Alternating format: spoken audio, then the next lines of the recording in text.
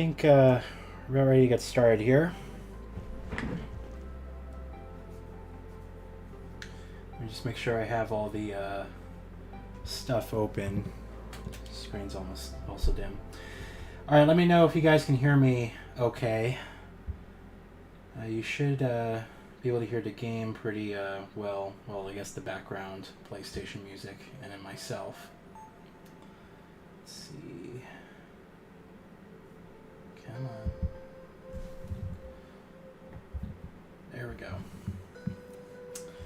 All right, we're gonna get started relatively quickly here, and it's gonna be kind of a chill stream. Just gonna be playing the time trials, trying to best my time. I might also switch to the PC version. I know we're on PS4, but there's a reason behind that. Hold on. Put my disc into the console. Yeah, there's a reason behind why I kind of wanted to do the PS4 version. Mostly because the time trials on PC are all like skewed. And it's because a lot of people have kind of glitched the game and found a way to like skip large parts of the map. And like I don't think the times on the PC version are indicative of what is actually realistic. All right, hold on. Continue. Oh my god, I have to install. Why is this not installed? Alright, well that's a bust. Hold on. It might be quicker for me to just download the game because I have it digitally as well. Alright, 1 second here. Why is that not installed? That's weird. Huh.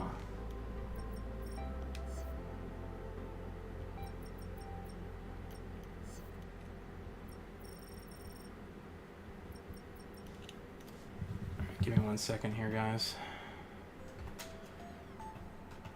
Might have to switch to the PC version for the time being, although this should be relatively quick. Here we go.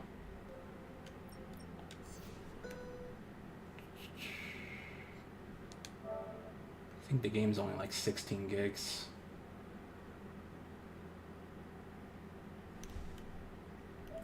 Sure. Alright. Well, this shouldn't take long at all. Alright, yeah, we can, let me see about switching to the PC version in the meantime. I need to play the Ace Combat that released a while ago. Oh, Ace Combat 7 is awesome. It's a great game.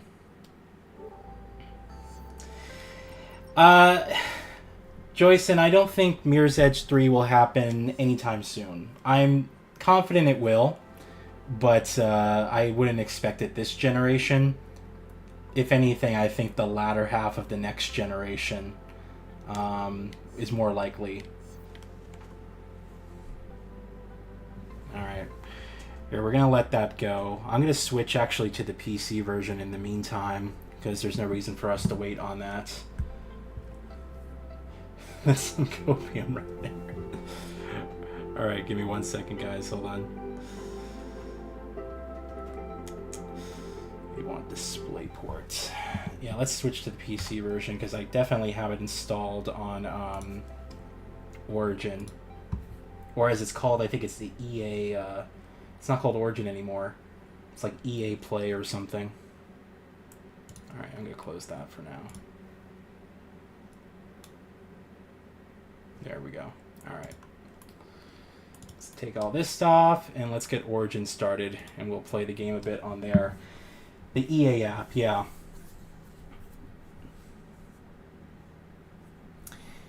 That's weird. It wasn't installed, huh? I think I did a purge on my PS4 a while ago, and it backed things up, and I guess I must not have installed the game all the way. Library. Here we go. Should be working fine on PC.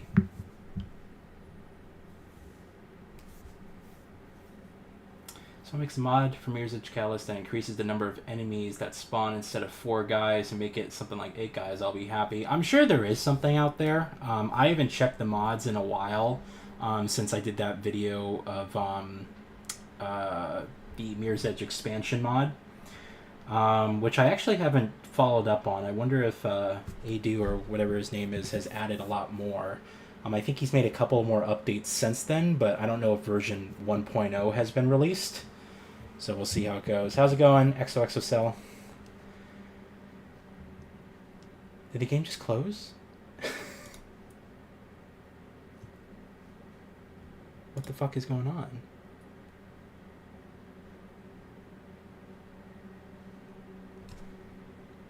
I think the whole app just crashed. Oh, this is bizarre.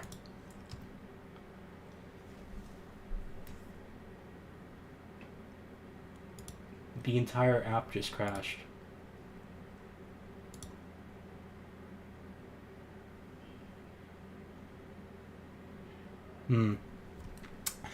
Alright, well, hopefully we can get this to work. If not, we might have to wait just a little bit. My download speeds are pretty fast, but yeah, exactly, an EA moment. This better fucking work. Happy 15th anniversary last month to... Oh, the original Mirror's Edge. Yeah, man. It's insane to me how long it's been and how fast time is going. I mean, this game here is... We're approaching 10 years old. You know, it's not that far away, which is insane. I'm a bit surprised that they're shutting down the servers for this in particular. Because it's only time trials, but it's weird to me that they made a decision to do that relatively quickly. I don't know if it's, you know, EA just being EA or whatever the case is. I have my, hold on.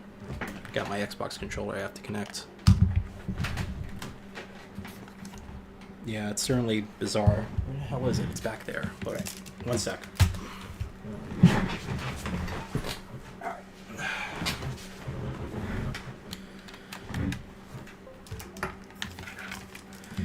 Yeah, so I don't really care to do the PC version, just because all the time trials on this are like completely screwed over. So if we just go to one of them, for instance, yeah, let's just do this dash. Usually the times on these, oh, it's not even telling me what it is. I think I have to run over there and check first. Usually the times on those are just completely messed up to the point where it's like not indicative of what the actual times are. Can you guys hear the game at all? Because it's extremely low for me.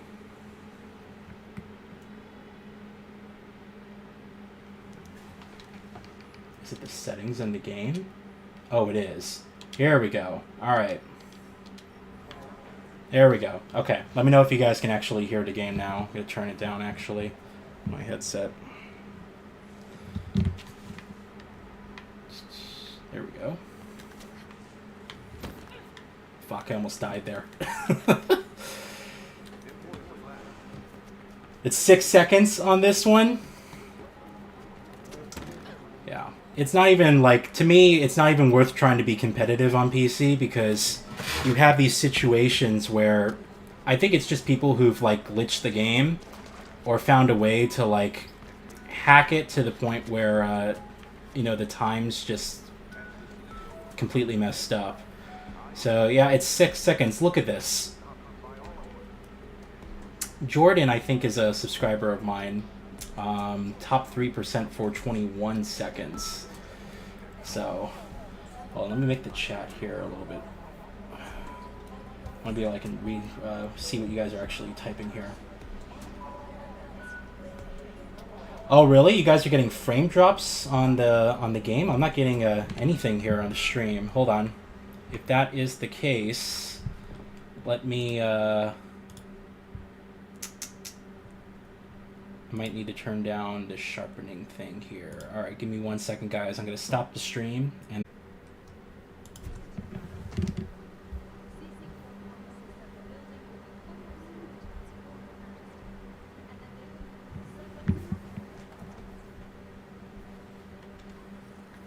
Alright.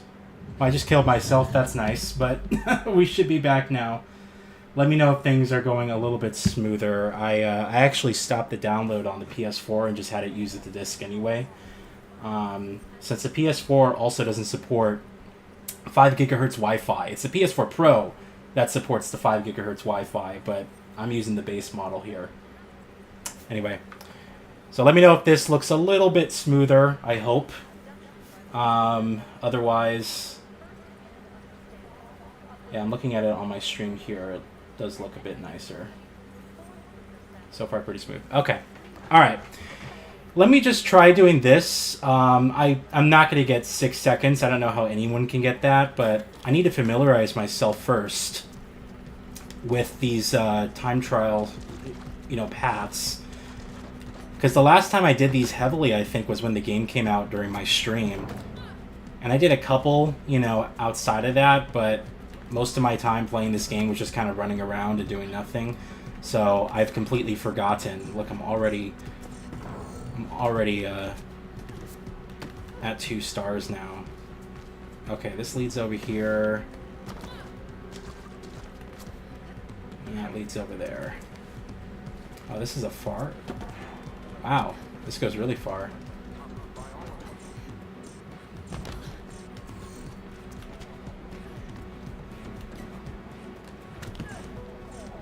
Oh, okay. This is where it ends. Alright.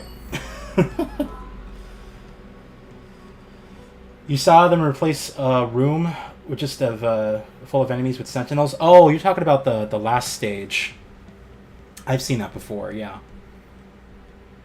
That's kind of, you just get knocked back constantly. Okay. I got, wow, that was 52 seconds. That's a lot. Okay.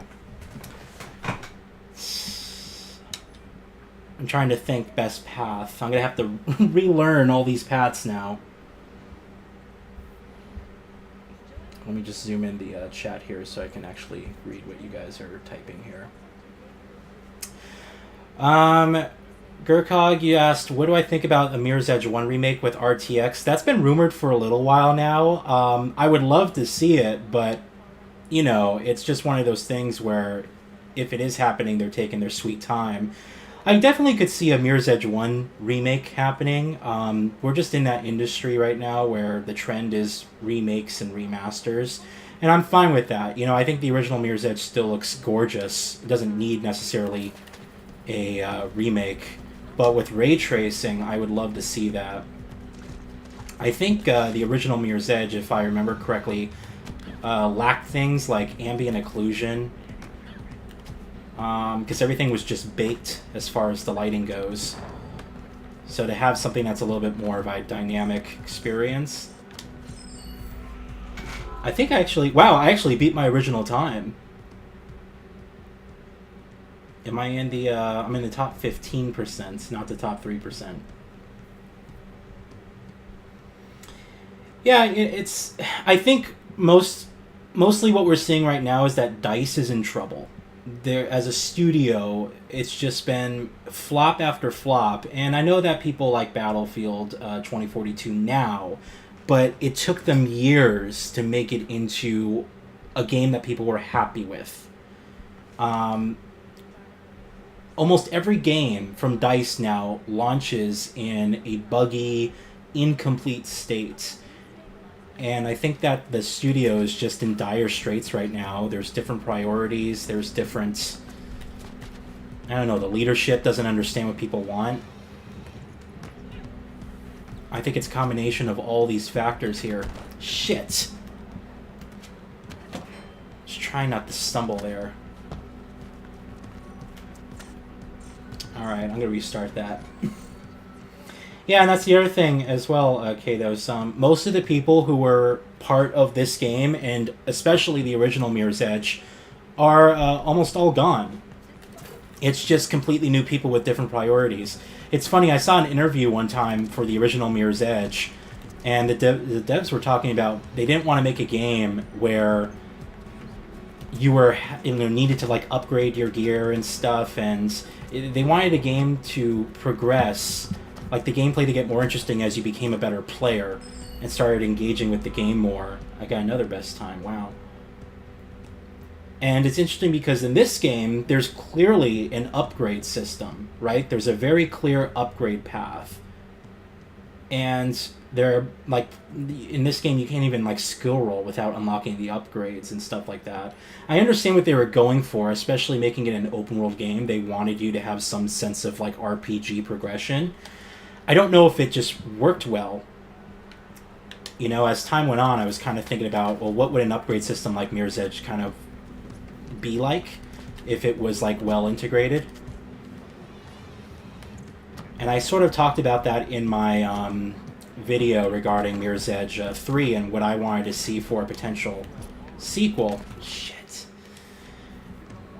About how, you know, all the tech and your gear is optional. That you can play the entire experience just like a vanilla Mirror's Edge game.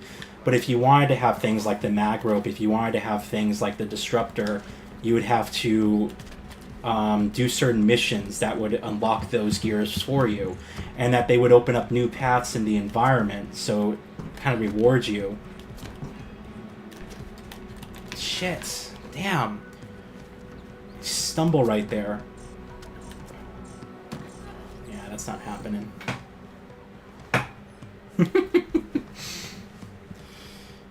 Anywho, but it's, you know, everyone has their different ideas there, so we'll see. I guess we'll just have to see what happens. I just think it's going to be a long wait for another Mirror's Edge. You gotta stay strong.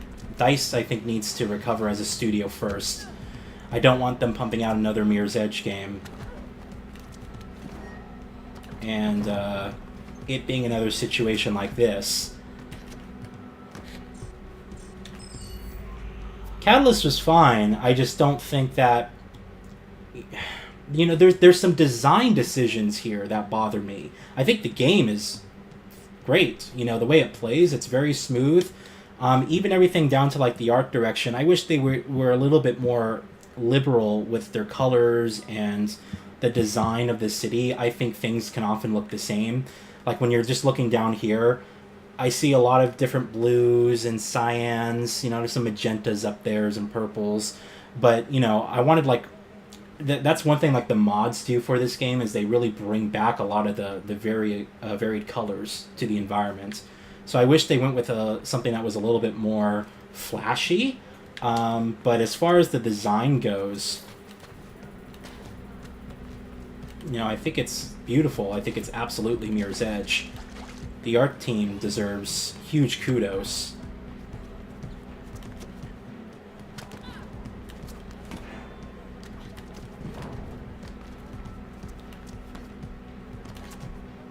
Oh, fucking shit!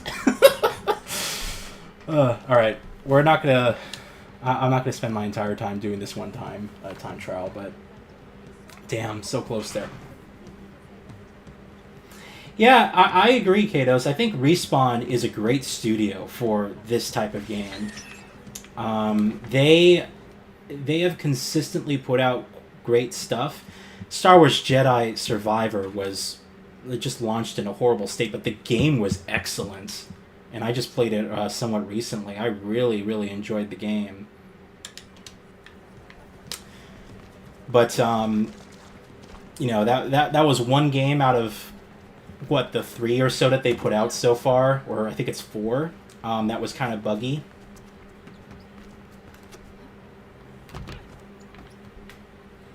So... I mean, they're clearly a very talented studio, and I think the most important thing is that they have creative freedom over there. Kados, you fucking beat me by 0.20 milliseconds. I'm gonna have to push you down there on the leaderboard.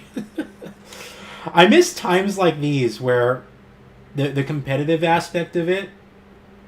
That's what I like most about these time trials. It's just the fun aspect of competing with you guys and testing our times. I didn't even pass the checkpoint, I just realized. They're forcing me to go down here. Well, I wonder if I can go in here instead. I might be able to do that. Alright. Yes, it works. Shit. Alright, let me find out where I'm going first.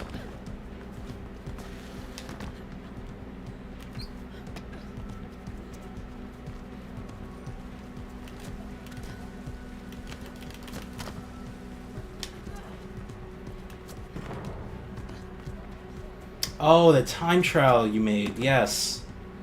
I'll check that out. What was it? Was that the Cameron's Rage one?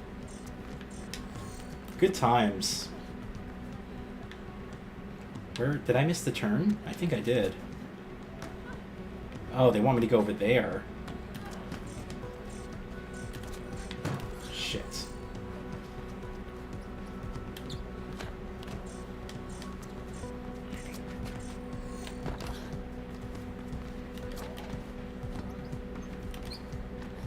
Wow, this one's far.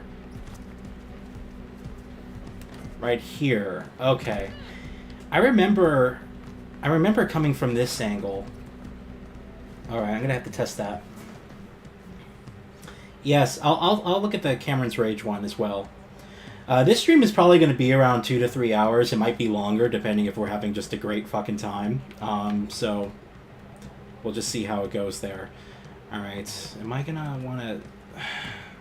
I'm trying to figure out the fastest way. It probably is faster for me to slide down here.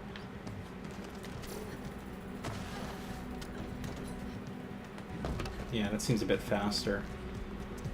And then take this path.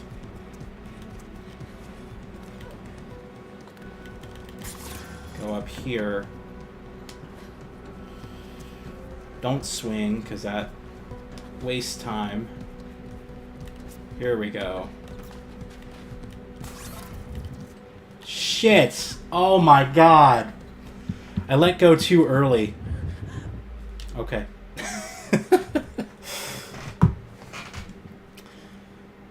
I think most of this stream is going to be me spending time learning the paths again, and not setting any records, sadly. To be fair, I'm not playing the game so consistently anymore.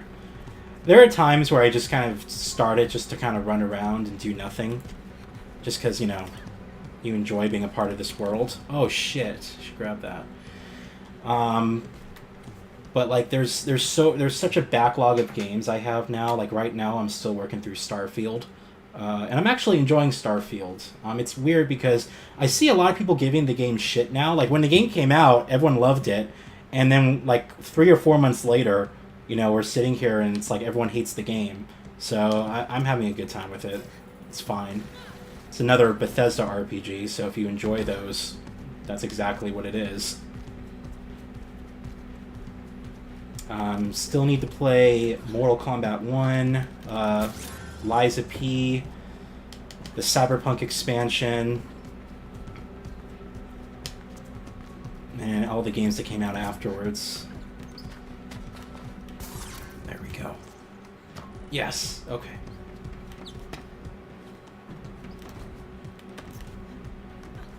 That was good. Okay, new best time. Or at least I'm beating my original times. That's actually quite impressive, considering I haven't played this in a while. Aha! Fuck you, Katos. That's good. Alright, I'm happy with that. I am happy with that. By the way, for anyone else who is here, if there are time trials that you created and you want me to try out, I will do them here. Just let me know the platform, as well as... you know, what the actual time trial is called. I mean, I have the game on Xbox as well. It's not installed, actually. But I do have the game across the other platforms. So if there is a time trial that you created on one platform, I will check it out. Just give me a sec. I might have to install the game if it's on Xbox. That's all. But I'm happy to do that for either of you guys. Let's go to this one. I guess would be Starfield is good Bethesda game, but disappointing space game, like the fact that it doesn't have flying in it is a big deal. Yeah, the flying, like, I'll be honest, how I'm playing Starfield, I'm just fast traveling everywhere. I almost never get in my ship, and I'm like 40 hours in, almost. So, like, to me, it's like, the space itself is literally just an extra barrier. I don't care for the idea that it's... I think the game is just focused more on exploration than it is about the actual world. And so there's a lot of variety in the places that you're going, which is great. But I have to say I generally prefer the original, or the typical, I guess, Bethesda experience, like Fallout or Elder Scrolls, where it's like one set world. It's just Starfield hasn't convinced me that I want to see a game from Bethesda that's like an entire country or the entire planet, or in this case, a set of different solar systems. It doesn't matter to me. I also don't like the fact that a lot of it is procedurally generated. I feel that that takes away from the artistic value, because a lot of times you'll land on a planet and it just feels like... It just feels fake, you know, or like there's not a lot of artistic merit there for the way that they created it. Alright, so this is where I'm going, so I have to cut through that hall over there. But yeah, I don't like all the space stuff. To me, it's just an extra barrier for loading screens. That's the way that I'm playing it. Not gonna lie, the new video settings in Star... Oh, yeah. No, that's part of the reason why I didn't hold off for that reason. I was also behind, but I'm glad I did wait, because they fixed HDR. It's mostly fixed. There's still some black level rays. And then the field of view slider, which is a huge help. Alright.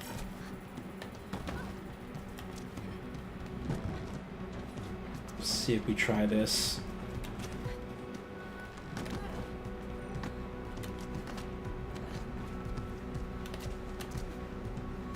Oh shit, come on. Lost her momentum.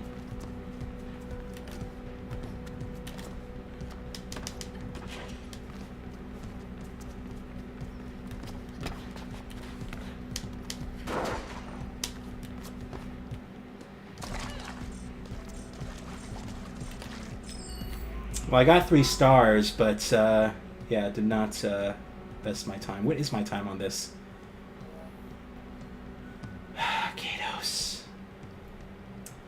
35.66, and that was... Oh, I wasn't that far behind. Okay. Huh. Alright, try that again.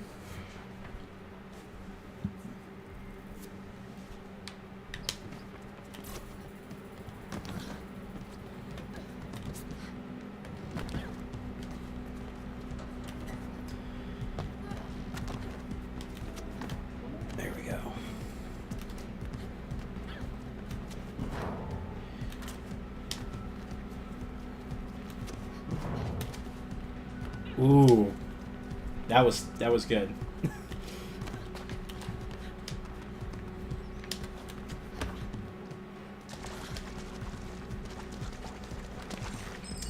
I did it. Nice.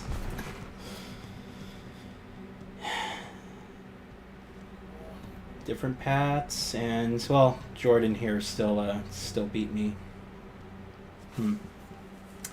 30 seconds. Wow. Yeah, see, like 10 seconds on that stage. How do you get 10 seconds on that stage? It just makes no sense to me.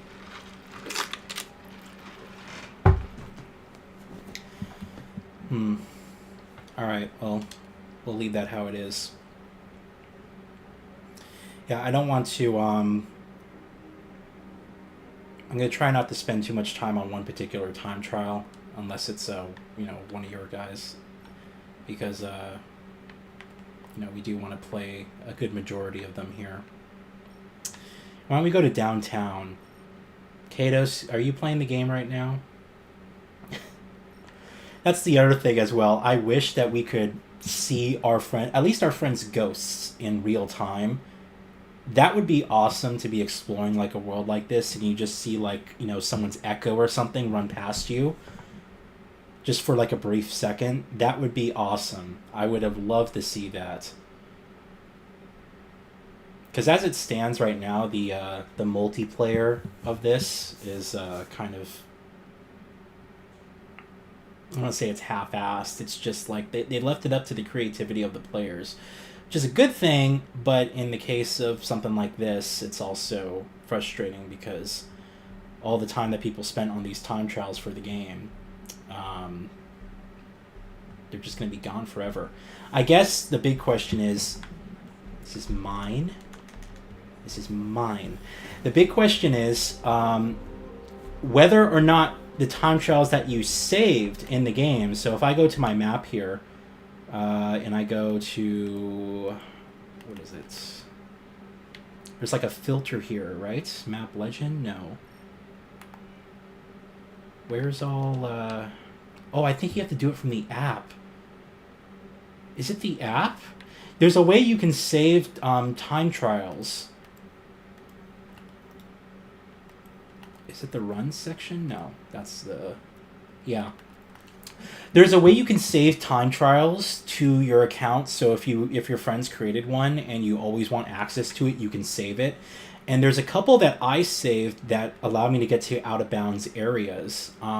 Where's the one? There's one over here. Yes, Sentinel Trailer Place. So if I teleport over here, this is technically a time trial that someone created, but this allows me to get to, you know, previously places that were only explorable in the gameplay. Now I have free reign to kind of do what I want here, and it's outside of the oh, well, I accidentally left there, but it's outside of the mission.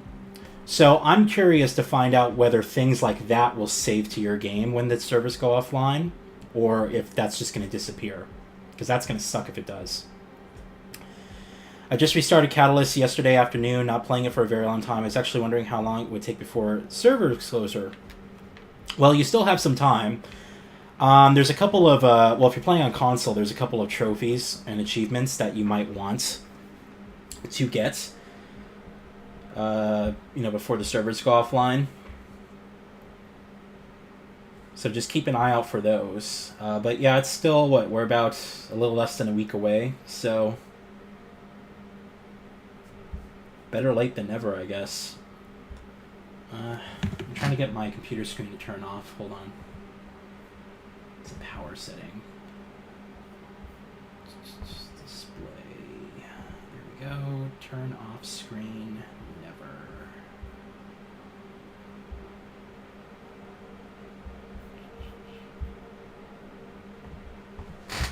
Where the hell is it? Hold on. Turn off screen.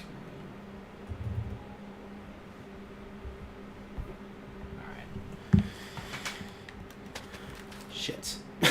I don't know where I was going there. Anyway, yeah, there's a lot of these videos that I do. Like when I do the multiplayer closure videos, I get a lot of comments from time to time from people who watch them later and say, well, I didn't know the servers were going offline. And it sucks because, you know, stuff like this gets lost in all the news that comes out for newer games. Like right now, everyone's like hotly anticipated for GTA 6. So the fact that Battlefield, Bad Company, and this game are closing servers, as well as Crysis 3 and Dead Space 2 multiplayer, there's a lot of people, I think, who are just going to completely forget about that because everyone's focused on the hype for GTA 6, which is a bit unfortunate, although, you know, EA did announce this a lot, like months ago, and Rockstar just mentioned that last month, so yeah, let's go to, I guess we'll go to this one. It's over here. Oh, the tricky move combinations. Okay. Yeah, I don't have 100% trophies on PS4. There are a couple of them where I have to do certain moves if I wanted to do that. Just one of those things that just kind of, you know, flew by. Okay. I'm trying to remember what this stage was.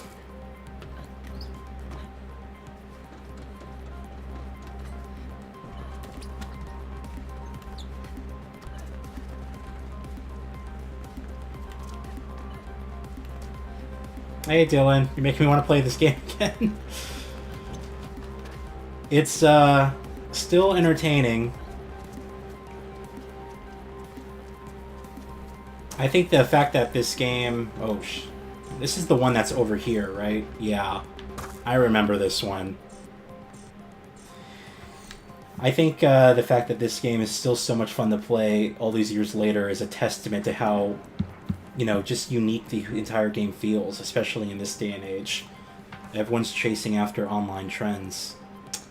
Alright, what do I want to do here? It's probably best... There's no pipe on that side.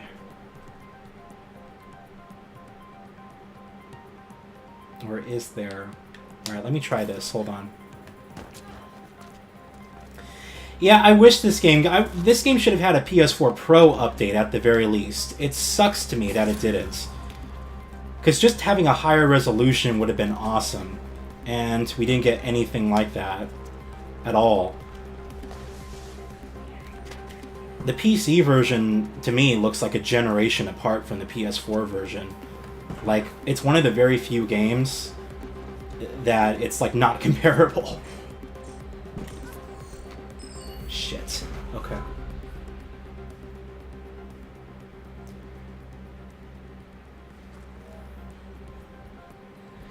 Yeah.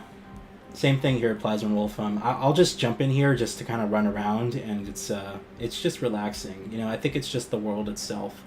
I wish that more life was put into this world. Like, you see it when you look down at, like, the streets and the cars, but the rooftops here, like, the way that they're designed, you know, it's not so industrial. You know, there's some lifestyle elements like chairs and patios, and you don't really see people a lot of the times, you know, on here. You know, it's like... There's just, like, different elements where I think they could have added some people around.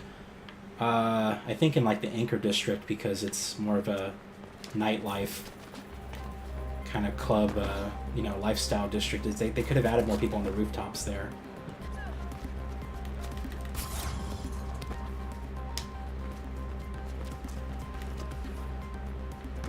Alright, she doesn't stumble if I do that.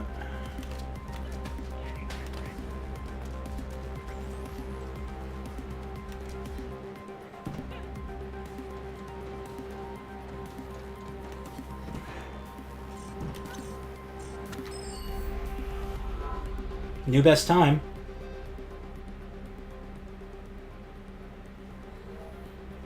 Okay.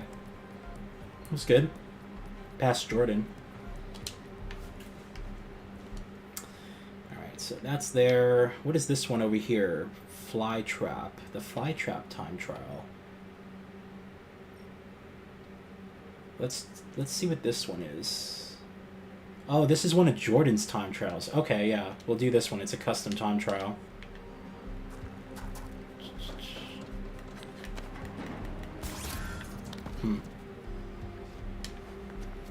Yeah. It's weird because they actually have someone... it's like in one part of the map. I think it's towards the... you know, the front over there. If you run across a certain rooftop, you'll hear someone saying, like, "Is that a runner?" So I think they should have added more of that stuff. It's like very specific parts. But, you know, even like something like the View District. Like, you're running through people's houses and they're completely empty. So just having something there where, you know, people would have been startled, I think would have gone a long way. I don't know.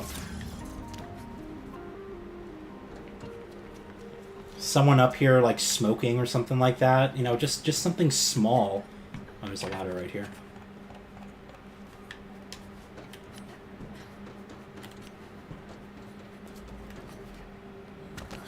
You know, like, here's some stairways. You don't see anyone... Oh, there's one person talking on the phone. Yeah, I think they just could have done a little bit more. Maybe having someone walk down these stairs and walk up. It's like very few and far between. Or like having maintenance people work on like these air conditioning units would have been great. Cats. That's another good one too. The rats have been sort of the running joke of the game. There's a couple of them here, but again, it's mostly story missions that they show up. Alright. Oh. This is my old ghost. Shit. Oh my god.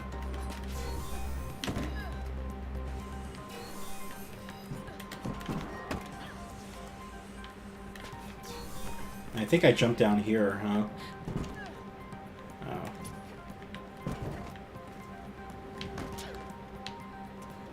Yeah, there I am.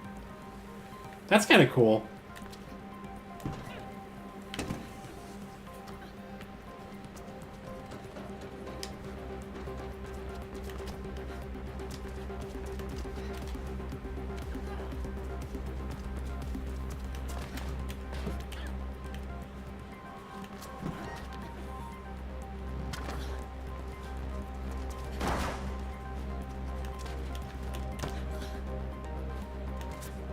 Goes further.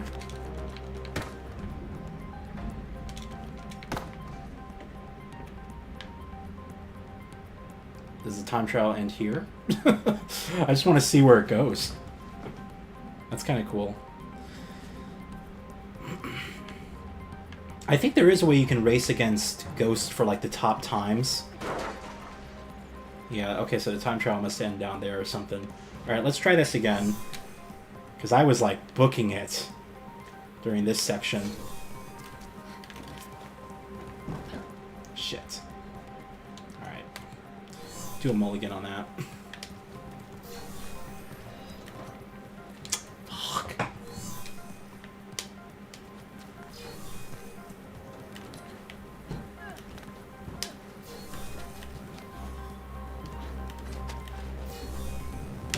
Oh my god.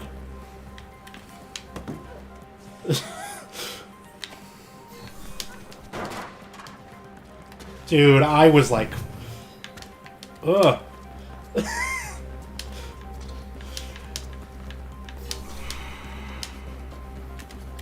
Shit! That's intense, man.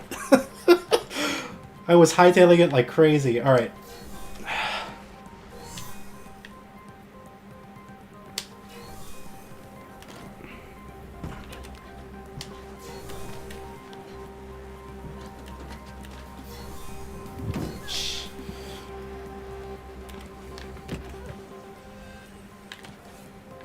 Oh, I missed it.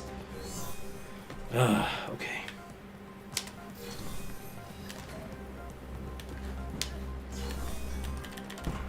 That would have been awesome if I didn't screw up on the animations. That would have saved me so much time to try that again.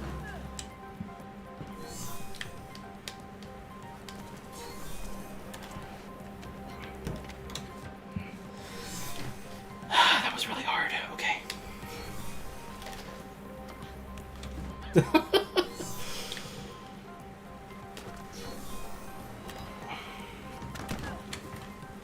Man. How did I do that this time? Nice. Thank you, EA. The social features. They shut down the servers early.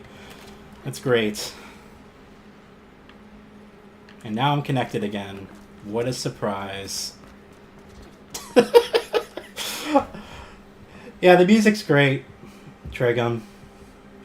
Music is awesome. You know what's awesome about Solar Fields is that you can actually listen to any of his tracks, and they fit like so well with this game. Damn.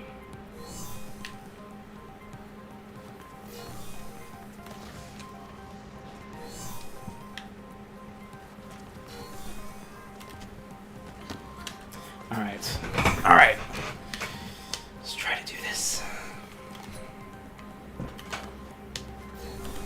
It's not what I wanted, but that's okay. Oh my god. Dude, like my heart rate is like... it's like pretty high now. I miss these streams back in the day. There was that time period in like 2015, 2016 where I was just live streaming and doing playthroughs of all these games. I had like nothing but time on my hands. I miss those days a lot.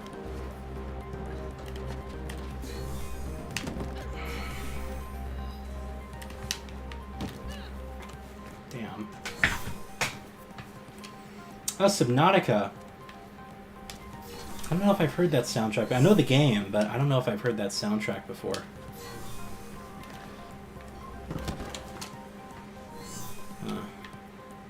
Alright.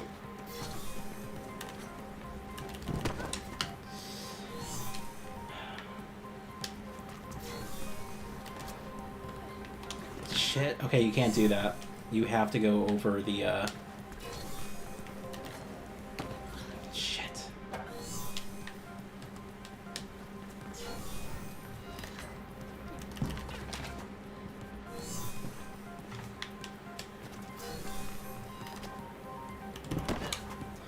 God, man. Alright. We won't waste, the entire day doing this, I promise. Alright, I'm going to just...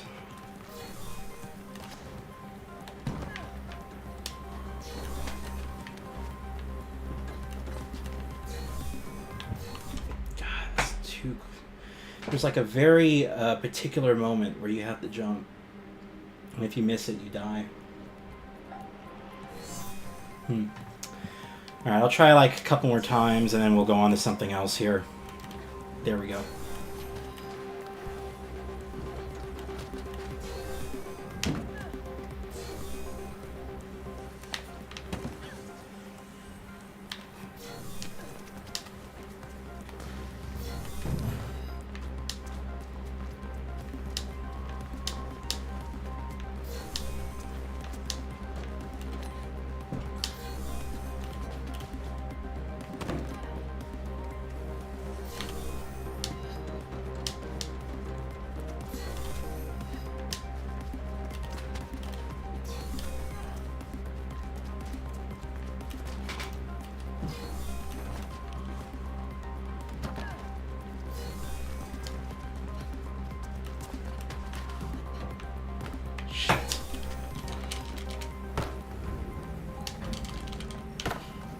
I'm like neck and neck with my ghost. Alright, come on, come on, come on.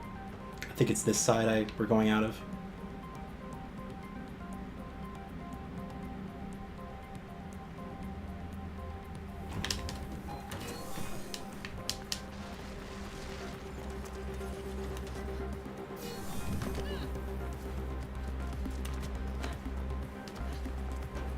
I have no idea where I'm going.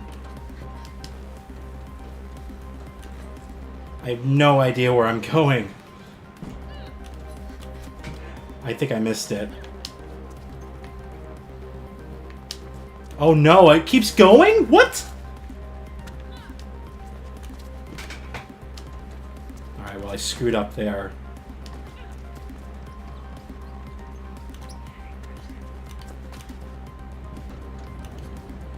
Yo, I was jumping across the beams.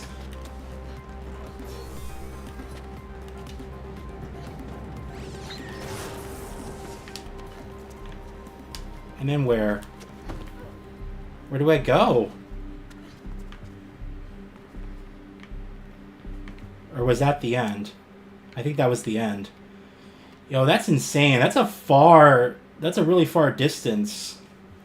I would have got it too if I didn't think I was going in the wrong direction. Wow.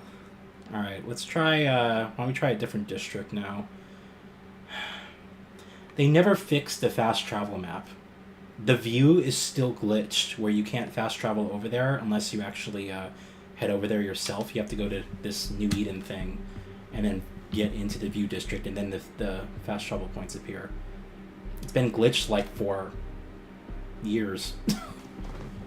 I think they've only released 2 updates for this game total, actually. Which honestly says a lot about the quality of the game, and hey, at least it was somewhat polished.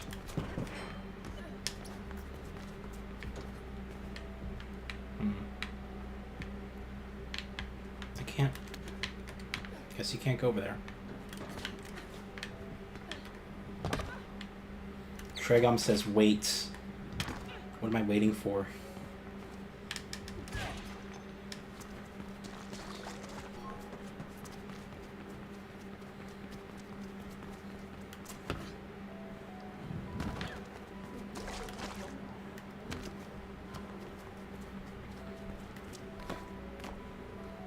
You are actually supposed to be able to fast travel to the view. Oh, I know, but it's glitched. It's been like this for, I mean, I don't even know how many years. Like, I've gotten so used to the fact that it's been glitched. I'm just like, oh yeah, I can't go over there until I actually head over there myself. Because watch, as soon as I enter the view district, everything over here will start to appear again.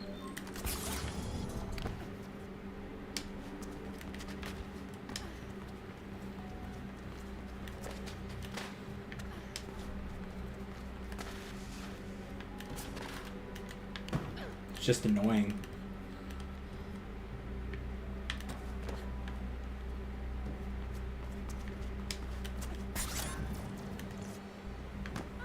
Alright, we're in the view district. Oh, still hasn't appeared. Hold on.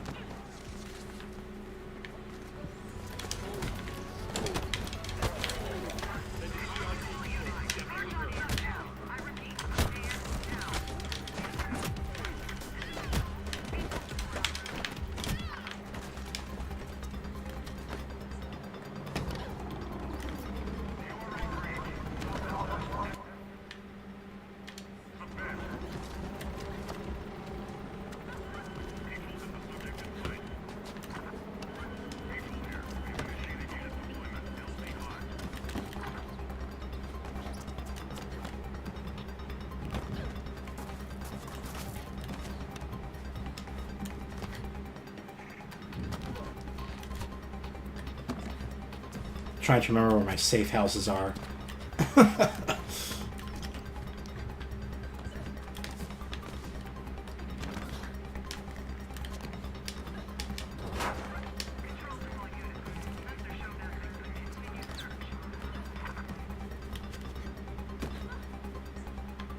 I'll hide under here.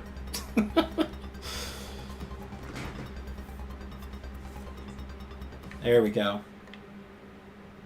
Yeah, they're still not appearing. Wow.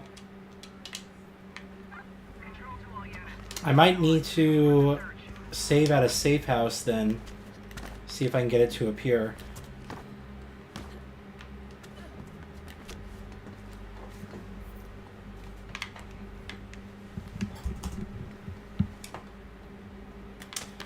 The computer screen went off again. Hold on.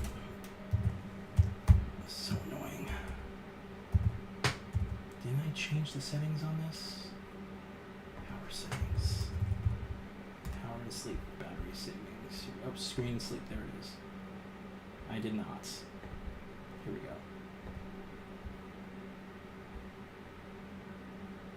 Unplugged and turn off my screen after never. Alright. That's fine.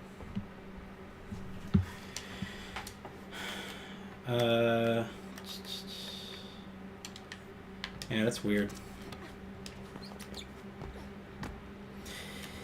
It only seems to be for the view district. All the other districts are fine, but for some reason this one, it does not play well with the fast travel system. I think there is a safe house up here, though.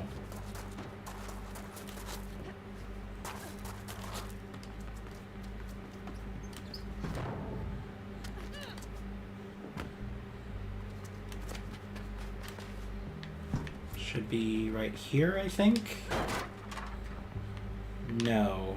I think it's the next building.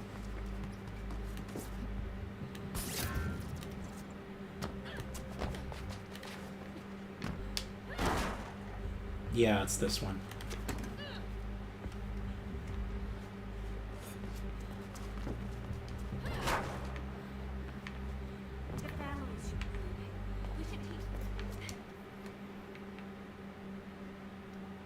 Maybe it's just broken.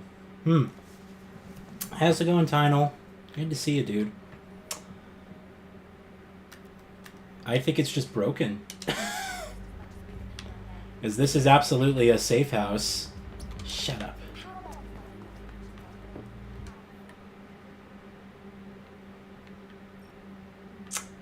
think the View District might be a no-go for us.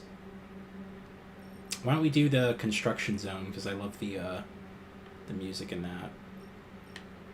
It's over here, right? The triumvirate. Oh no, this is glitched too! What? There should be like a down arrow thing to check underground here. Wow.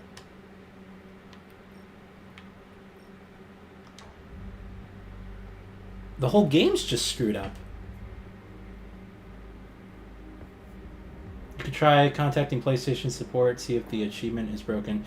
No, this is the PC version. Oh, I'm sorry. You were responding to Tynel. I didn't see Tynel's message.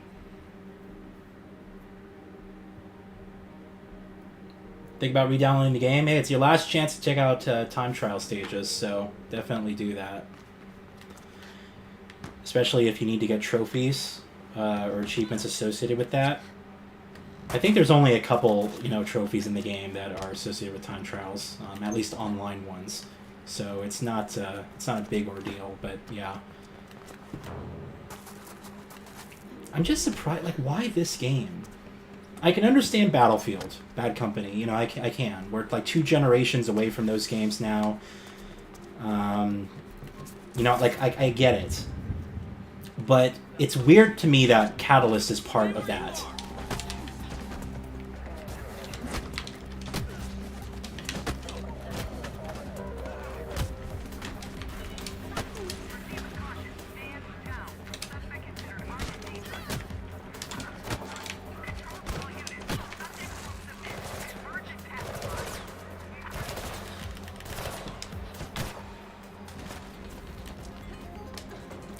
Let me go into the construction zone, because if they're both glitched, then that's really screwed up.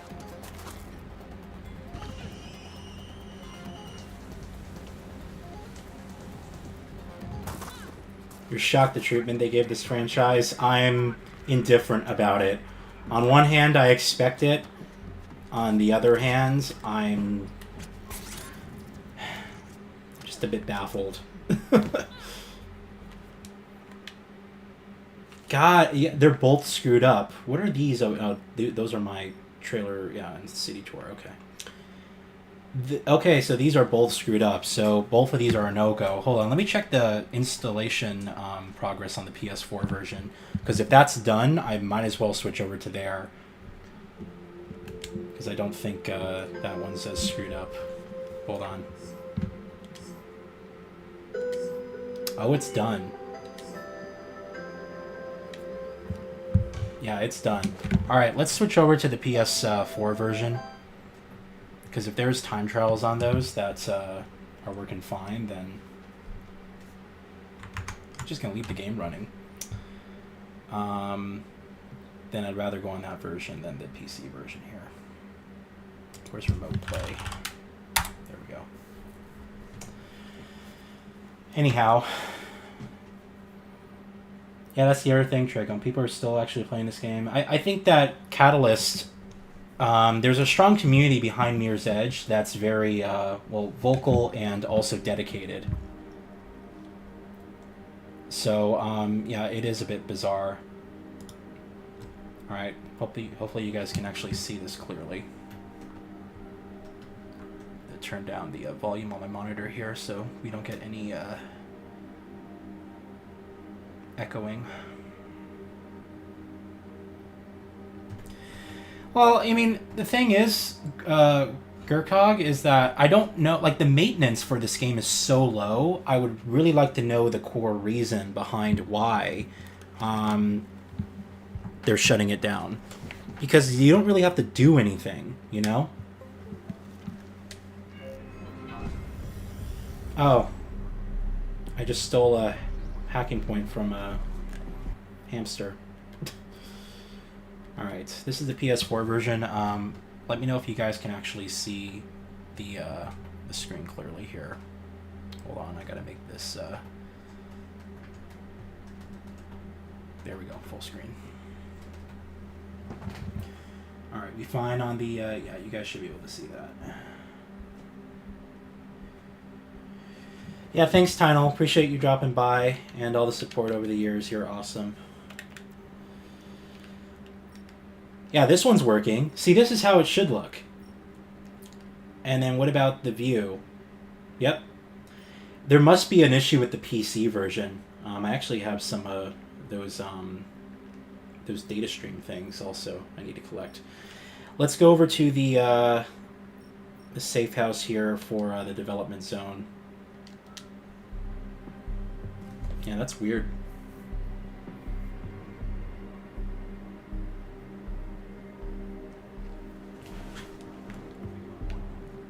God. Yeah, this game really desperately needed a PS4 Pro update. PS5 update would have just been awesome. The hyper settings on PC are just gorgeous. All right, let's go over here, I guess. Don't like how it's nighttime, but it's a dynamic time of day, so that'll change.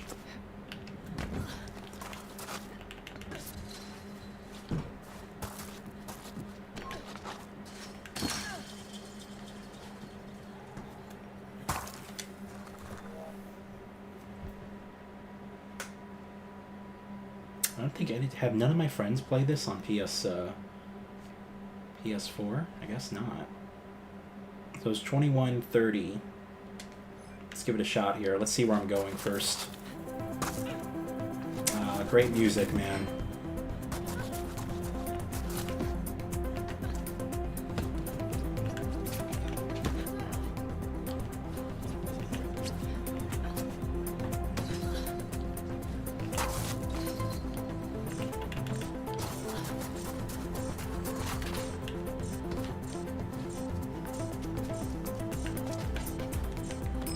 Alright, that's not too bad.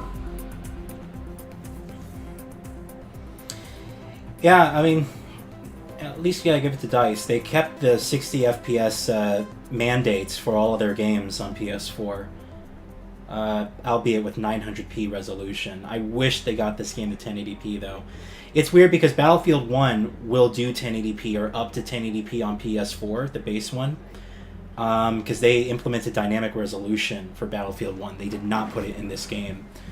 I think that they should have done dynamic res. It probably would have still been sub, 1080p. Like, it probably would have dipped down to 900p here, because there are some frame rate drops in the PS4 version, but it's mostly super stable. Alright, try that again. I wonder if I can wall run on this. Can. Alright.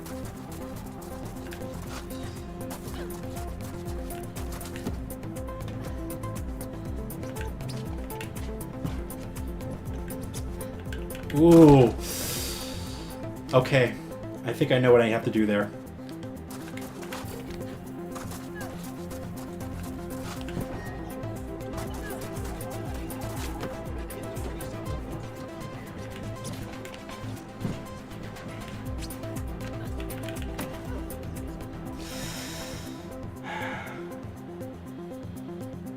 Don't know if I have the distance, the jumping distance to make that gap. Try it again.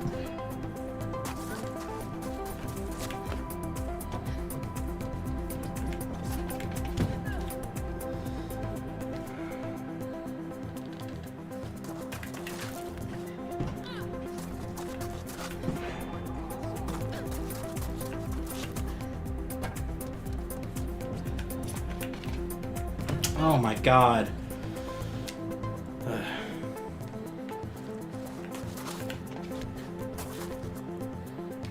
I didn't pass the marker, I guess.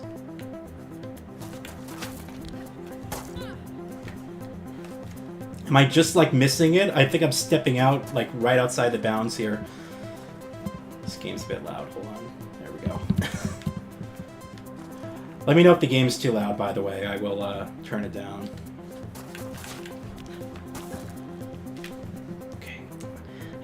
Go all the way over here then.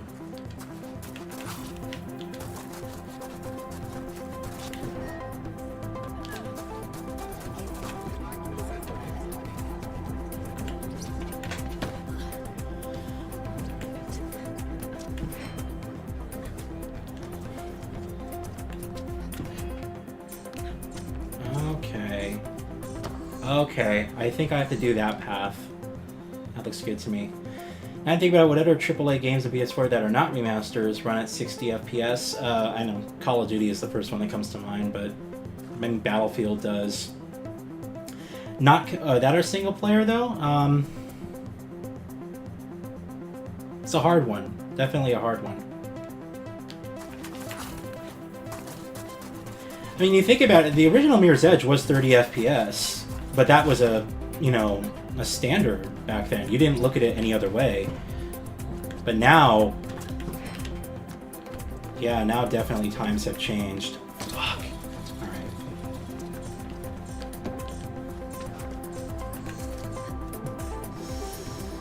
Okay. It was close there.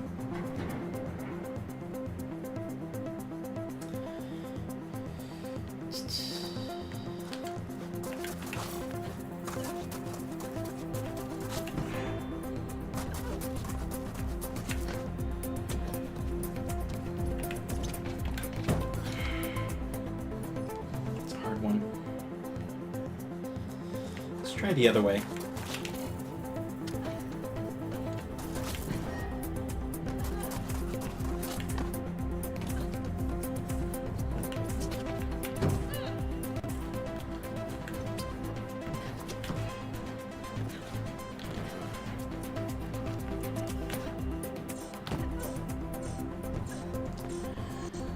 There's a very specific way that you have to do that one.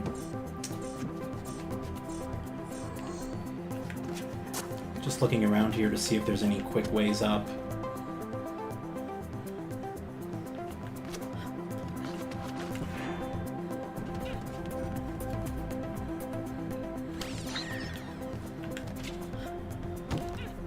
I want to see if there's a way I can use someone else's ghost to kind of see the paths that they took.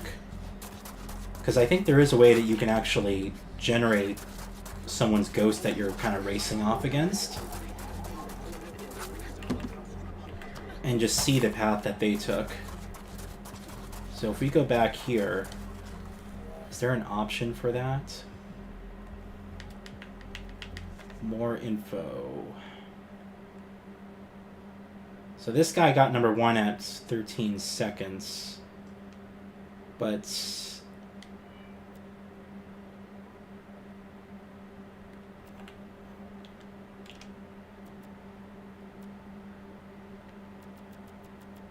there's no way to generate his ghost. You can see all of his bookmarks here, I guess, for time trials. Really? By the way, this guy's only completed like a third of the story. He didn't even beat the game. Well, it might have been on console. He might have it on other platforms too, but. Huh. Network issues again. That's not surprising. So I guess there is no way to kind of find out and generate your ghost unless you're racing against your friends specifically. If you're racing against your friends, then you'll be able to see their ghost or their echo or whatever, but not the general player. That's kind of frustrating. Ooh, okay.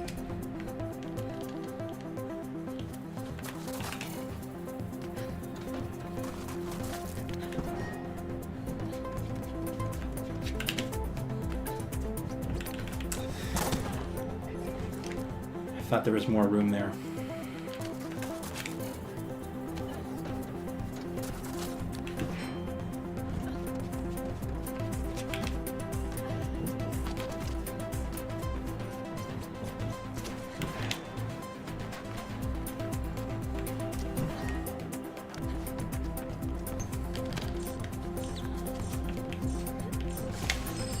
Oh, God, man.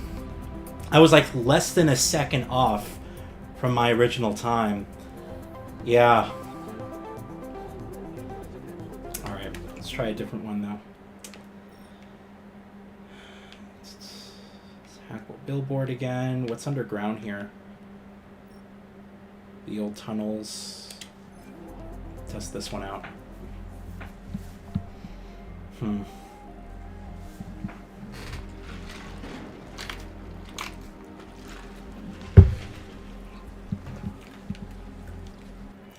By the way, is it too dark for you guys? Because I can increase the brightness here. I just realized it probably looks better about right here.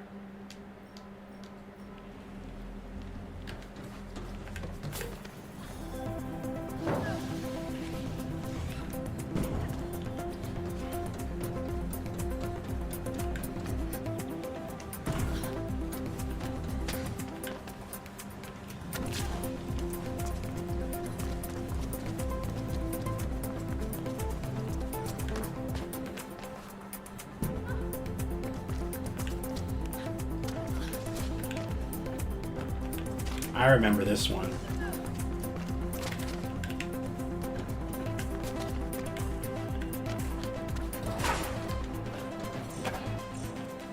Yeah, I remember this one. I played this a lot when I did the full playthrough of the game.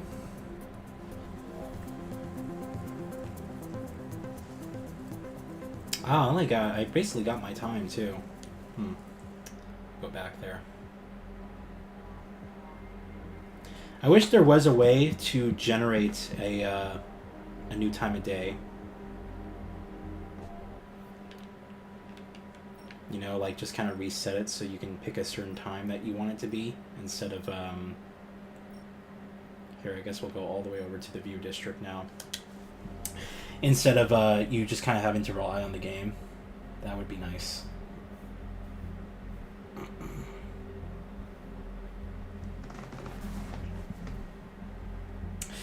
I think the game looks fine on PS4. For me, it's just the softness of the picture. This is an art direction that begs for a high resolution because of the way that the buildings are designed. But then you start looking off in the distance and you see blurry textures. Some of the mesh is just on a low quality, kind of low quality shaders. So there's just things like that that kind of make the game look a little bit dated on console. At least versus the PC version, which has a super long draw distance. Actually, I think the PC version is DICE's most graphically intensive game. Because this game running on Hyper, like, it pushes the draw distance like crazy.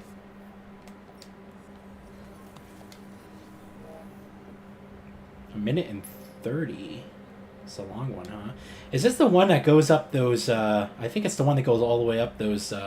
that ramp and then goes all the way over there. Okay. Oh shit. She stumbled on the railing there.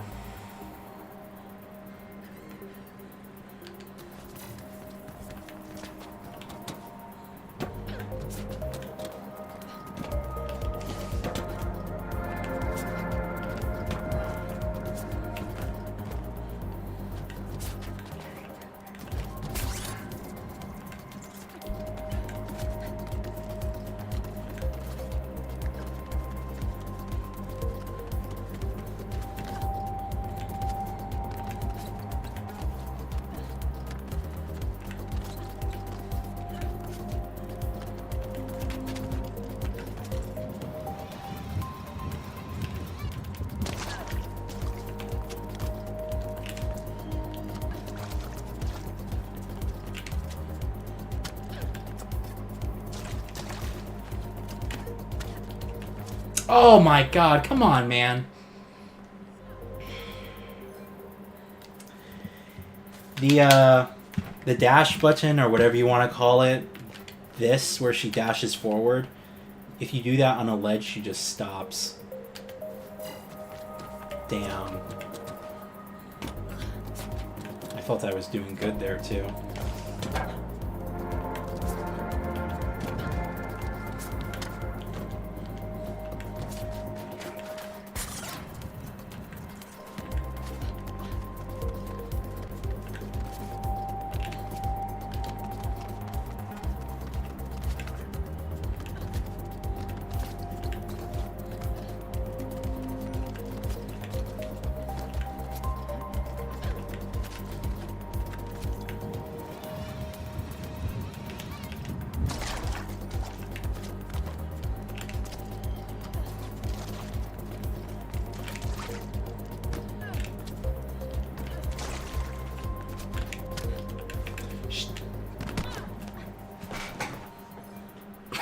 That was my fault.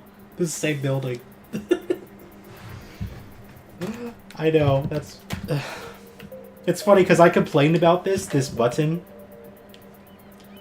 I thought it was kind of stupid because it cheats. It basically pushes your momentum to the max speed.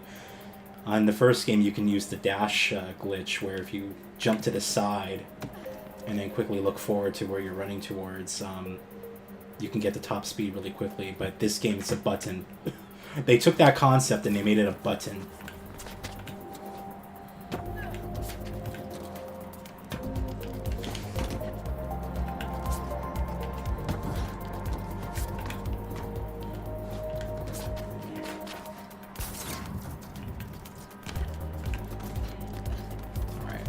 Not do that the next time.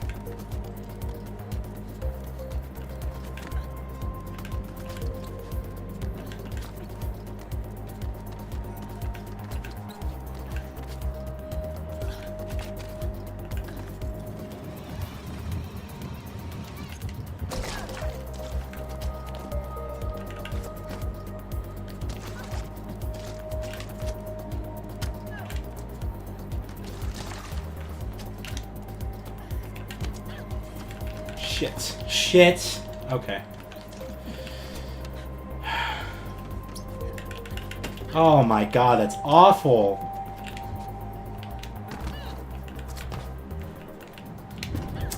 That ramp up there, you know what? Since I'm not going to get this anyway, this is what people do. Let me just be like every other person here.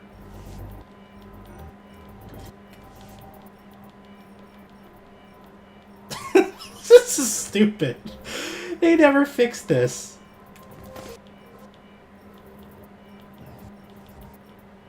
Oh my god. Why is this allowed? There we go. In time keeps going. And I just messed up.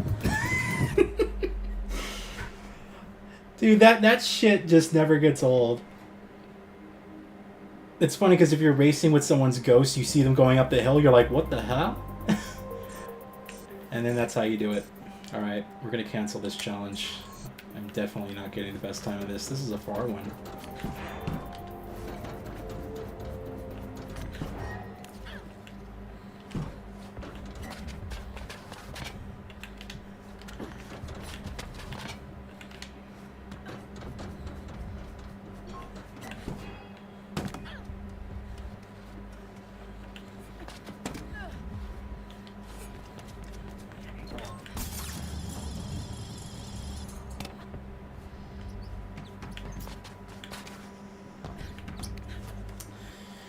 A different option here. Let me see. Noah's Run. What was the other one? I thought Noah's Run was the one from the first time trial from downtown. That might have been Birdman's Dash, though. I never did any of these? Really? On PS4? I guess not. That's weird. Alright.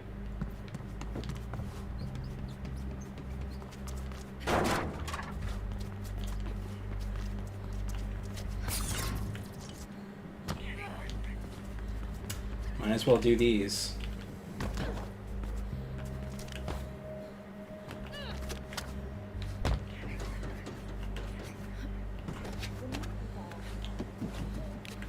It's a good looking game on console. It's fine. You know, it's just that the way it could look. When you look at the PC version, then you see it. But if you never saw the PC version before, I think it's a fine-looking game. Honestly, I think the thing that hurts the presentation the most is when you're playing this game off of a hard drive. The texture load-in is just awful. You'll be running across rooftops, and the entire surface is just black because it can't load the textures fast enough. That was a problem with Battlefield also on console as well. So I never did this time trial then. At least on PS4. Let me see where I'm going.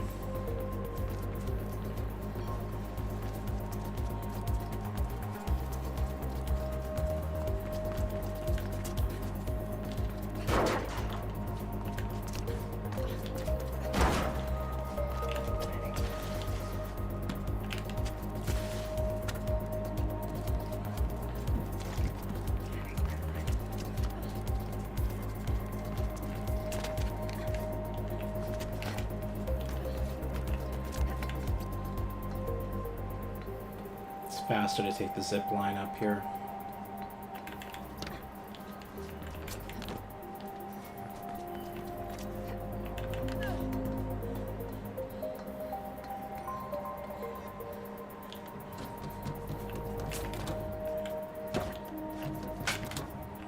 Oh, I think I remember this one.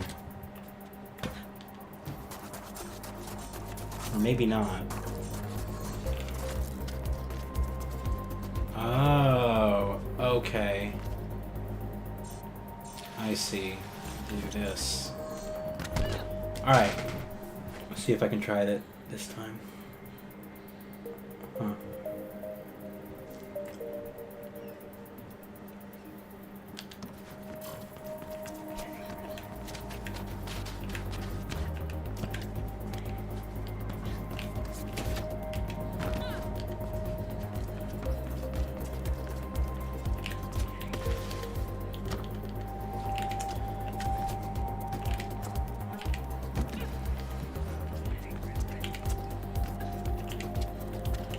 Oh my god! Stop using the fucking dash button!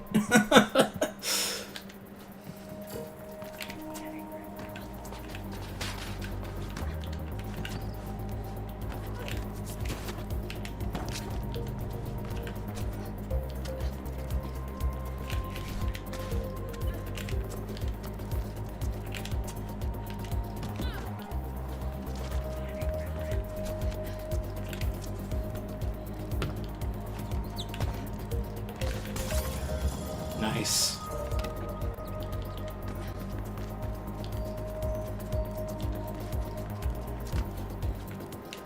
Oh god.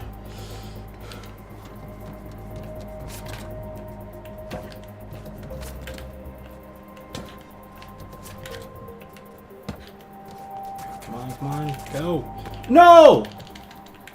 Ugh.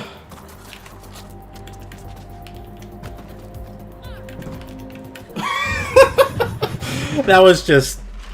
She was stumbling down there. That was funny. I would love to see... Someone should make something where all the cameras around capture all the fails. Could you imagine seeing this, like, just on a security camera? Someone's just, like, tumbling and rolling down the slope of a building. And it just falls off. Oh. That'd be hilarious. Take all the security cam footage and just make a fail compilation out of it. But have it with, like, realistic physics. Something like Rockstar's Euphoria engine. And just people just flopping everywhere. I would pay to watch that.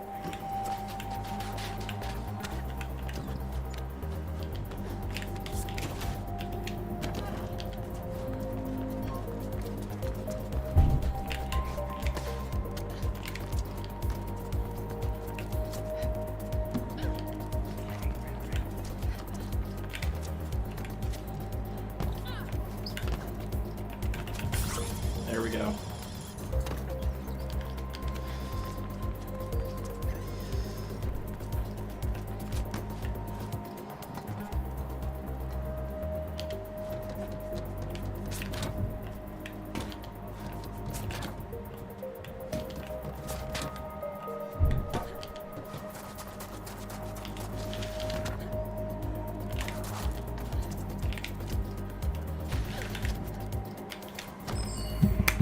That was a good one.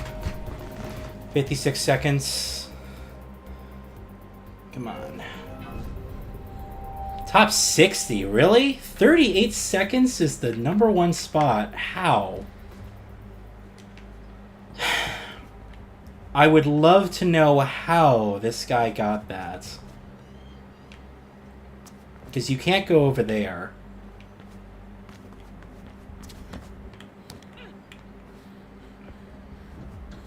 See, that's what I'm talking about with these ghosts. They need to have something where you can see what people are doing.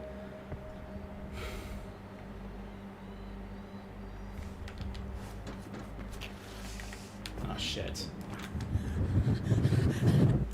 Alright, we'll try a different time trial there.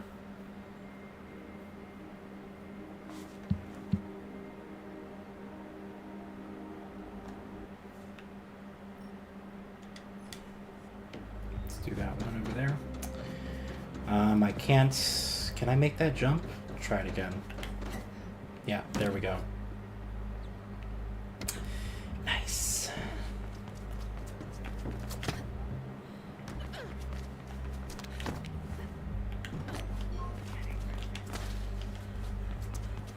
Yeah, they have all these security cameras. I would just love it if someone did something like that. It's not possible, but if DICE implemented like a failure system,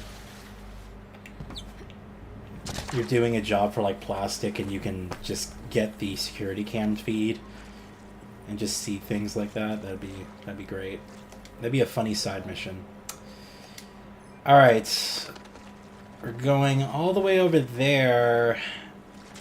If I remember this one correctly, I think this ends somewhere on the by the safe house that's located over on that point. I have to see.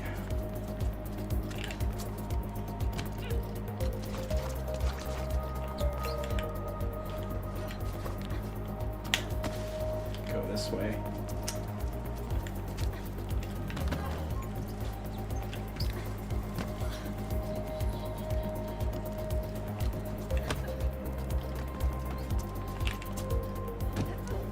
That won't work. Yeah, I think we go down here, and then the goal point or whatever it is located on this side. I think it's over that building right there.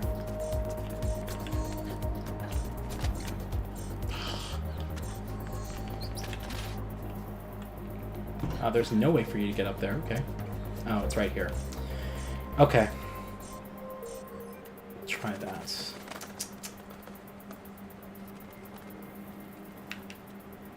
There's no other way across either.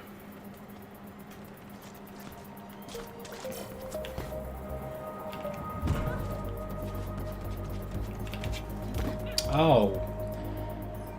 Okay. I was thinking I can run across the railing right there, but I don't think that's happening. Yeah, that kind of sucked.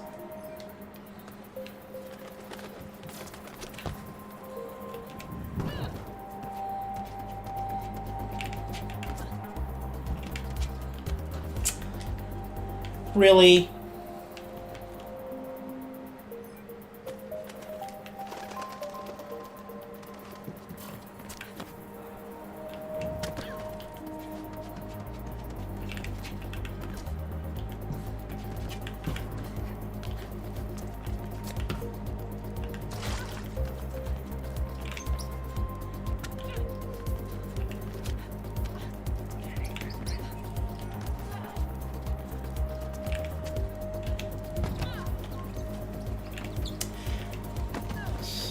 Come on.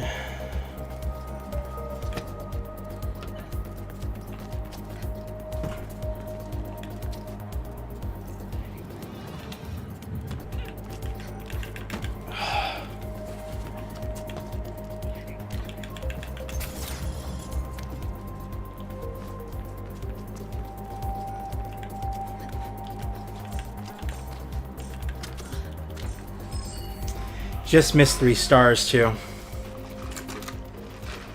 Alright, what I think I want to do now is, instead of doing these competitive ones, we check this out now. I want to try going over to the custom time trials that people created. Katos made me, back in the day, Cameron's Rage time trial, which I want to test out one more time, because that one I remember was really frustrating.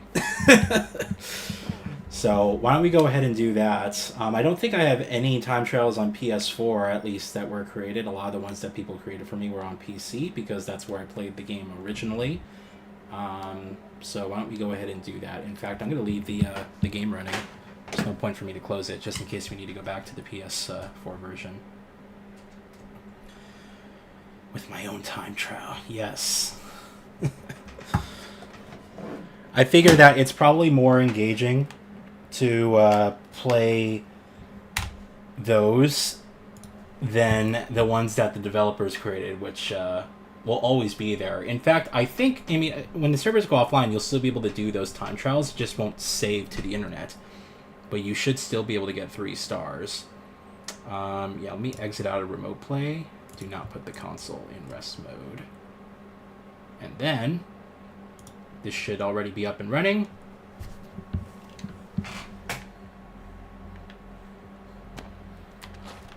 Let me know if everything is silky smooth for you guys. Alright, what's the one? There's one in the... You got the skills. Who... Damn it, I pushed Y thinking I could open up the information. Y is teleport. I wonder who created this one. I have to see.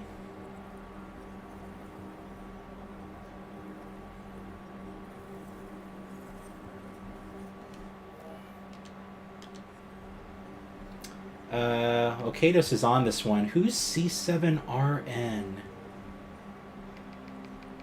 I wonder if these were older guys who used to watch my my Catalyst live stream.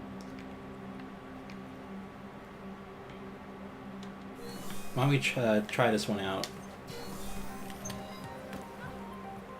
Oh. Restart it. C7RM got the top spot in this.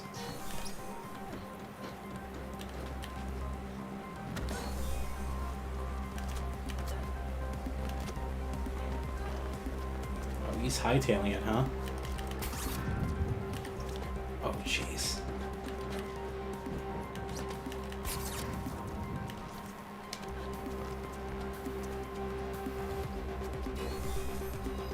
Oh, it's this one. Okay, I remember this one. This one's difficult because you have to... There's like a certain way to get up there. Oh, man. Okay, I do remember playing this one. Because when I was playing the beta for Catalyst, this is the one where I found out that glitch spot. You can get up to the top of this building, and I placed a beat LE on there. Oh my god. Oh, I thought that was... I thought that drone was his ghost. Alright. Is it completely unplayable after the server closure, I guess you're saying, or how does it work? So, the thing is there's a lot of unknowns. Power Pro. We don't know if the time trials that people created but you saved via your bookmarks are still going to be accessible, or if those are going to go away. So, I think on the Mirror's Edge app, it's the only way where you can actually save people's time trials to your game. But whether that just simply makes them accessible or it downloads the data into your game is the big question. Because if the servers close and those go away, that's really going to suck. Damn. That's hard. So we don't know that. You'll still be able to play the time trials that the developers created, because you can still play those even offline.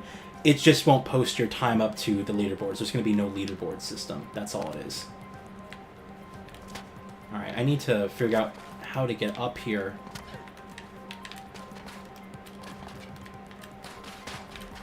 Oh my god!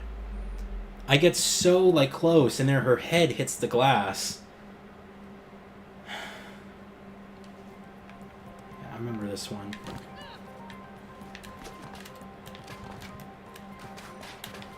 Oh my god! I don't know how to do that anymore! This guy got it in, like, very easily. Okay, that's... It's like a very specific way you have to do it. Let's see, you run over here. Then where? Where are you going? Up here.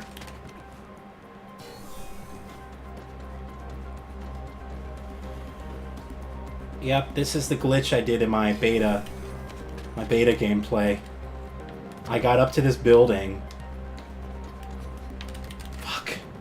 I got up to that building and then you had to, like, use those air ducts to get up to the top of the other one. There we go. And that's the last one. It goes up to here. That's hard. It's hard because it relies so much on your ability to do that jump in between these this little corner here. Fuck. Okay. I'll try it one more time. And then I'll get to yours, Kados. Don't worry. Actually, I don't... Did you create this one, Kados? It's saved on my system, so someone I knew created it. Oh, fuck.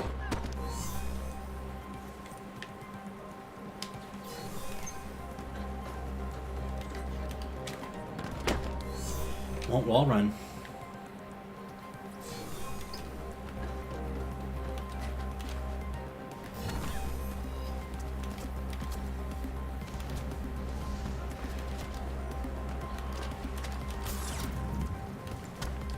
There we go. Fuck it! He beat me too? This guy's slick?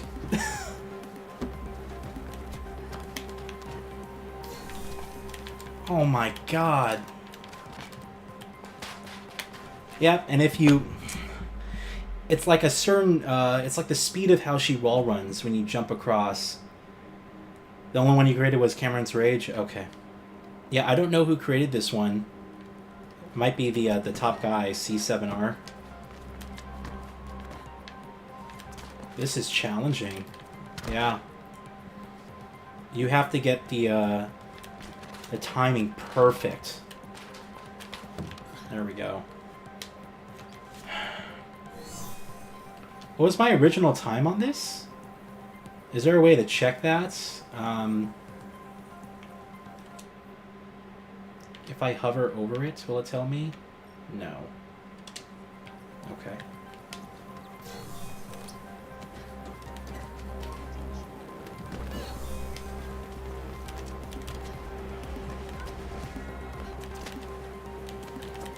Oh my god! Oh!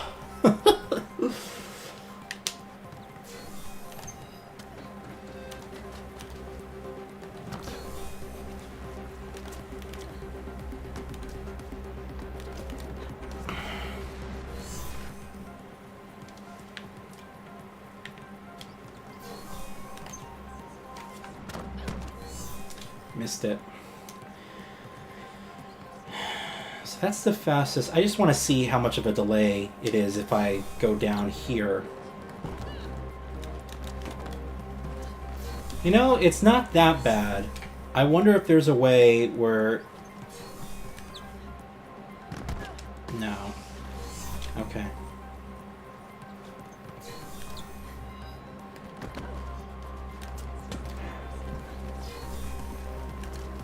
It's just that tad bit faster, but it's not like a dramatic difference.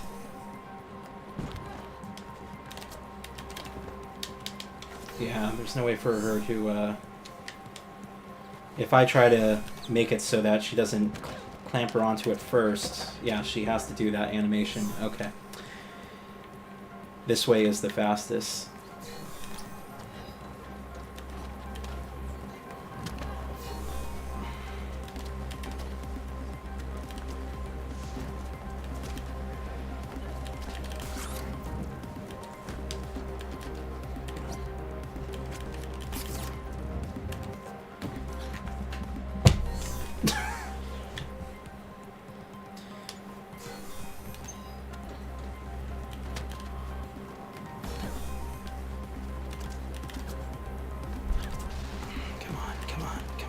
Oh my god, why'd you get up there?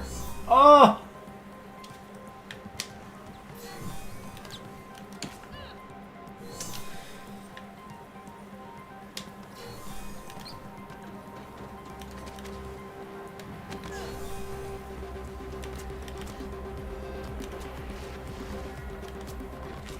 Alright. This one's going to take a lot of practice to actually master. There's no way. That's going to take time and precision to get those jumps right, get all those angles right. They fast traveled me over here. That's not going to be an easy one. Alright, let's try Kados. Yours is... no, that's break an entry. Oh, there you are. You are... oh, you're right next to it. Okay. I'm going to set a waypoint, but I don't want to... I'm going to fast travel over to this safe house here, and then just run across. That way we're not stuck in the downtown or the construction area. Yeah, that'd be so great if we can just see people's echoes. I really wish that was the case. We could all just get in here and start running around. Even if we can't, like, interact with each other or interact with each other's games. Oh, this is Jordan, not you, Kados. I was going to get mad at you.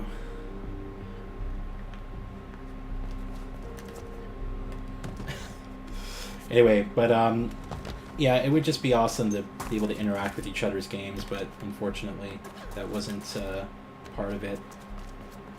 I do wish they would have experimented more with the Mirror's Edge multiplayer, like the concept of it, because there's great potential there, like great untapped potential.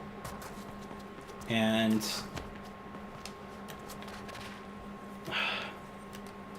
I just realized something when I was doing the mod thing for Adu, or whatever his name is. He put vents and things here so you can get up to this point easily. I just realized that, because I distinctly remember being able to vault across here, and then this pole on the side was climbable. That's what he made. Yeah, now you have to do that. Okay. So I do have the top spot in this. I kept it over the years. Big tits, big life. I haven't played, but I wanted to. Scout Princess, you talk about the time trials and stuff, or just the game. The game will still be accessible, and you'll still be able to do developer time trials, but not the custom time trials. And we don't know yet whether or not, if you add those to the bookmarks via the Mirror's Edge app, if it will go away. That's something that's going to be interesting to find out. Okay. I distinctly remember screaming and also throwing my controller. I threw my controller down on my bed when I messed up playing this. I remember that so vividly. And I think it was this time trial. I think that's why it earned the nickname. Because I think, Kados, you first did this during the beta, if I remember correctly. And then when the full game came out, you recreated it and called it this. I remember I got so pissed one time. I was like... I just threw my controller on it. Like, I threw a tantrum. Fun times. Alright, let's see how this goes. The music's glitched. Oh, God.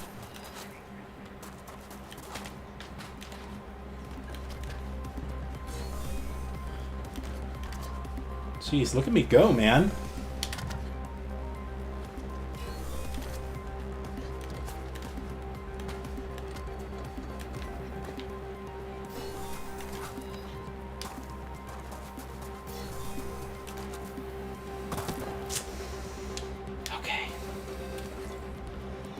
And I booked it.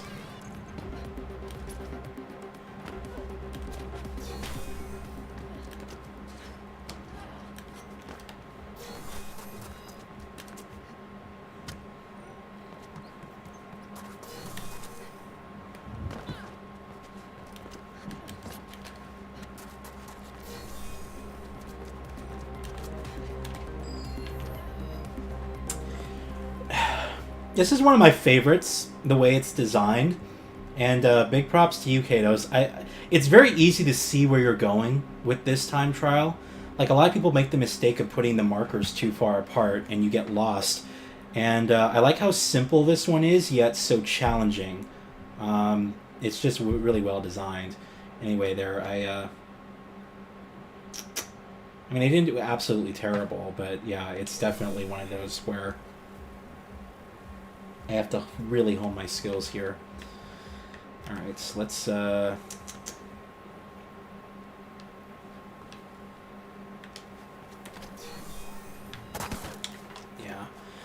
If I recall correctly, I spent a long time trying to master this particular section because she stumbles no matter what. I was trying to make it so that she didn't stumble.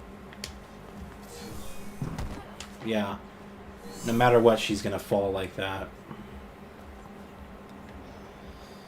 And this is a zip line that goes the other way.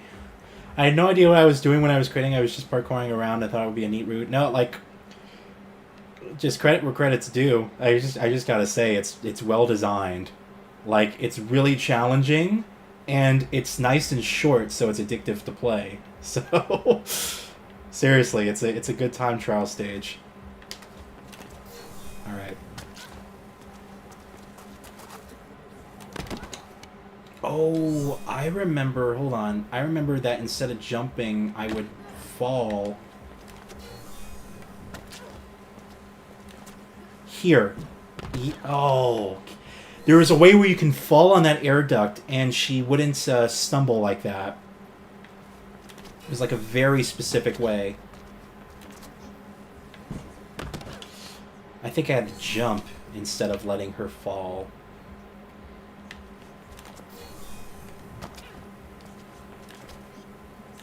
Like this. Yes. That's how you do it.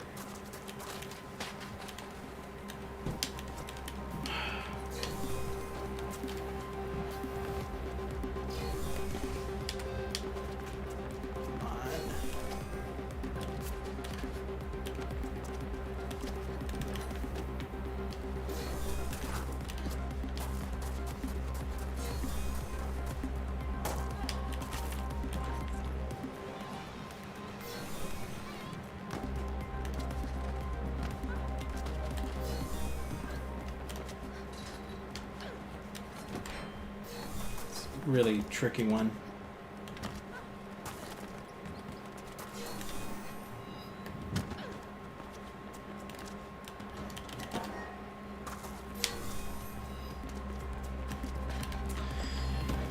Yeah. Well, I did better than my last time, but that's a hard one. It's really hard. Let's see what other ones we got. Pigeons Down, Thalia.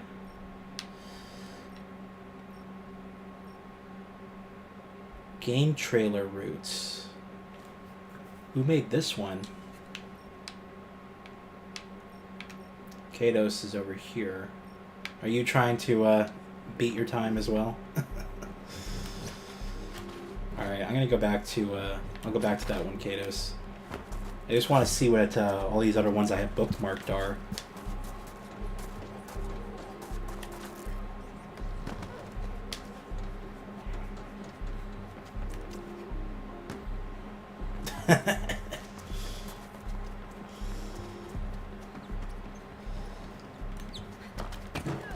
The game trailer route, they're talking about the very first gameplay. Or the, well, let's see. Mirror's Edge Callus Freerunner is this guy's name. Is he the creator, though? They need to do a better job of, like, highlighting who's the creator of this. I wonder if I... Hold on. If I click on this and go to more info, will it tell me? Oh, there it goes. Created by Conman HD. Okay. I have no idea who that is. Oh, there's all these people who played it. Wow. This is probably one that I just bookmarked. I'm the only one, yeah, out of my friends who had played it. So this is one that I just found on the app, and I just bookmarked.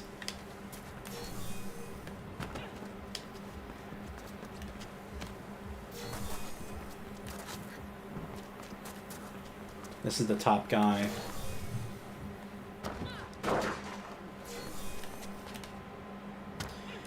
Ah, okay. Yeah, they're talking about the very first back in the what it's called, back in the game mission. That first footage that they showed.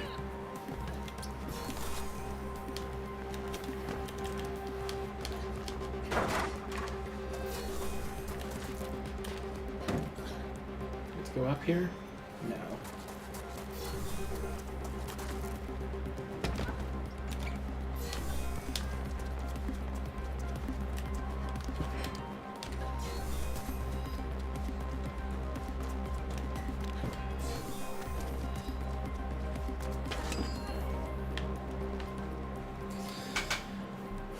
Not a terribly hard one once you know where you're going. Yeah, I'll try that again. We'll also go back to the Sentinel trailer place. In fact, what I think I might do after I'm done messing around with this one is I'm going to close the game, and then I'm going to do start it with mods. And I'm not going to turn on all the mods because I don't want to give myself an unfair advantage. Not that it really matters, though, because that's what everyone has done in this game. But just, I want to make it daytime. Easier to see where things are instead of having all these nice bloom effects in my face. Oh, okay.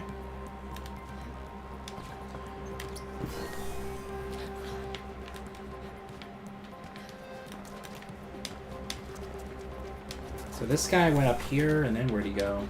Oh, he went up here. Or did he? How do you get up there quickly?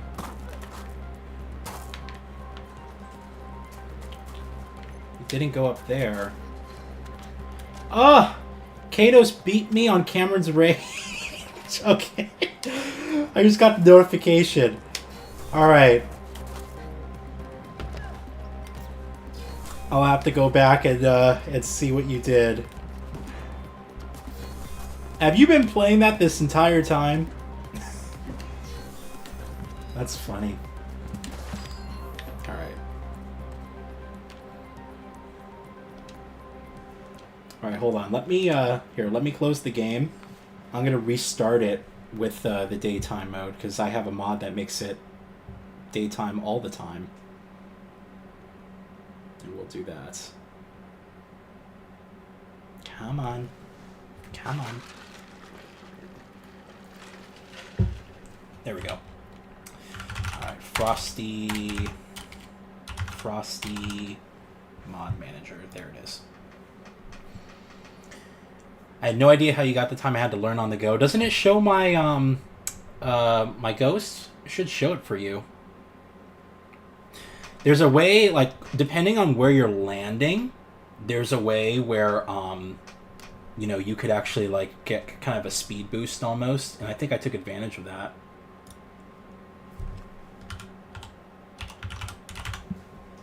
Frosty Mod Manager. Did this not open? Hold on.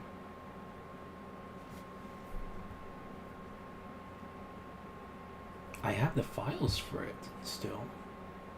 Alright, give me one sec, guys. Hold on. I have to look for these files. Here, I'll just do that.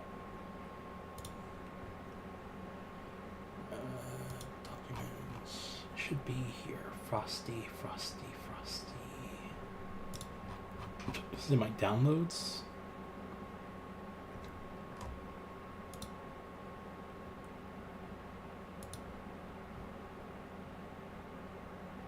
Mods, I see it here. Mods from Mirror's Edge Catalyst, but where's my, well... Where's the Frosty stuff? Clearly I have it, hold on. Go to file location.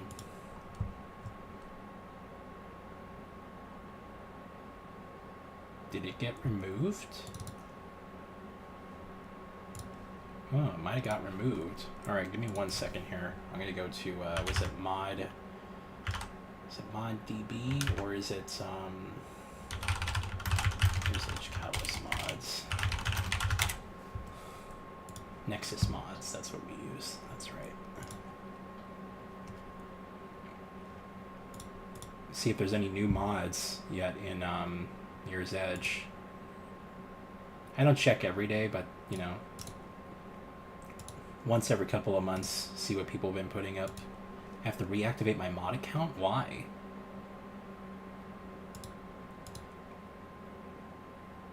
Double wall with the tiny thing with the pipe. Yeah, that's what, yeah. It's a very specific timing that you have to get right. Immortal K-Sec and Frozen K-Sec ragdolls. Interesting. I'm looking at the latest mods here. Get a black Mirror's Edge outfit. Orange Anchor District. Dynamic act music throughout the game. The background music, free roam changes after completing a certain mission. And this changes it back to be dynamic. Classic Faith outfits. English localizations. Cascadian. Oh, they brought back like the Japanese wording or whatever that fake. They used some, you know, Asian symbols and stuff like that for some of the original Mirror's Edge. They brought that back apparently in a mod. Might have to check some of these out. A Nike outfit, an Adidas outfit. All right, where's Frosty here? Frosty mod manager. There we go. Frosty tool suite for Mirror's Edge Catalyst. Download this quickly, and we'll get back to the game.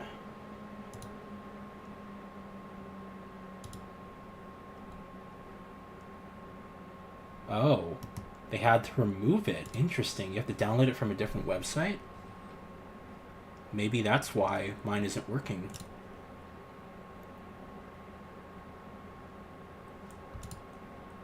Frosty Tool Suite dev. Huh.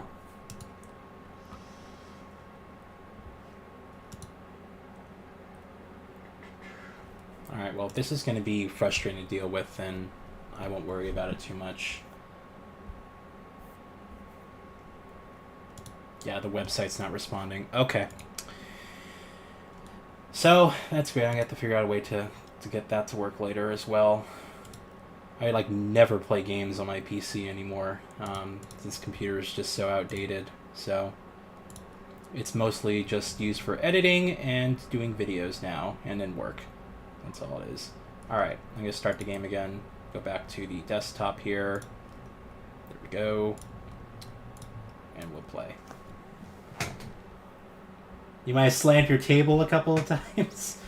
Well, now you understand how I felt when I was flipping out and slammed my controller on my bed.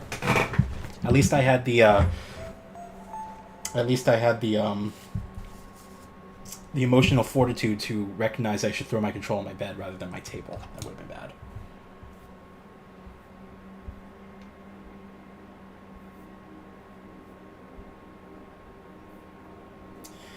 And just a reminder, guys, if you do have time trials that you want me to play, I will happily go play them. You got the PS4 version running as well, and the PC version here. I can move my mic closer. Here. I have to prop up my chair. Be prepared for this. Alright, yeah, let's go back to the Cameron's Rage one.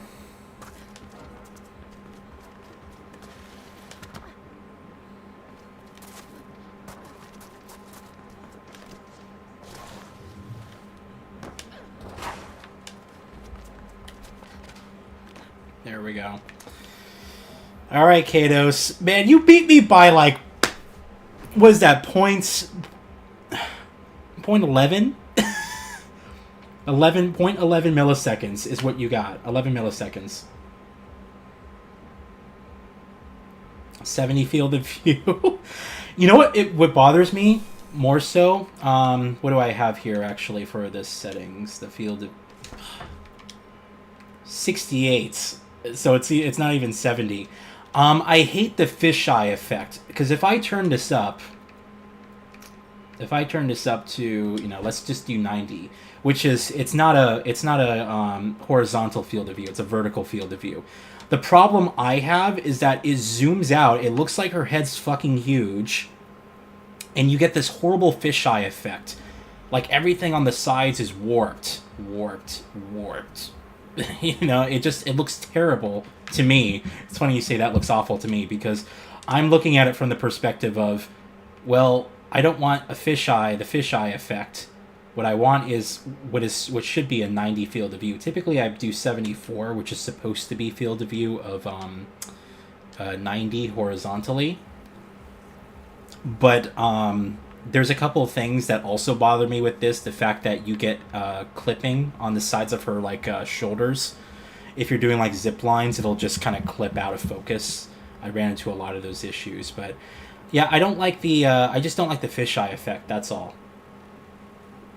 Usually, when it comes to displays, my rule is a 90 field of view, a 90 horizontal field of view for 16 by 9. If you have ultra wide, you can go up to 100 without severe fisheye effects. So we'll try this. Ooh. Yeah, that's also the other thing. You know, they could have fixed it. To be honest, the reason why the field of view is a little bit messed up to me, I never noticed that. There's a... Oh, that's interesting. So when you create a time trial in the game, she drops a little, like... I guess it's like an RFID card or something like that, so that it notifies people who have the grid, who are using it for runners, to actually, like, get to this location. That's cool world building. That's awesome. Anyway, yeah, I mean, so that's typically my rule, but they could have fixed it for this game if they didn't zoom out her perspective. I think the problem is that they zoom you out of her perspective, so that it makes, like, her arms much longer than they should be.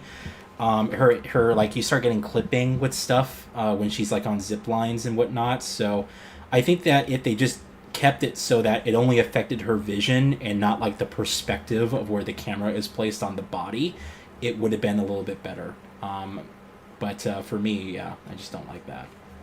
I hope you got the online achievements. I did across consoles. I think on PC as well. I'm almost 100%, but yeah, I'm happy with the progress so far. I basically 100%ed the game already. There's a couple of trophies I didn't get yet, or achievements, or whatever you want to say, for different mood sets that I need to do, but yeah. Alright, let's see. There we go.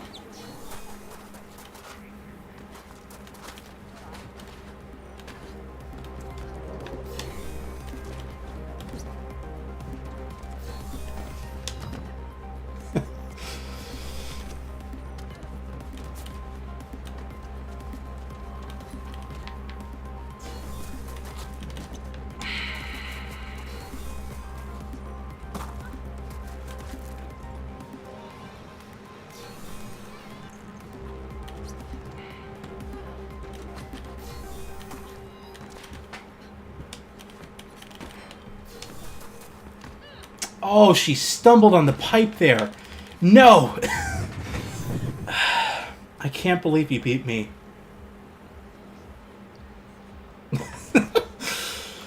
I miss these days, man. But I can't believe that you beat me there. Okay.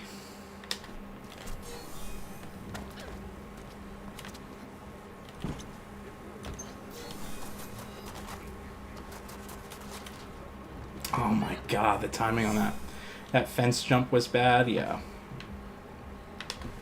That's what I'm saying, dude. It's well designed. Like, there's moments where you have to, like, really be careful with your foot placement, because it's so easy to mess up.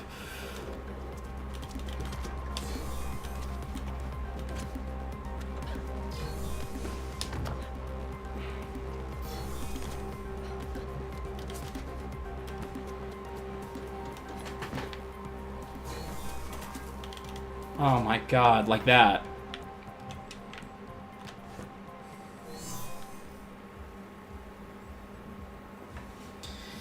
You can get a better jump, yeah. Sorry if you answered this already, but if you play the original, what do you like more in comparison? Oh, well, I mean, it's weird. It's hard to answer that, at least when you're trying to compare the two, because they're two different games from a different era. You know, I think that all the world building that they did for this game that you never see in the game. That's the sad part. Is that if you have the art book, there's so much there that if you're looking through the art book, you realize how much was cut from the game, how much extra is in the lore that's never explained, and part of the reason is the storytelling is so poor in this. So I mean, there's quite a handful of things. I like the way it plays. I mean, I think Catalyst plays great. I could have done away with like the upgrade system. I think that they kind of missed the mark there. Instead of making an upgrade system for your parkour, it should have been focused on specifically your gear only. And then that gear should have allowed you for more paths in different ways into certain levels that you couldn't get to without it, to allow for replay value. The story is also frustratingly bad because it focuses on the wrong things. It's tropey. I mean, I have been really hard on this game just because I love it so much. But I think looking at it from an objective perspective, it's a good game. It's just frustrating because it could have been great. It could have been fucking amazing, and it just wasn't that. So that's where my frustration comes from.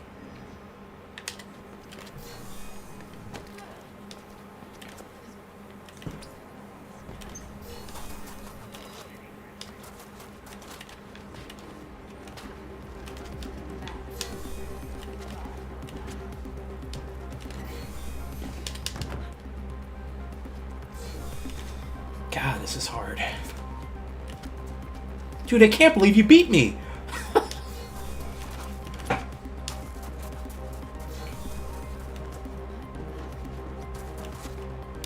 Yeah, you can't do that, and I found out that this is slower. Okay. Yeah, I found out that that is slower if you, versus just getting on the zipline early.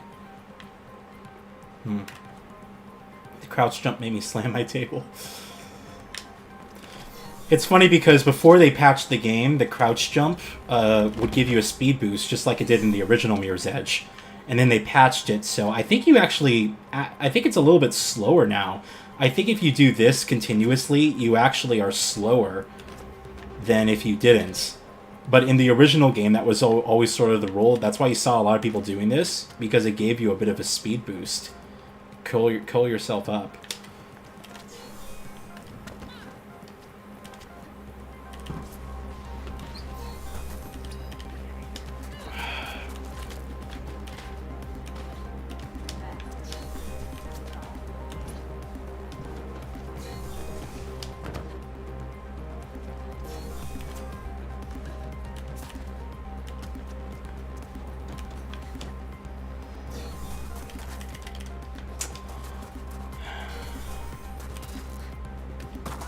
Can't jump there.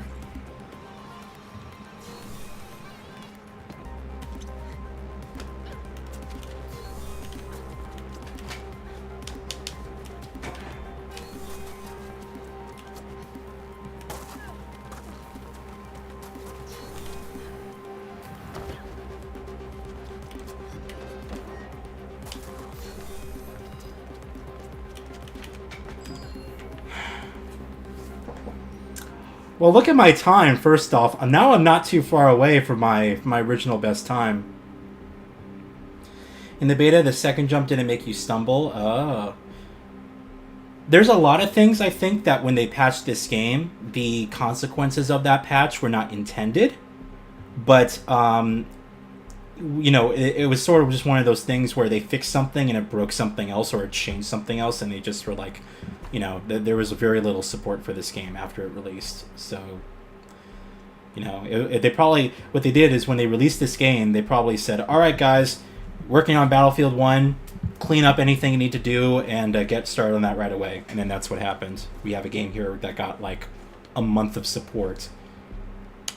Man, the potential for DLC alone, all they needed to do was like a couple story expansions. I think that would have been great.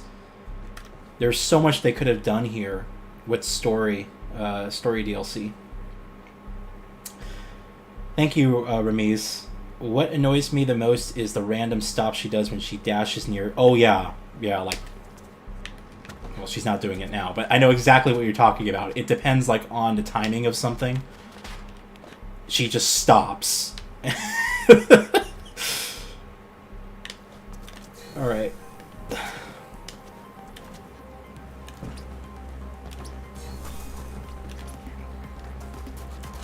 Ooh. How's it going, Kree? Today is not the last... Well, I mean, it's Saturday, December 2nd, but it is not December 8th, which is when the servers are getting shut down. So you have until Friday, but I'm going to be busy. I'm going to the Game Awards on Thursday, and there's other games like the Bad Company. I'm playing Bad Company 2. Have to do a video for Battlefield Bad Company 2, because that's also getting shut down. And I'm also thinking about Crysis 3 and Dead Space 2 multiplayer, since those are being shut down as well. I didn't care for Crysis 3 multiplayer, but Dead Space 2 multiplayer was a lot of fun. It was short-lived, but a lot of fun, so I might actually do a video for that. How do you do that jump?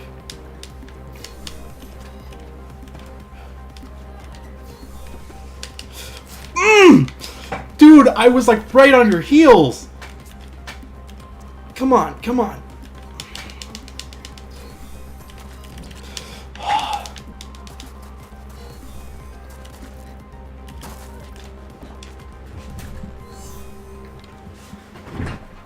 Found a way you can do that without stumbling. Alright, hold on. I gotta turn on the light. Is it dark for you guys? Can you still see me? I just realized how dim it is in here. Let me get a light on, okay?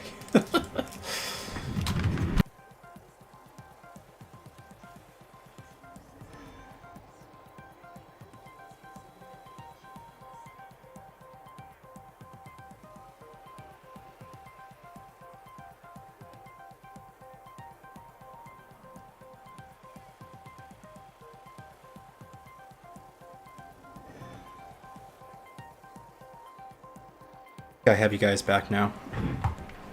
Man.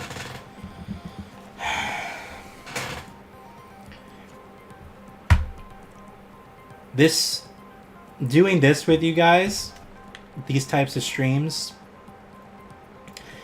it makes me wish that,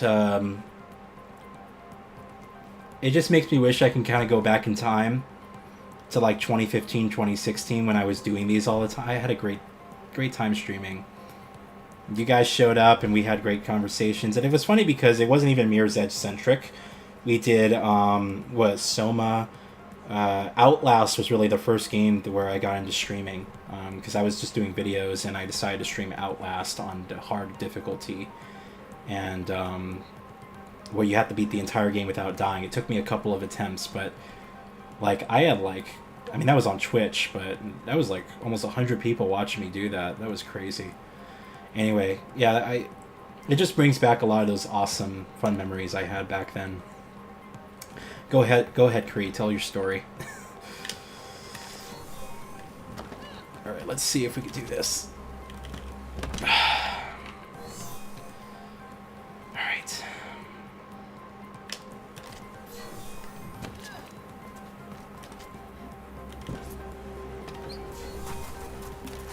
How do you jump like that?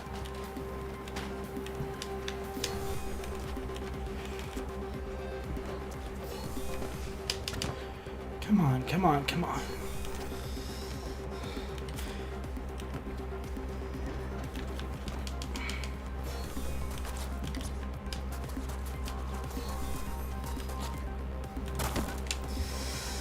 Damn. Seems like you must have tried speedrunning this game. I haven't tried... I didn't do like a direct speedrun stream, Although, quite honestly, if you know what you're doing, you can beat the entire game in like an hour. What's my best time on some of these missions? 10 minutes? 2 minutes? So we add this up, right? Let's just do 10 minutes for this one.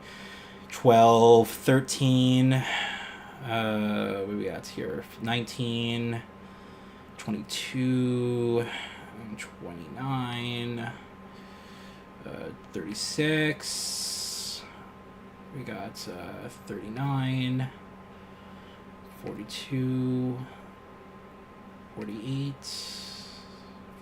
44. It's probably... I think it is. Okay, it's just over an hour because this is the 11-minute 50. Okay, it's just over an hour that I beat this game. If I just combined all the story missions, I probably could do it in like an hour if I really tried. Especially, yeah, all this time later. Alright, I even managed to get... Oh, wait. I was very close to stealing the alpha build for Catalyst because for the showcase they did in Argentina, your country, the person that was running the booth was a friend of mine? Seriously? It seems like you must have... Oh, I was reading Ramise's message. I even managed to get into the venue before it opened one day because of him, and I sat there with a pen drive trying to copy it over, but the USB I plugged into it didn't work. Wow. Eventually I found one that worked, but people were already... pouring in. Yeah, I know that you can... There are some people who found the alpha code, and I know it's been released so far, but wow, that's crazy. That is insane. You still keep in contact with him, your friend? Was he a DICE employee, or was he just, like, running the venue? Because that's awesome if he was someone from DICE.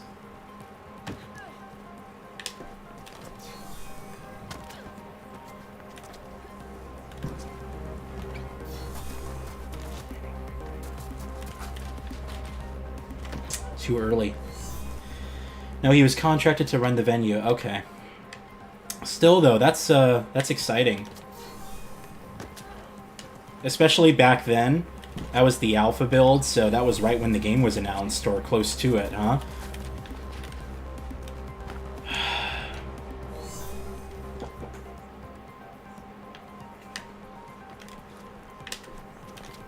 Yeah, unfortunately for me, when this game was announced, that was the first year I got to go to, well, the press conferences. Because Microsoft invited me out. Actually, no, I won a contest.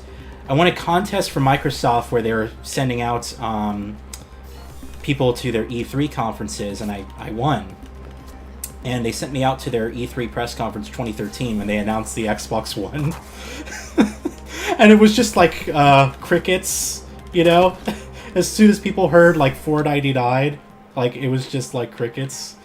And, I didn't get to go to E3 until, it was 2016.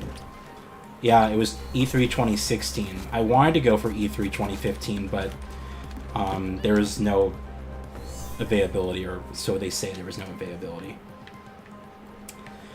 But I went to the press conferences after that. After I won the Microsoft contest, because I got the contact information for the people who run the press conferences.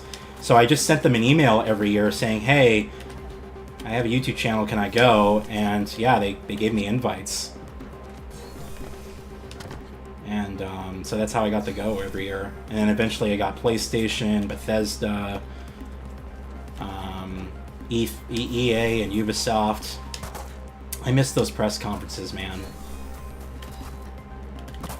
Damn. This is gonna be hard to do. It's already like early morning in the game. Alright, I'm gonna try a different time trial after this. I'll go back to this one, Katos, but there's no way. Like, I would need to spend the entire time. I don't know how you got that speed boost right there.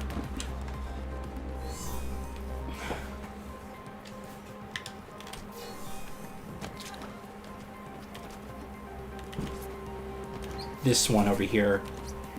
How did you do that?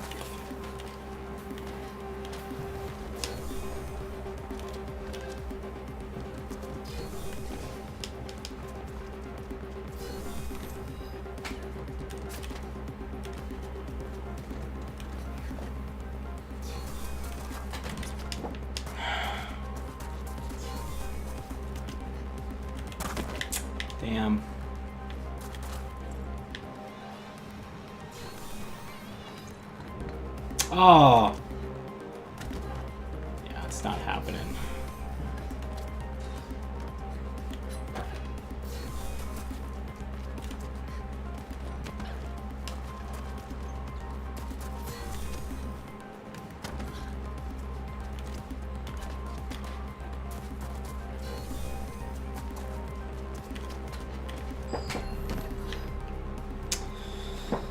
Alright, yeah, it's not happening there. Man, you barely beat me, though.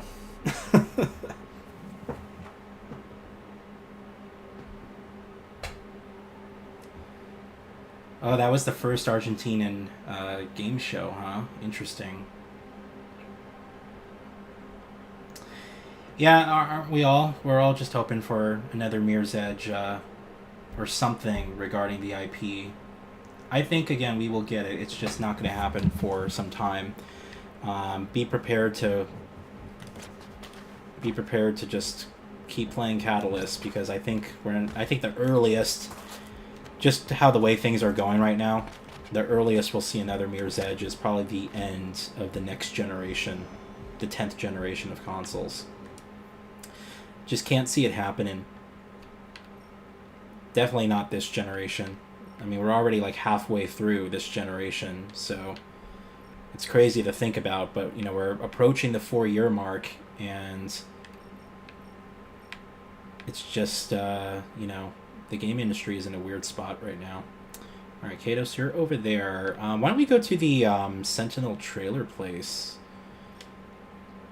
Because this gives us the opportunity to explore this area without having to, you know, do the mission, which is nice.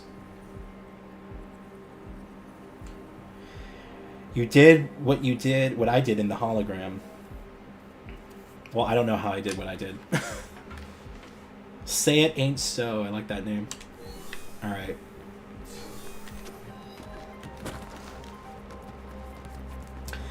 You know what's sad is that this particular area in the game, they showcased you being able to, you know, play it a lot more. Like certain trailers had gameplay taking place in this section. Oh, there's no collision on this stuff? Really? And yeah, that kind of all went away. Wait a second, hold on. Okay, can't go there. Can we go here? I can't even go under this thing? I can do it this way. There's like invisible walls. See, like, why is there this wall run thing here? All this stuff, like, the developers left probably because they were planning to do more with the stages, but they just never got to it.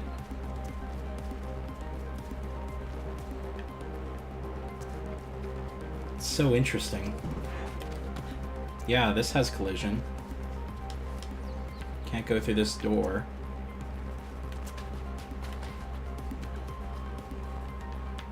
Can't go there. Whoa. It's just a... Oh. Okay.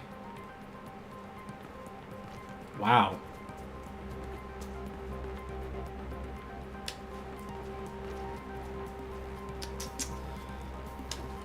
I want to see if there's a way where we can get up further. Here we go. Is there a way we can get up there? Shit.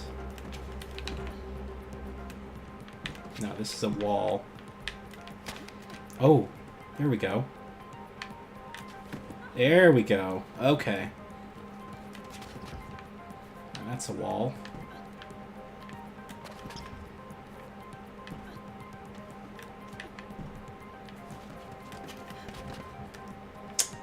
Alright, that's not gonna work.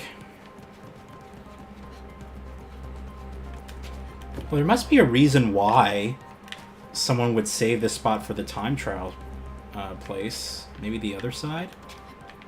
Can't go over there. Let's try the other side really quick. I just want to see if there's like a special area we can go to, because if it's all blocked off, then it's kind of a waste of a space.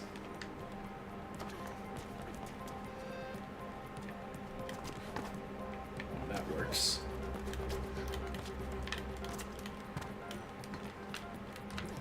she won't grab anything. All that is just nothing. Alright, well that's kind of a waste, to be quite honest. I'm going to cancel this and we'll go back. It just seems to me that there's no, you know, collision there with anything. Pretty sure this game was supposed to have another district after this one that was just on the ground level. I'm sure there's a lot of... I'm sure they wanted to go even further. What's sad is that they told us all that it was coming when it's ready. And I feel like towards the end of development, EA was kind of rushing on like, alright, we need to get this out. Fiscal year. And then, you know, they just had to throw things together. Because there's clearly some areas of the map that are unfinished. And I think the developers did a live stream when the game, or shortly after the game came out, they did like a live stream playthrough. And they had talked about things that they had wanted to do if they had more time. Like a final boss fight with Caitlyn. That would have been nice, but all we got was a cutscene. Shit. Alright.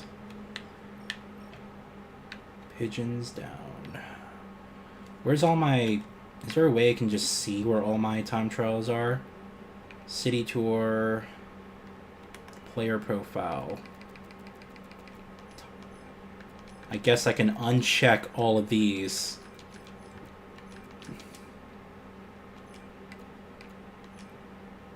So these are just all the game trailer routes, break-in entry, beat LE for B4B noob. Okay. Kados is over here.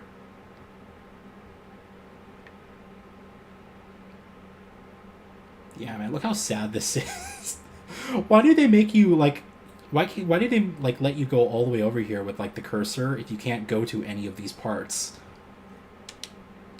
Can I say, like, set a waypoint right here? Oh, no. It sets it at the very edge of the map. Could you imagine if I could place a waypoint all the way over here, but you can't get to it? Yeah, it's just giant. Every single time I do this, it just pisses me off because of what could have been. Alright. We only have these? Really? I thought we would have had more. And then we have this one. You got the skills, which is the really hard one about the timing. I guess, why don't we try these beat LEs? Try going to those. Apparently I've been there.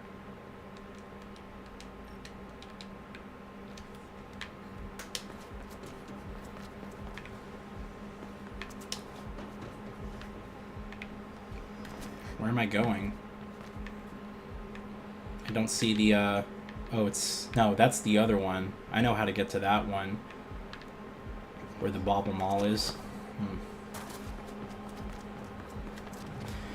Yes, Kados, I'm still running that same, dual 980 Ti rig. The reason I haven't built a new computer, quite honestly, is just because I spent like $4,000 plus on this build, and the amount of money I sunk into this was just the completely stupid and wrong thing to do. Good, I made that. I've talked about this a lot. If you watched my my retrospective on my first PC build, I talked about this a lot, where there was so much pride that was put into this computer because I basically got laughed at from building my first computer on carpet. I mean, I didn't know what I was doing. I knew exactly how to build a computer. I knew kind of what I was doing, but I was like when I was first getting into it. So there was a lot of things like just that when it came to like the etiquette of building a computer that I didn't understand.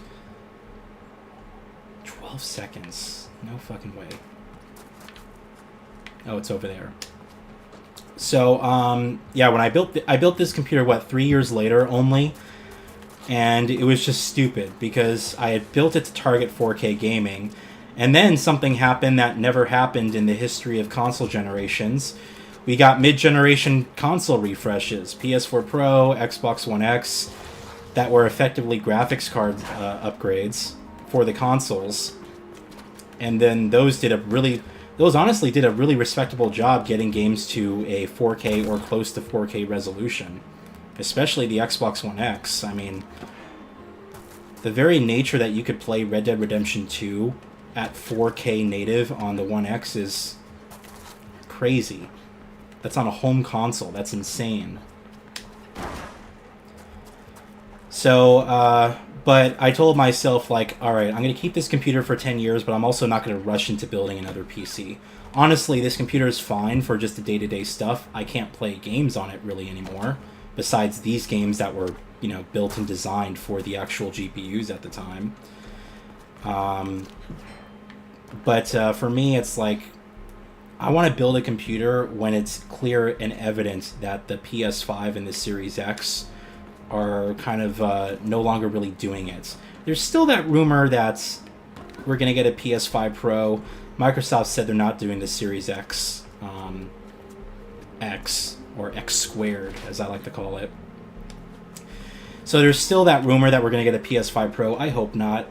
Honestly, there's no need for a PS5 Pro.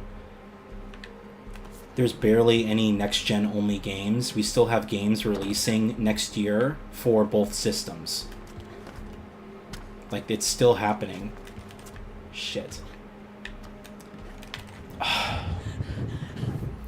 Anyway. So, there's still... Yeah, this is still my original built computer from 2015 back in the day. And it's fine for what I need it to do. It's fine for video editing. It's fine for work. And it's fine for doing gameplay like this. But, you know, any of those modern games that come out today, that's why, I mean, I just get them on PS5 or Series X.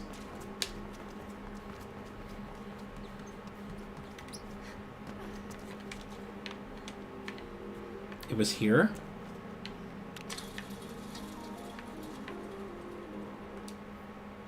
Oh, it's down. Wait, what? It's down over there?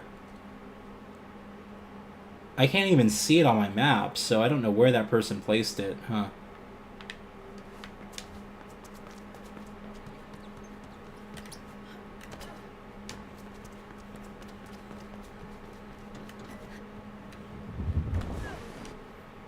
Alright.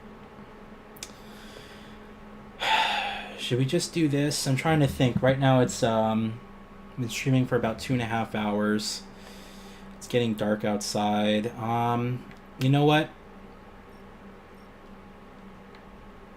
Why don't we focus on the Cameron's Rage one for the time being, just so...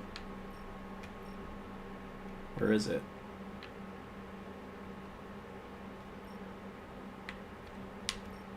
There. Wait, where is it? Oh, it's hiding. Here we go. Yeah, just so, before I end this stream, instead of running around, we're actually doing something productive here. Both current-gen systems are strong, but with how many games insist on using ray tracing, Lumen, image quality has taken it. Yeah, image quality is the biggest. It's funny because we all wanted higher resolution to resolve any issues with image quality, and now everything's about faking. Like, Starfield looks fine, because it's using FSR2, the base resolution is 1440p. So that game looks good.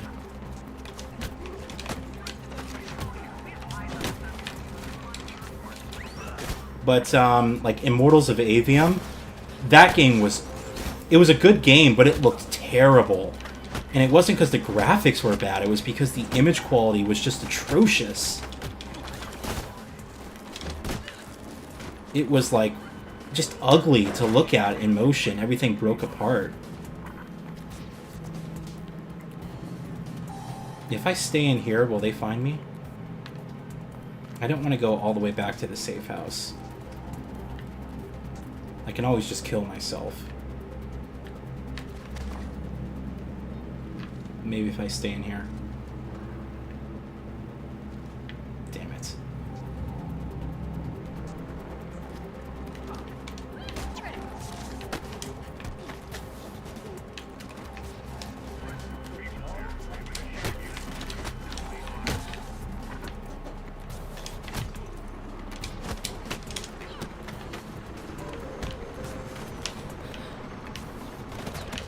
fuck?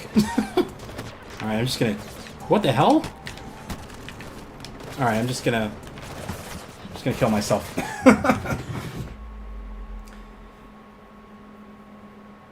Yeah, I was gonna... Yeah, that's exactly what I said. Kados is... Yeah, Immortals of Avium just looks awful.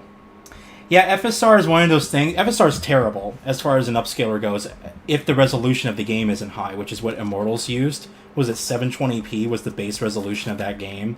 And it trying to look 4K, it was just some of the most hideous...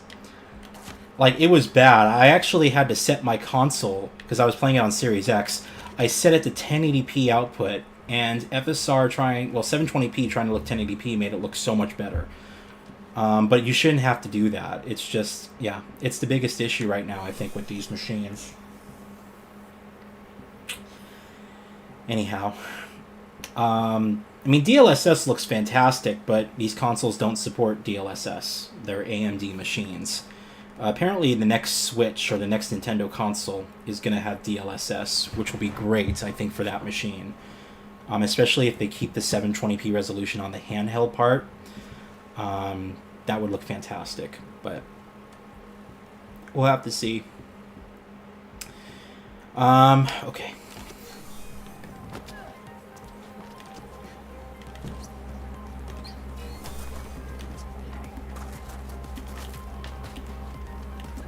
Fuck.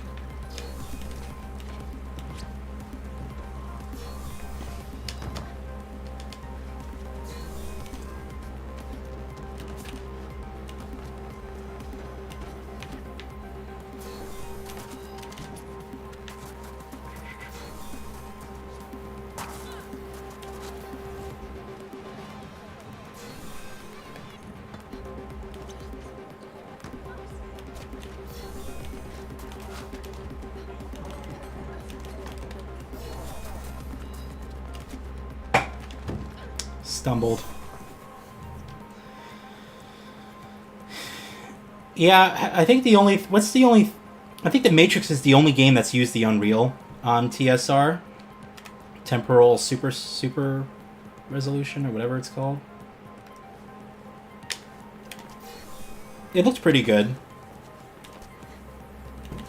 I mean, every game's moving to Unreal Engine 4, but I think it's marketing that's fucking it up.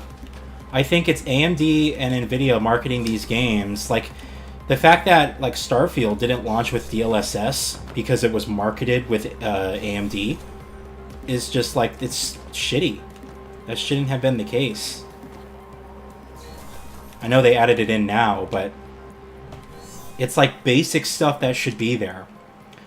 Also, outside of just image quality, which I think is hurting the console, performance and the look of things on there. Games are just almost always unoptimized on PC now. It's actually a surprise when you get a game that doesn't have, like, shader compilation stutter or something like that on PC.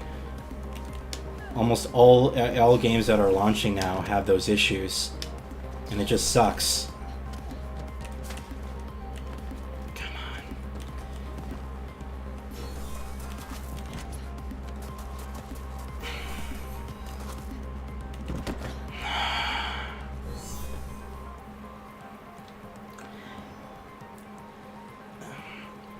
The beginning, your first couple seconds on this stage are so crucial to you winning.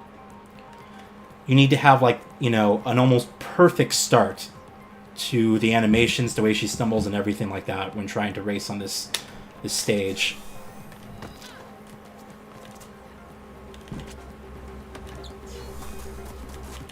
Oh, God, I wish you can wall run on those things.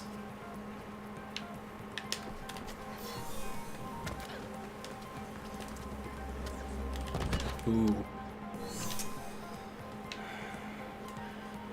Fortnite has it on PC. It also runs as good as DLSS, but is a tiny bit worse. Oh, okay. I don't play Fortnite, but... Well, that is an Epic game, so... They're going to, make sure it's championed with all their new tech.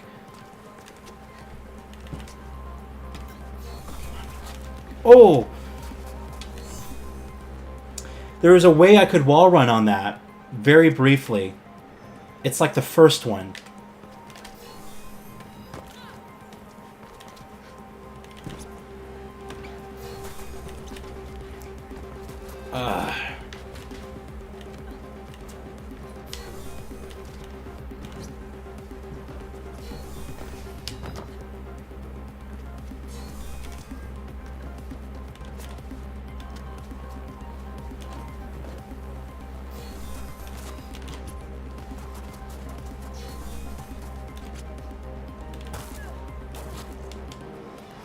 It's not faster.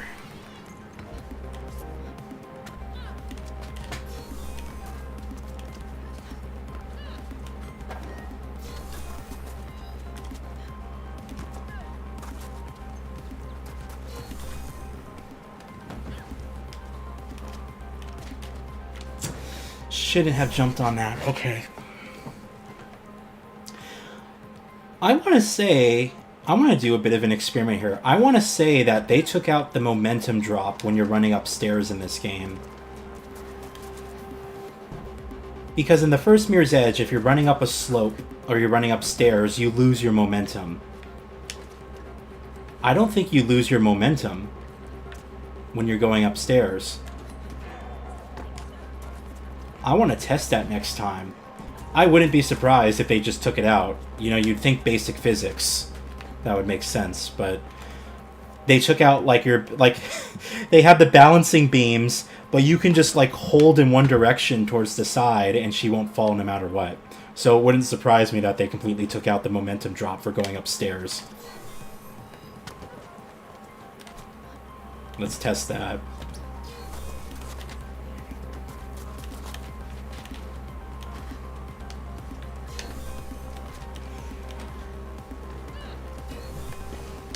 Oh, you're right there.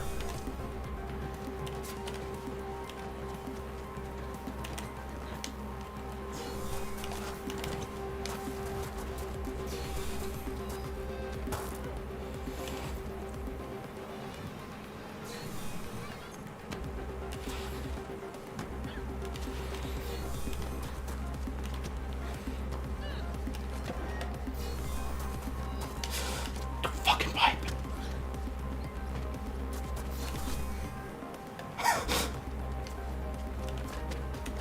No! No! Oh my god, that's why you'd go up there. Yo, I would have fucking beat you. I would have fucking beat you if I didn't make that decision. I had you. It was that one conscious decision. I was like, I'm gonna see if I don't need to jump up there. I'll just wall run.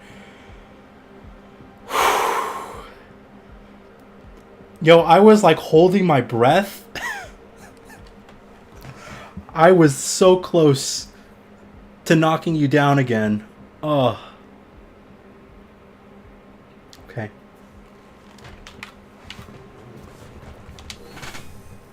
We're getting there.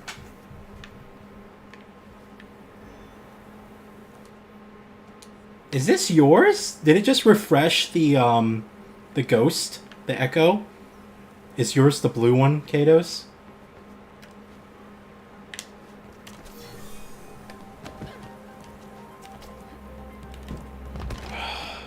Because if yours is the blue one, then what I was racing against was my old one.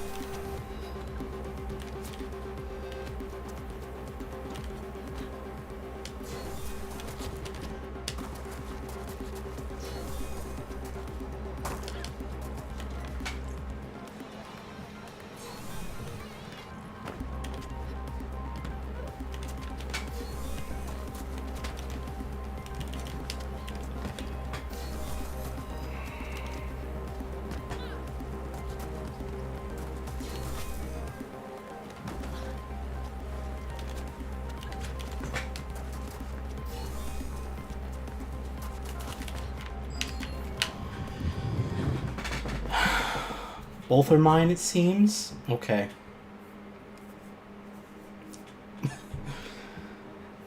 The black one that I have is a developer one that you can only get if you mod the game, or if you get a code from the developers, I guess. So that's why mine's black. Like, you have all these that don't show up with the game. Here we go. Like this one, yeah, you can see up here. For our friends at Frostbite, rewards, hold on. For our friends at Ghost Games. EA, which is my favorite one. And then you have Uprise, Dice Friends, periodically awarded for participating in events, it says, and then for being a DICE employee, you get this one. So, no idea why mine was black. Okay, so yeah, if yours is the blue one, then for some reason maybe it was generating my ghost? I don't know. Now it's red. Yeah, now it's red. Go figure. Alright. Shit.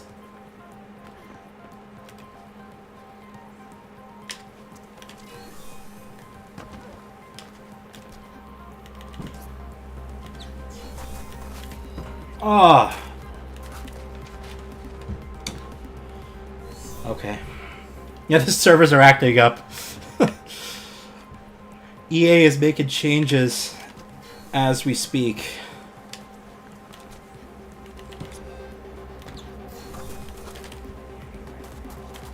Oh my god, come on. Alright. I'm gonna beat you, Katos, and then we're gonna end this stream. Because if we keep going back and forth like this, it's gonna drive me insane.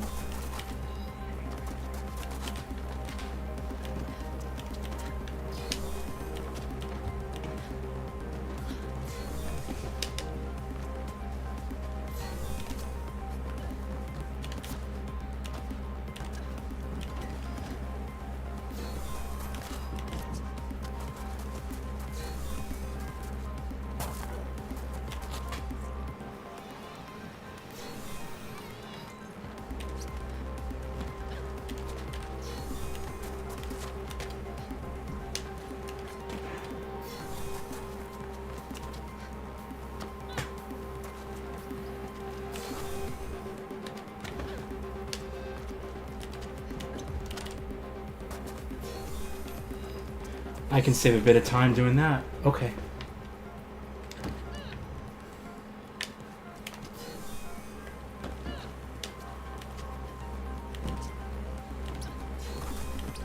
Oh, come on. All right.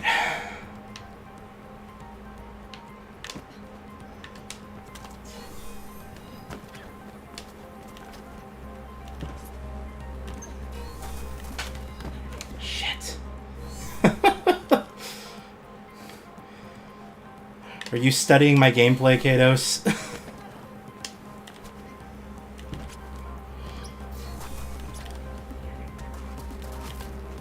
Oh my god, come on. Hands are fucking sweaty. Alright.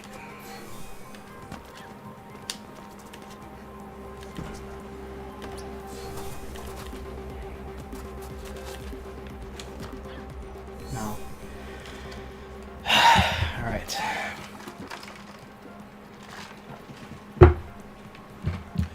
Can fucking do it, man. Come on. Gotta do it.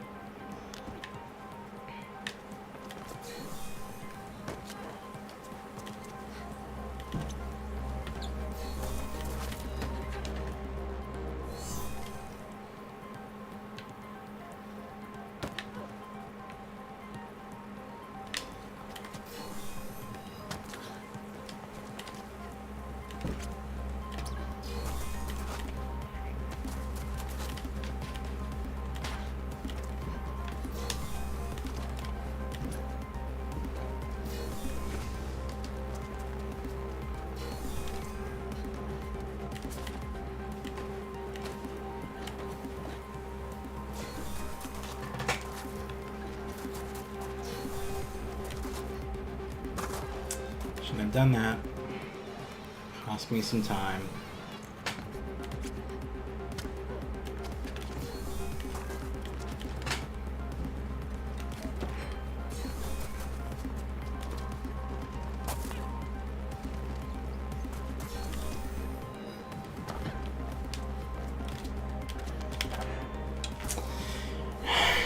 can't let her vault on that. You have to jump and then use her other leg to push off. That's the fast way. Okay. You're going to try and beat your time because this is getting too close.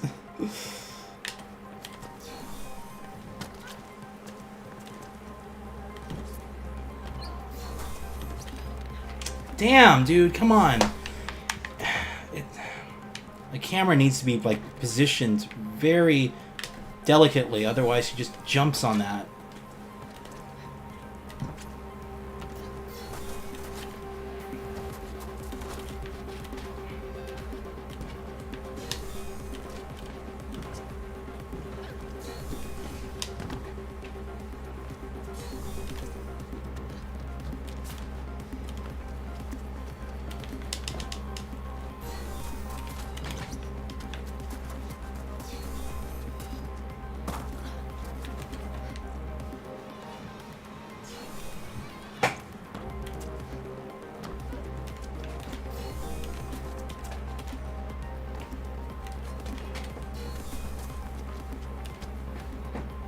No!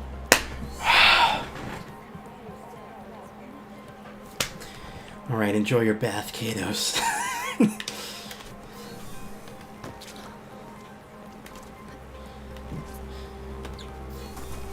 I'm gonna bathe in tears. Unless I beat your time. Fuck!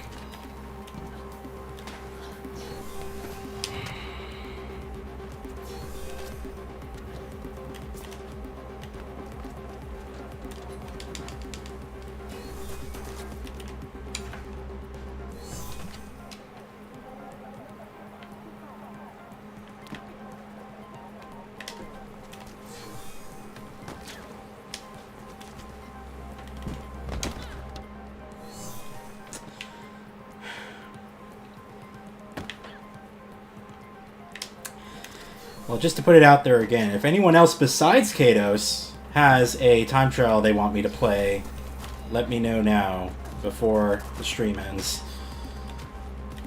I will give it a shot. Don't care if you just created it or if it was from years ago.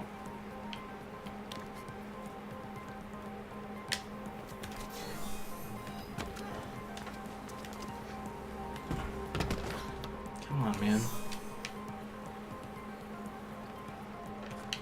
Oh, come on. I was gonna say she survived that.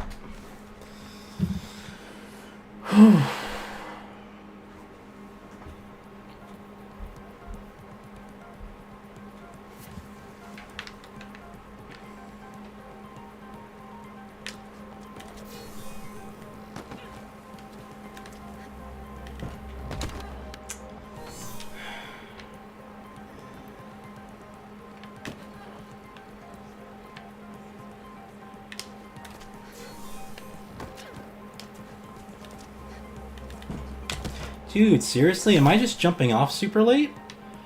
Why can't I get that jump now?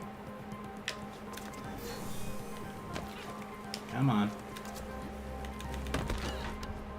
I'm missing it every time. Alright.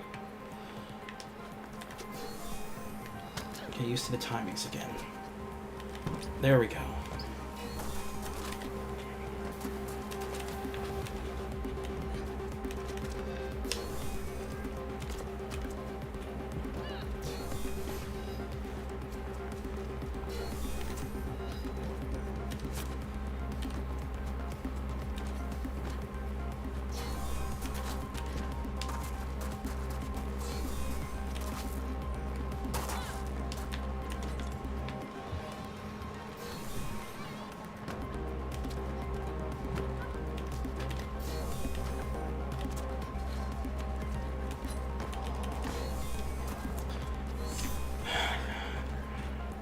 Has to be a way.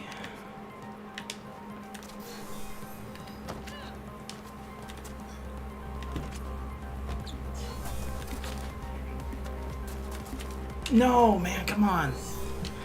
That was perfect.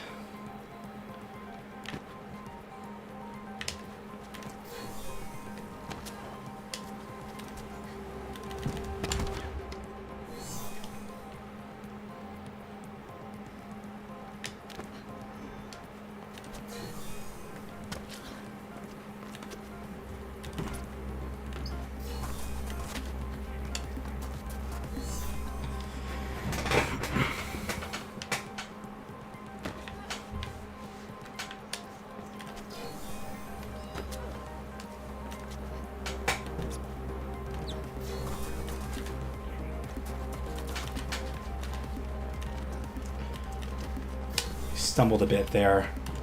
It sucks.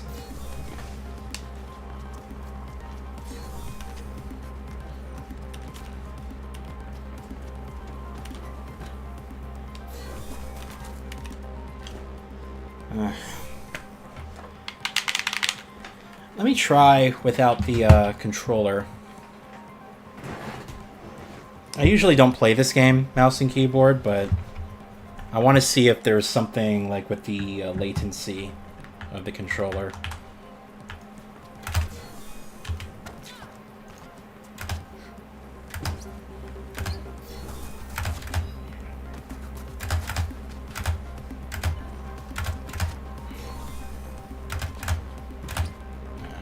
Not really. Okay.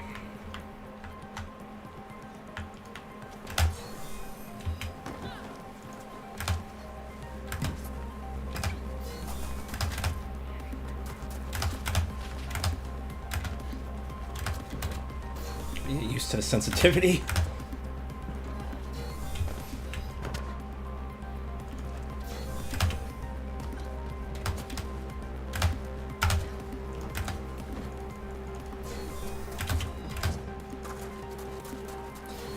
You're playing mouse and keyboard, but not sure it makes such a difference.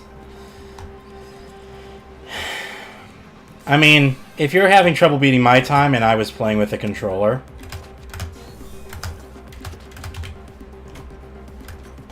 I guess it doesn't really matter.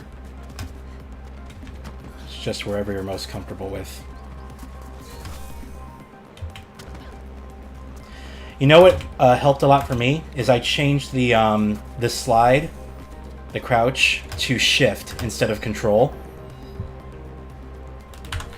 So instead of doing space control, which it's further down, I have it as the shift key, and it's wider, it's a lot larger, and it just allows me to, well, there's the, you know, the glitch roll or whatever it is, the hidden animation. So try doing that. It might take a little bit of getting used to, but I found that that works a lot better for me. All right, yeah, I'm going back to the controller. Oops.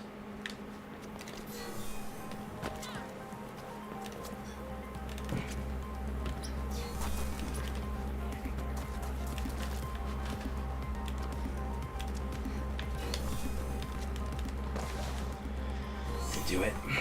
The alpha skill roll, yes.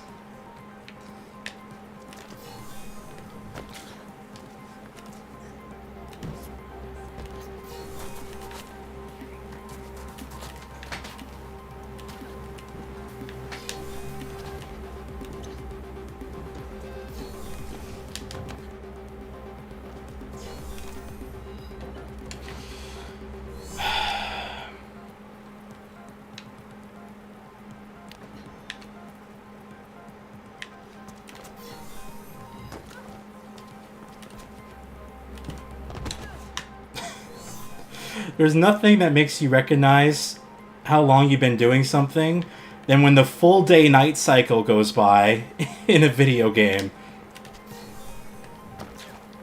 The people in the buildings are like, she's been out there for 16 hours.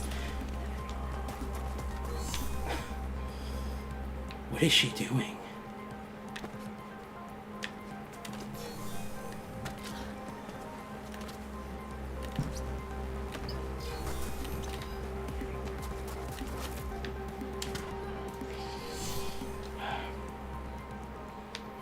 The way she rolls would just break her neck.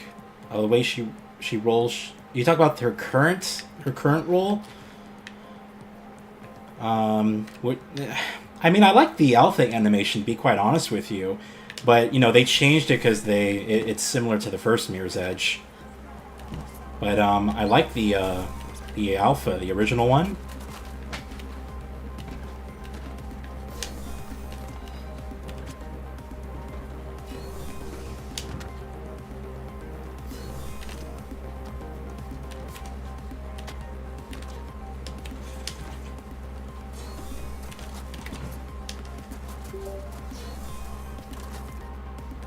Shit. I jumped. You know, I was distracted because my computer flashed. Not the one I'm playing off of, but my laptop. Why did it flash?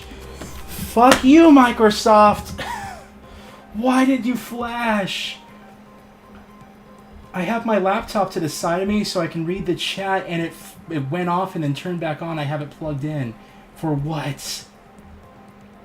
Fucking Microsoft.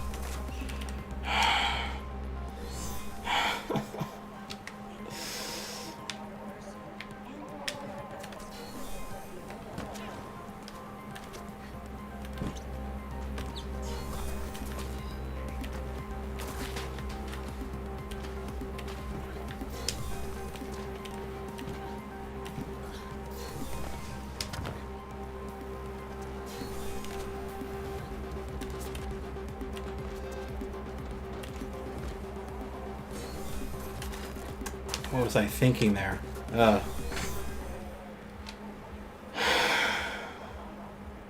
Because you should roll at an angle so you can do the impact spread it better. Okay. Spread the impact better.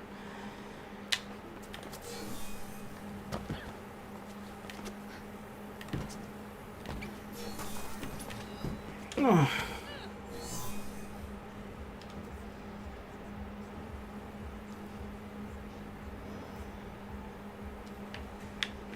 This is exhausting. This is fucking exhausting. Alright.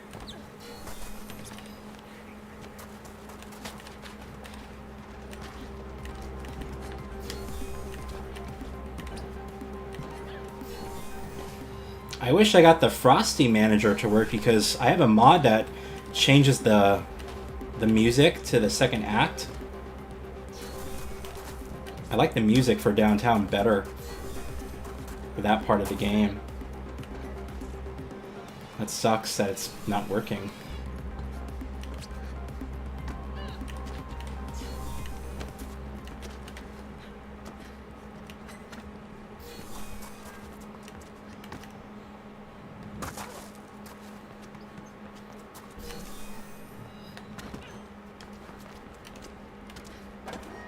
Yeah, that's what you have to do. Okay.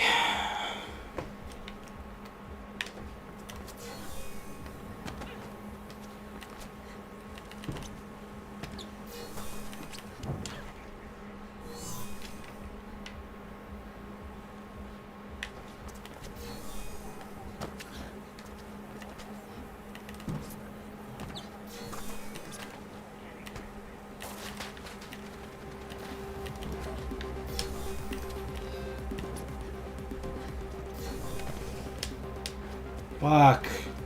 Let go of it too late.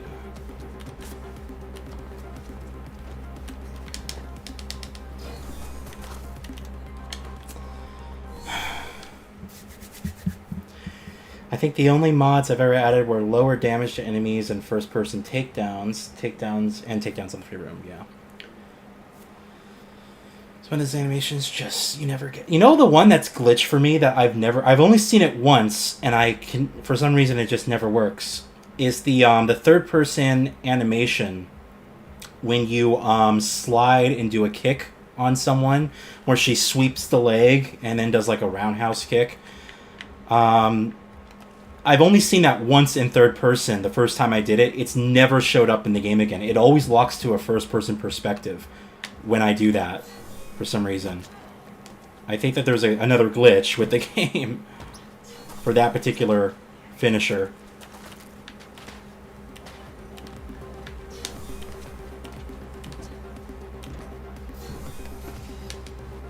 Did it again. Let go. Too early.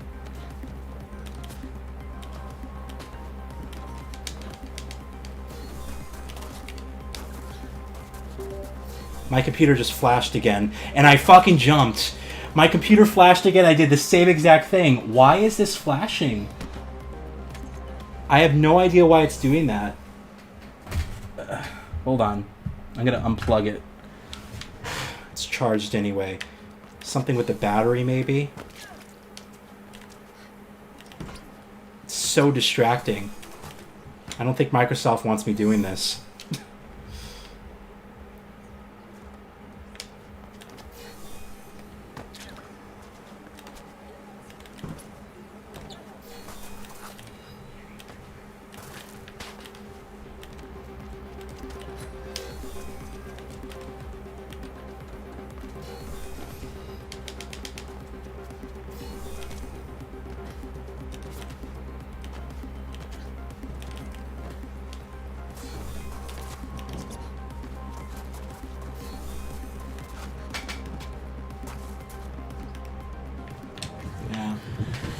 I was thinking to myself, maybe it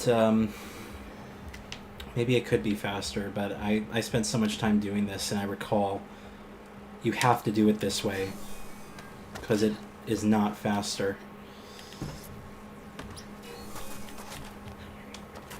Faults. Some of the animations just never play if you get all the skill upgrades. Really? There's so many little things. Just with, again, I think it's all unintentional. They updated something and it just broke something else. That's really interesting. If you mail all the bunny hops, you'll be able to get a faster time. But don't the bunny hops, like, isn't it slower? Like, again, if I just jump like this, it feels to me that they slow down your movement when you do the bunny hop. But maybe it's just the camera. Because this isn't faster. They patched that out so that you aren't faster if you do that.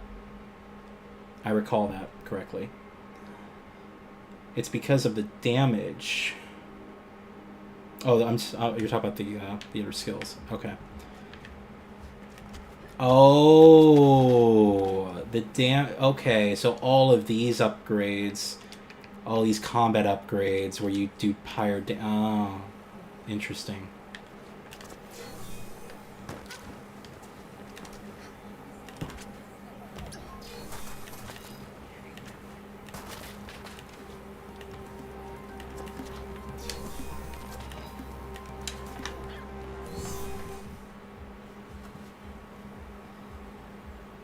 The bunny hop when you repeat the wall jump animation. Oh, I know what you're talking about. The wall run, and then when you can jump before she lands, and it keeps her momentum going. Yes, I know what you're talking about. Yes. How's it going, Tyler? Good to see you here. Yes, it has been a little while since I've streamed, but I am doing well. Trying to get content out, but honestly, I feel like a change is probably I probably need to enact a change on my channel in terms of the type of content that I put out, because this is stuff I wanted to talk about later in like a goals update, but I don't know, we could talk about it a bit here. You know, I've been kind of contemplating changing some of the core content that I've been doing on the channel to not be reviews anymore, but to be something else. But I still haven't decided fully on a solution there. I want to get something in place before the goals update that I do every year, but we'll see if that happens. But I've been fine, you know, outside of that. It's just honestly been working. Next week is the Game Awards, so I'm looking forward to that. That's going to be a lot of fun. I'm surprised EA has not remastered Mirror's Edge. Yeah, you know, we were just talking about that earlier. There's that rumored Mirror's Edge RTX remaster that's coming from the NVIDIA leak. And most of the games that were on that leak have actually come out to be true. So it might just be a matter of time. I mean, honestly, I don't think Mirror's Edge really needs a remake. It still looks great. But, I mean, I'll take it. A new physical copy. Hopefully, of the original Mirror's Edge with ray tracing. Mwah, absolutely.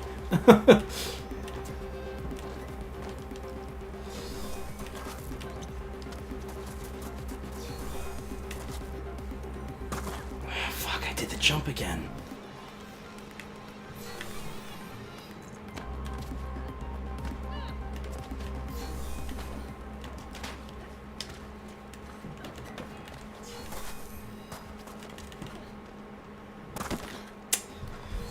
It's a hard one.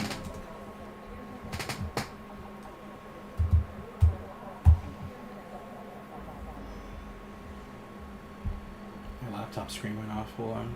Turn off my screen. Never. There we go. Yeah, and the Grand Theft Auto 6 trailer next week. People are expecting a 2024 release. I don't believe it. I think it's going to be a 2025 game, which makes sense to me.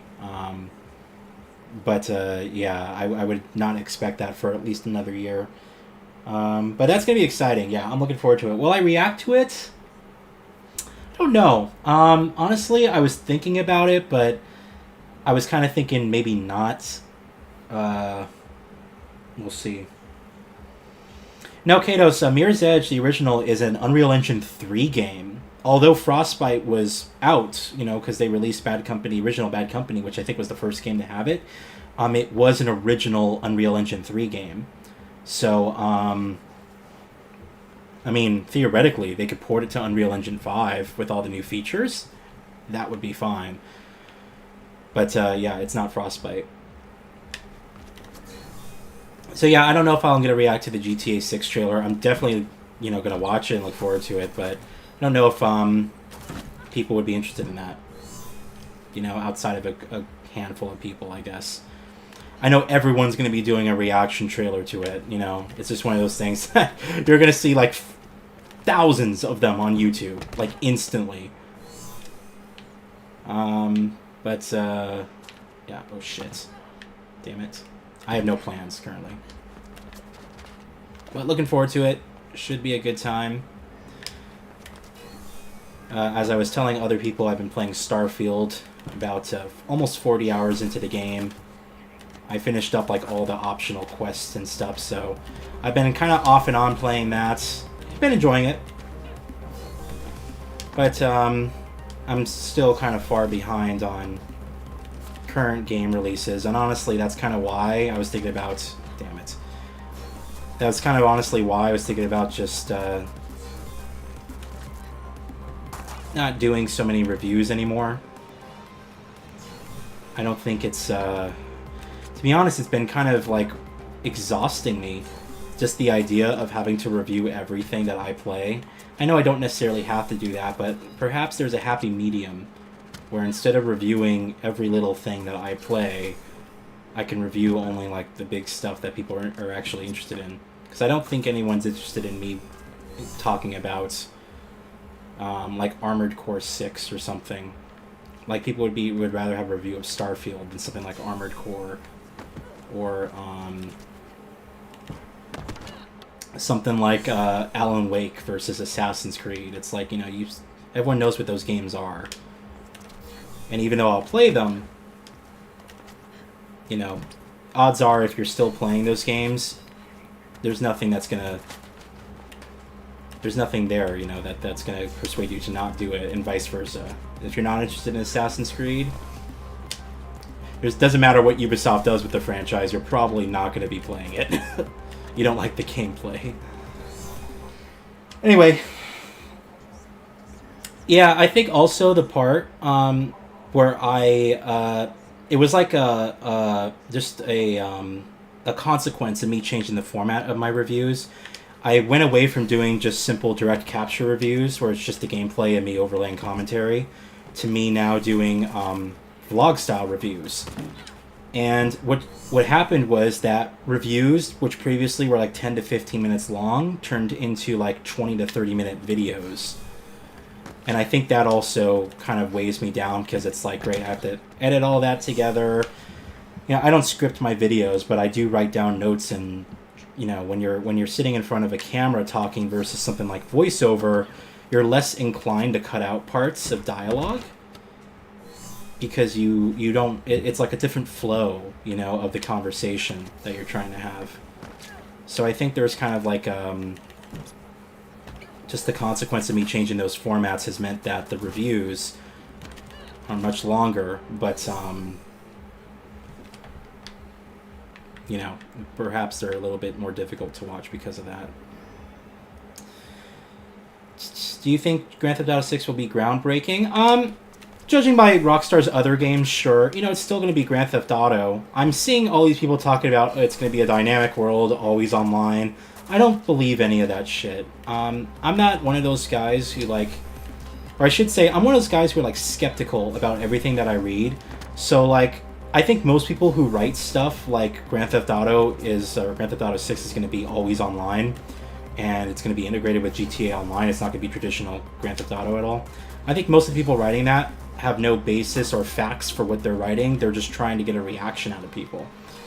And like your feed, your news feed on your phone is not your friend. It's designed to feed you articles and news based on what you want to hear and not what is actually true or what is actually indicative of what's happening out there. So people get lost in all this drama and getting worried and upset over things that are rumors and not necessarily true. So, yeah, I think it'll be a good game. I think it's going to be a traditional Grand Theft Auto game at its core with a single player. And I'm looking forward to it being back in Vice City. I think that's going to be awesome as far as the location goes. We haven't seen that since GTA Vice City. So, really itching for that. How's it going, by the way, Savage? What is getting closed down? And also, Lilacs, you also said the same thing. It's just the time trials. Okay, the game's going to be still playable. As Katos just said, your scores won't be accepted anymore. We do not know, though, if what is saved in your bookmarks, so if you have the Mirror's Edge app, you can actually save certain time trials in your bookmarks. We do not know if these, you're seeing them here on the list, we do not know if these are going to be taken away or if they're kind of downloaded and saved to your game and you can still go to them. We don't know that. So that's kind of a looming question. We just won't find out until it actually happens on this coming Friday. So if there's I think only a couple of online trophies related. So if you want to get like all the trophies or achievements for the game, you have until Friday to get the online stuff. But the core game will still be playable, you know.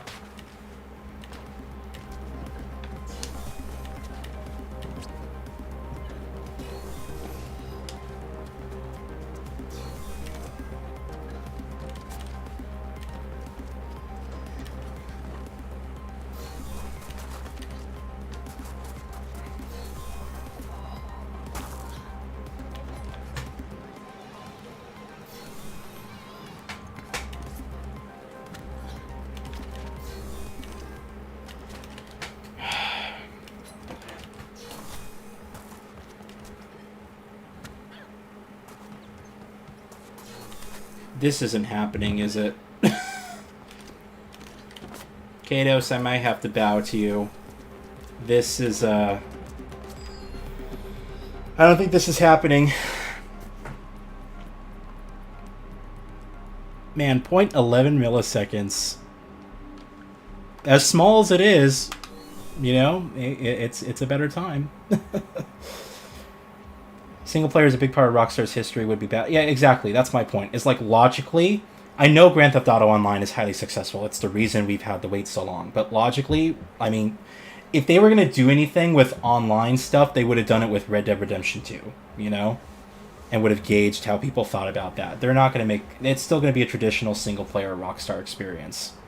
If it isn't, though, then we could all flip out. But I just don't, you know, I don't want to sit there and just be, you know, all amped up about rumors and things like that. I don't like that. It's just there's no reason for you to feel upset when there's no factual information or anything confirmed for it.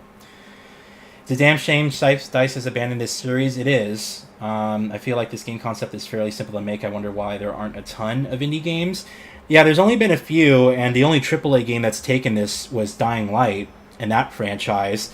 And I don't even think they did it as well. You know, it's one of those things where it's like everyone knows Mirror's Edge. If I just posted this screenshot online, everybody would know exactly where what game this is, what city this is. You know, people, it's iconic. And then you have Faith. Where's Faith? You have Faith here, one of the most iconic female heroines ever in gaming. Like, again, you look at her, you know exactly what game she's from. It doesn't even take a Mirror's Edge fan to recognize her. So, I mean, you know how many people try so hard to even get a fraction of any recognition or any form of like an iconic look and feel to their game? Like, so many people would beg to have just the brand recognition of something like Mirror's Edge. There's very few games that have done that can do that and have done that. You know, and yet here it is, DICE, and we were just talking about this earlier on the stream. You know, there's different people working at DICE now with different priorities. It's a different EA. It's a different time. So, you know, they look at this game and they're probably like, well, this is a cool experiment, but, you know, it doesn't make us a lot of money. So that's all it is. And I think that Mirror's Edge will always be around, but it's going to take a long time for a next game. Honestly, fuck. Honestly, I can see a game. The thing is, they did a lot of world building with Catalyst, and if you're an owner of the Mirror's Edge art book, and I was also explaining this earlier, there's a lot of stuff that you can just look at and see exactly what was cut from the game, and it's a lot. Entire districts were cut from this game. The city design was so much more like avant-garde, and it's been like kind of reduced to a little bit something more familiar. It was like a lot more sci-fi, the original design, and you can even see it in the original trailer too, the 2013 reveal trailer. You know, they kept some things, but the design of the game was just a lot more futuristic and like edgy, I guess if you want to say. So there's just some decisions I think that they made here. And to be honest, you know, they had to start from scratch because this game is not connected to the original Mirror's Edge. All they had was a concept for gameplay.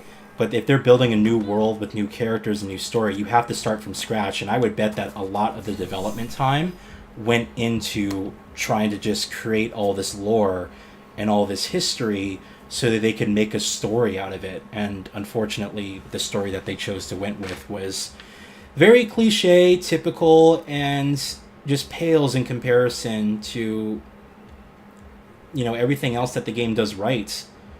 You know?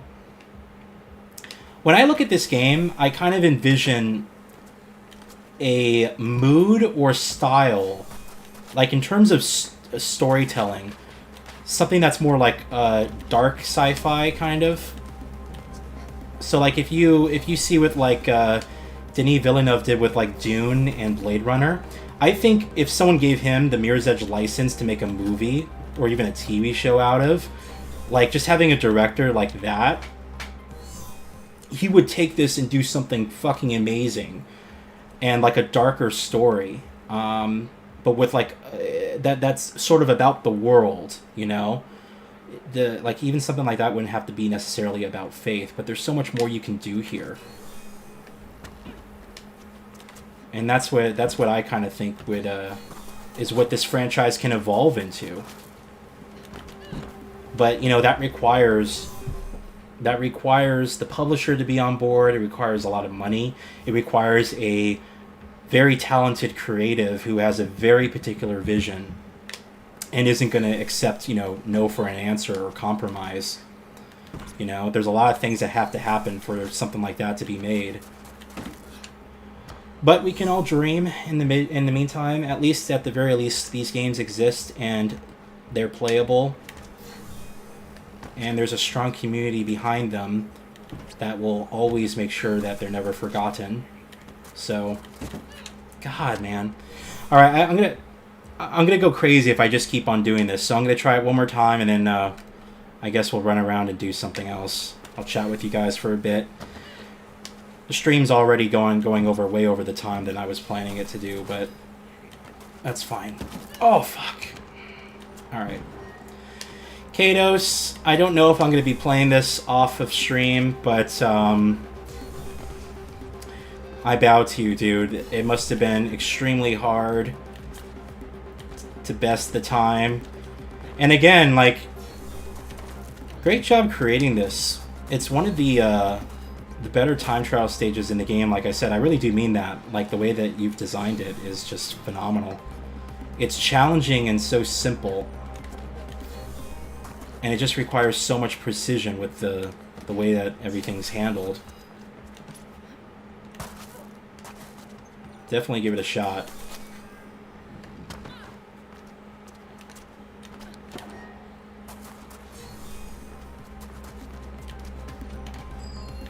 Alright. The thing that stands out about Mirror's Edge is how clean it looks, and as in the design, everything just flows and fits together really well. Yeah, I mean, especially when games mostly, when they do an open world, it's like post-apocalyptic, or, you know, it's a very kind of gritty, you know, dark aesthetic. This is very bright, it's colorful, and honestly, I think it's one of those things that separated the original Mirror's Edge during its time, because you had a lot of those games from like the 7th generation. We call it the brown color palette, because everything tried to look gritty and just realistic. And this is one of the very few games that took very realistic visuals at the time. I mean, the original Mirror's Edge still looks amazing. But it's all about solid art direction, and they used color, you know, very delicately and liberally, and then just made something that felt truly unique, but also familiar in ways too, you know? A third Mirror's Edge game that is amazing, and an amazing Mirror's Edge movie and TV show would be fantastic and give the franchise a new start. Yeah, it's funny because I think also DICE, didn't they say that they sold the rights to Mirror's Edge for like a TV series? Was it to HBO or someone? So back when this game came out, I could have swore DICE said that they wanted to make a TV series for both Battlefield, which was the strangest thing, and then Mirror's Edge. And I don't think anything went with that, because the Battlefield franchise was going through a rough spot at that time. And still is. And here we are with Mirror's Edge. Do you think a new game would need a lot of mechanical changes, or just a new map and new graphics, but mechanically the same? No, I think mechanically the game's really solid. It plays well, you know? The only thing that I would change from a gameplay aesthetic is that I would make it so that you can go through the entire game without upgrades and stuff. So if you, I don't know if you're new here, Spike, but I made a video on how to make Mirror's Edge 3 the Game of the Year, which is a video I did for Mirror's Edge 2, how to make Mirror's Edge 2 Game of the Year back when we only had the original game. And a lot of things that I suggested in that original video actually ended up being in this game. But I talked about in my vlog, how to make Mirror's Edge 3 the Game of the Year, that what I would do with the upgrade system is make it so that all your gear and equipment, like your mag rope, your disruptor upgrades and stuff like that, would be tied to certain side missions, and that what they would do is they would open up different paths to going and doing your main missions, so that if you're coming across like a building and that you need to get into, there's like several different ways to get into that building, and depending on the equipment that you had, you could unlock new paths, so that if you did, like, you know, different replays on certain missions, like a New Game Plus mode, you know, you could take a completely different path that maybe is, you know, more chaotic because you have to go through more enemies, or more stealth-like, where you can just skip all the enemies in the game. So, I mean, I would make it so that the actual mission design would be changed. I don't think I would change much with the gameplay. The only thing I would do, I would get the inertia back to the movement system. I would take out this dash button where you push one button and she lunges to a top speed. I would take that out and make it more like the original one. I mean, like, we were just talking about this. She doesn't, I don't think she actually gets slower if you go upstairs. Like, if I do top speed here, it looks to me that she keeps her momentum. When she's going downstairs or going upstairs, she still accelerates to a top speed. So, I mean, I would do things where, like, I would change the momentum system so that it's more physics-based. And then I would also make the camera movement a lot more visceral, so that it's similar to, like, the first Mirror's Edge, where you actually have, like, a lot of head bobbing and stuff like that, or different stumbles. Because right now, like, there's a little bit of head bob, but they really toned it down. It almost looks like she's stationary. I have a feeling they did that for motion sickness. But have, like, a slider or something, you know? I would make it a little bit more tactile that way. The main thing for me is just the storytelling and the lore. I would expand upon the story of it a lot more so that it would still be a faith story, but it would encompass more about the world, and it would be a lot darker and more characters and stuff like that. So that's what I would do. Do I think EA would make another Burnout game? I would love to see that, but I think we would get a Burnout remastered collection before we got a new Burnout game. And Black as well. I would love to see Black being remade or remastered or something like that. It would take a great director and writer to make the series interesting. Yeah, it would take someone who really it would take like a fan / a really talented artist. Denis Villeneuve could absolutely do that. You know, he's like a sci-fi master. Christopher Nolan would be good as well. He'd be a good second choice. These are all film directors, you know, that aren't really about game directors. Who from the game space would do a good job? That's an interesting question. Someone from the game space. I probably would get like a writer team that had like Amy Hennig or Mary Del Marl, who worked on the Deus Ex franchise. She would be perfect for this type of game. Either of those two women.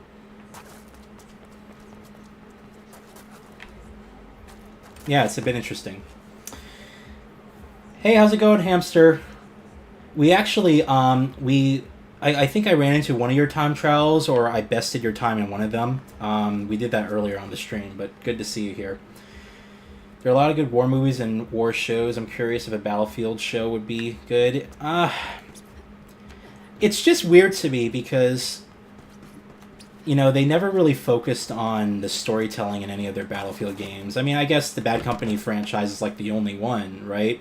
They try to do stories for like the mainline series. But honestly, I think DICE's best Battlefield narrative or story mode was Battlefield 1. They did Battlefield 1 very well, and it wasn't even a story being told to you. It was just war moments, like small little moments and set pieces, and I love the flow of that. Bad Company's fine, it's just, you know, they made a game that was a lot less focused on, like, the seriousness of it all. Like, people like Bad Company because it's kind of silly and it's humorous, but it's not really a deep story, you know? The characters are fine, they're likable, but I wouldn't say I'm emotionally attached to people like Sweetwater or Hank or, you know, the General, anyone like that. Sarge.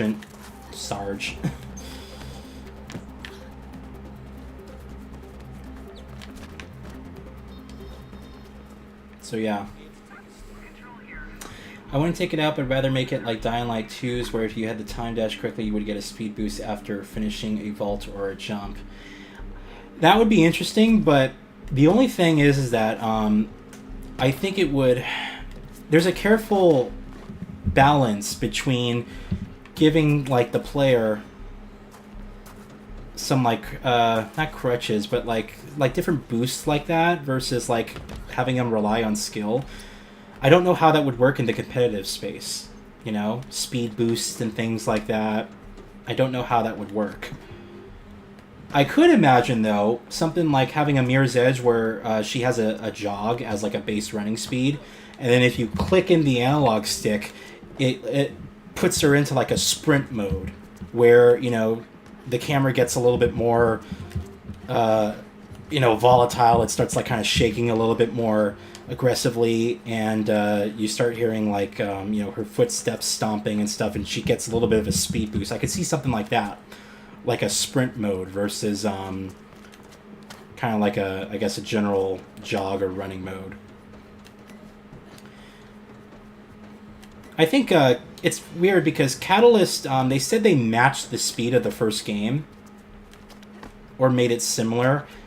She's clearly, to me, a lot faster than the original Mirror's Edge, but she doesn't feel as fast because it's like the lack of it's like I think it's the animations in the camera the camera movement, how it's not as aggressive. You know, when you hit top speed, like this is her top speed, it's like it's fine, but it doesn't feel like intense, you know?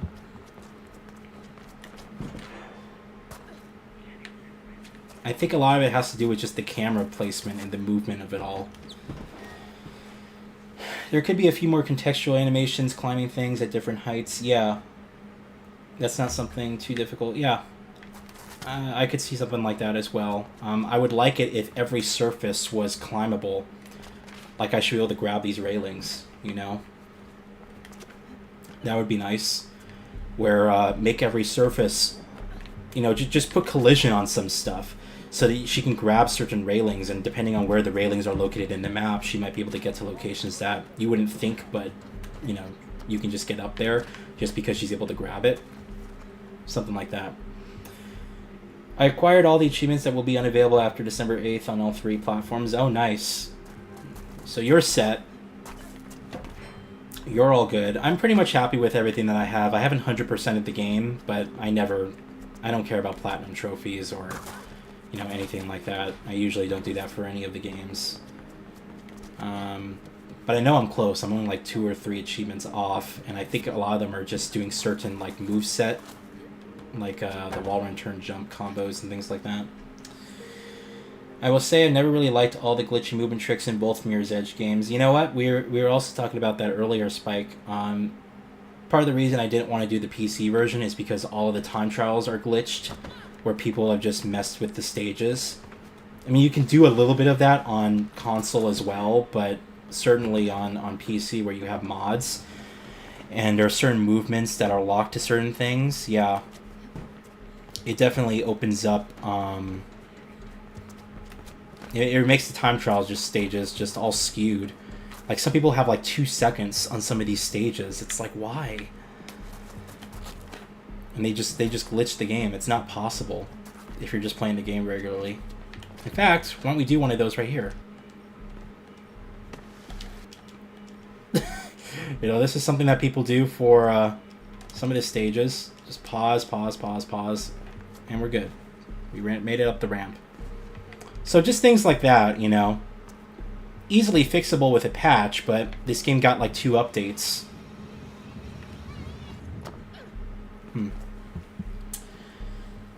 I mean, I think it would work just the same way the roll does, but with a considerably harder timing so not everyone gets used to it. It's the lack of camera shake. The game feels like she's gliding rather than running. Yep, exactly. Which also makes her shadow look awful when running. It's true because it's very stationary. It's nighttime right now, but yeah, I know exactly what you're talking about. Wow, there's no dynamic shadow. Wow. I just realized there's no shadows for things like this. That's interesting.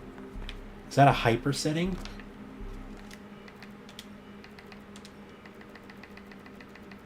Shadows. It's lighting. Nope, there's just no dynamic lighting for those. Interesting.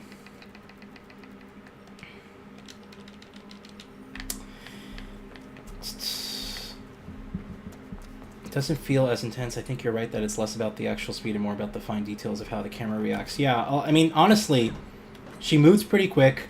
I love how fluid the animations are. You know, there's rarely any glitches or weird things with the way that her hands are, the way that her feet move. Even this looks pretty decent, you know. Her hands are not clamping exactly onto the ladder rail, fine. But, you know, you can see her feet are on the bars, clearly.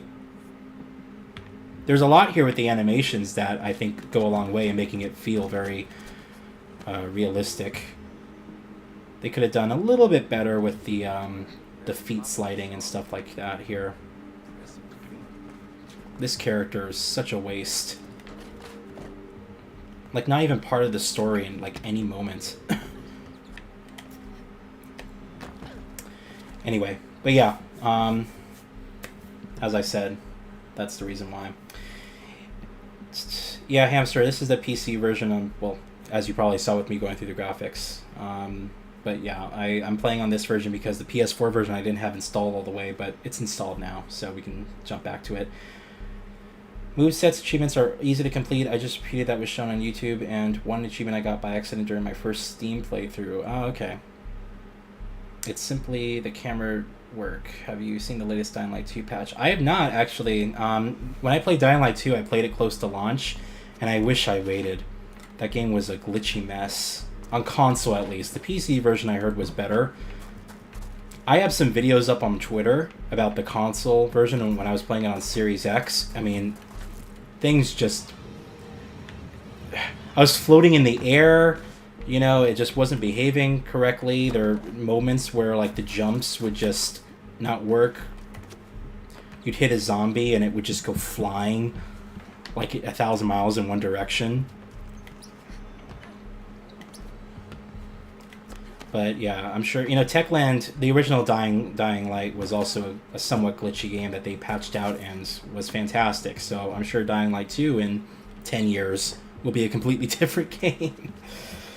A multiplayer tag mode or something would be cool. Yes, Lilacs. I think I talked about that in my How to Make Mirror's Edge 2, the Game of the Year. A multiplayer mode that would be something like Capture the Bag or like... yeah, something like tag. You can push people off buildings. Something competitive would be so awesome for this. Oh, that would be great. There's so much potential there, and I'm glad that, you know, we got the traditional single player mode. But I mean, I honestly would like them to experiment more. I mean, I wouldn't be fully against, and this is something coming from me. I wouldn't be fully against a Mirror's Edge MMO, you know? Something where it's like, it's the entire, like, nation, or entire set, I guess the entire world of Catalyst, right? So you have Omnistat, Cascadia, Sabius, all those different nations that are a part of the lore here. And you'd be able to create your runner from scratch, you can choose your origin, where you start off, and, like, you're in, like, an open world with a set number of players, and you do missions maybe together or single player, and there's different multiplayer modes and events. Something, I mean, I wouldn't be totally against that. And again, that's something coming from me because I usually don't care about multiplayer, and I get pissed. I get pissed when we see single player games go multiplayer, but if they did what they needed to do with the single player story for this game, let's say that we got like 2 amazing Mirror's Edge games that really realized the true potential of the franchise, and then they made an MMO, yes, I would be totally on board.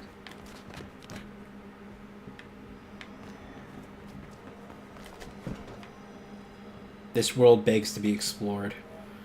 A little bit more so. Who is this big tits, big life guy? That's hilarious. I don't know who he is.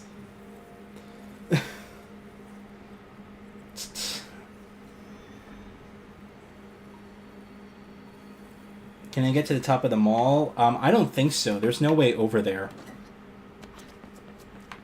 I think the Bobble Mall is... it's just locked away. Actually, I just realized it's not destroyed. Why? Oh, it is. It's on that side. Okay. Yeah, they never cleaned that shit up. It's just little things like this, you know? Like, you have all this rubble sitting there. I mean, they could have had, like, over the course of the game, it kind of cornered off. Maybe there's, like, you know, you can see fire trucks or something around there. Construction crews. Just something like that, you know? Oh, yeah, the floating bug. I can't ever do it. I never get it right. But, yeah, I know how you can... You have to, like, carefully go to, like, the edge. I can never do it right, but I think I've done it like once or twice accidentally, but yeah, I know what you're talking about. Birdman and Nomad are victims of heavy content cucks DICE made from what I've read on Reddit, the devs years back. Final game is almost less than half of what it was planned originally.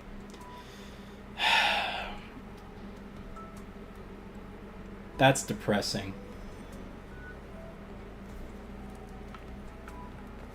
That's really sad. Especially Nomad, because of how or not Nomad, I'm sorry, it's a Noah I was thinking of. Noah to me just a huge insult to that character. That could have been something fucking amazing. They killed him off so fucking quickly, and they didn't develop his character at all. It's like you meet him, Faith gets out of juvie, and almost immediately he gets captured, and then he's dead. And like you're supposed to feel this big moment, and it's just, you just don't care. I always thought that they could evolve that character into Merc from the first game. That would have been an incredible twist. Is that you actually do save him in that kingdom mission, and then towards the end of the game, you know, he decides to I don't know, go under a secret code name or something as Merc, and you realize it's the same character. You know, that would have been an incredible twist. Oh. Would have been great had they just done that, but that's crazy. So you read on Reddit from developers years back. I guess it's developers who used to work at DICE. It's almost less than half what was originally planned. You know, honestly, I believe it. I believe it. You can use that to... Have you seen the game Ghost... Oh yeah, I played Ghost Runner. I know the sequel's out. I haven't tried it yet. But yeah, Ghost Runner's a lot of fun. A lot of fun. I did play the demo for Ghost Runner 2, and I enjoyed it a lot. Can I show you an example of camera work I'm talking about? I just need to post 2 links for 2 videos so you can see how much of a difference it makes. Sure, I guess. Why not? I trust you, Kados.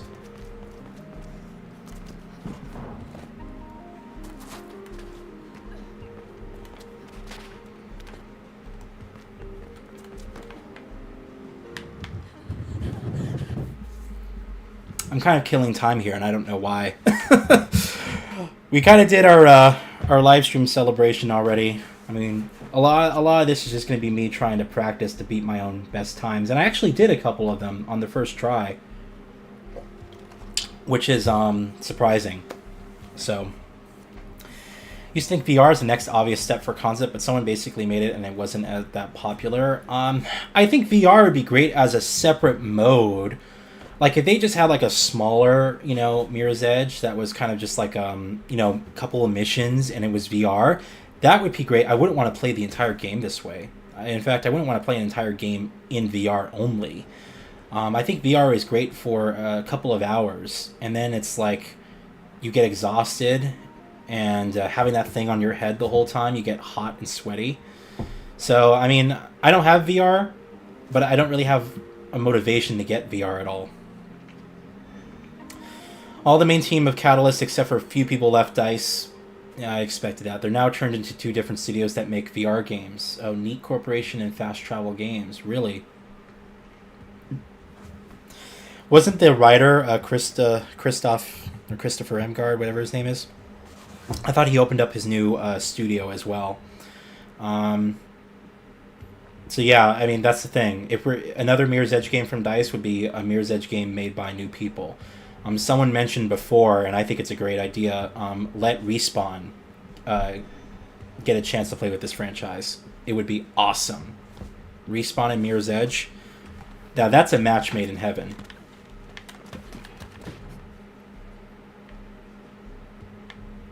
Yeah, man.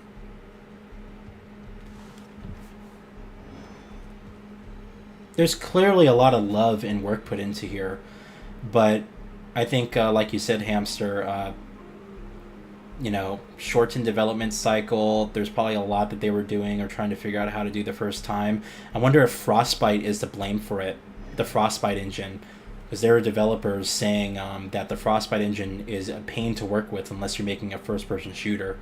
So I wonder, had they not had to use Frostbite, if we would have gotten a much wider, larger game, or at least a game that's much more closely aligned to their original vision. I played... Oh, you played the Resident Evil 4 VR for 16 hours with little breaks and after a few hours? Wow. How was that, by the way? Did they make the game first person, right? Because it's VR? That would be interesting. Have I seen the games in development by Rooftops and Alleys? I have not. I have not heard of that studio either.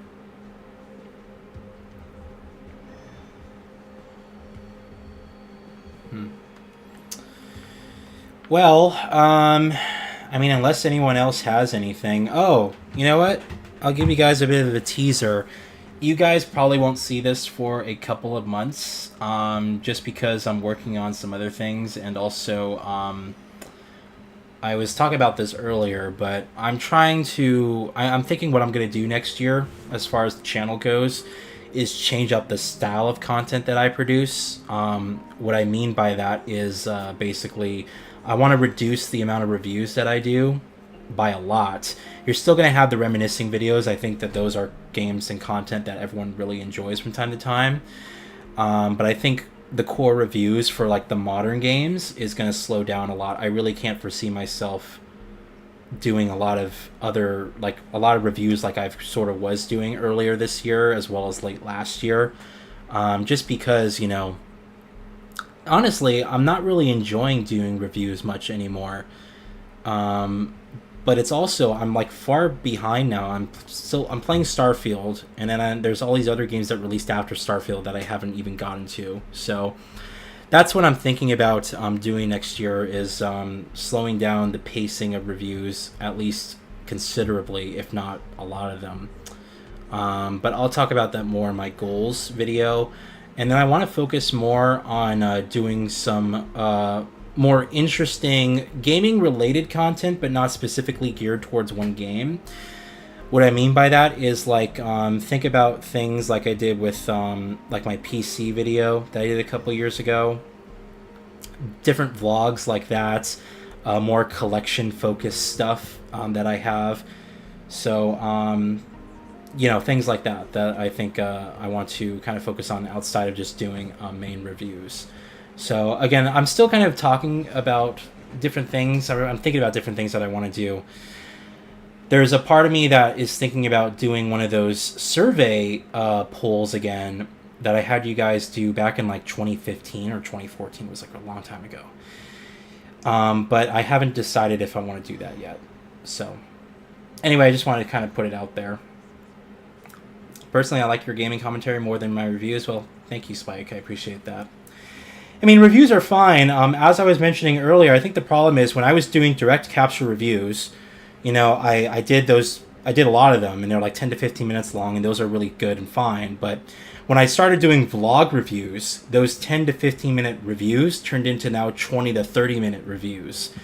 And they like lasted a long time. And then it's like there's a lot more work that has to get put into that. And also when you're doing editing for commentary, when you're talking to a camera, there's a flow of the conversation that's a bit different versus something where you're just doing commentary over it and you can cut out certain parts.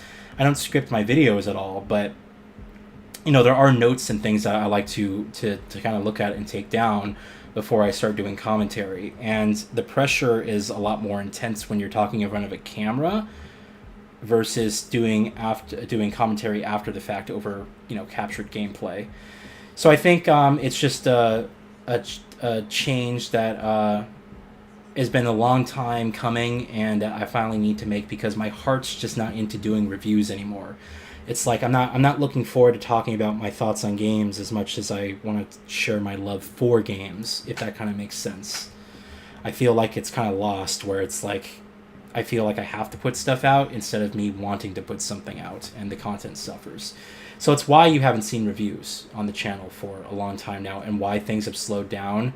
But next year, I do want to kind of change the flow of things.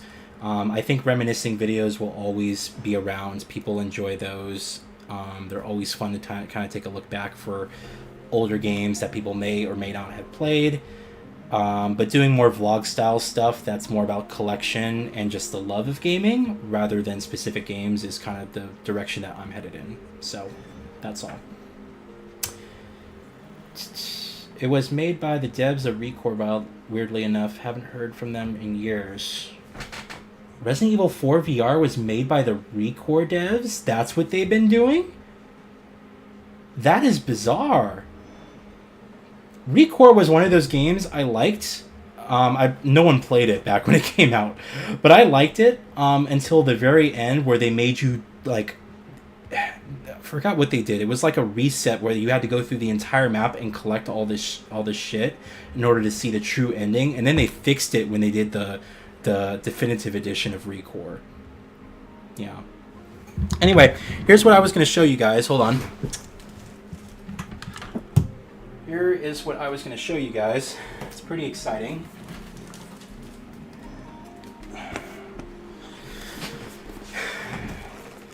Some of you guys might know what this is. In fact, I might need to make my camera larger here.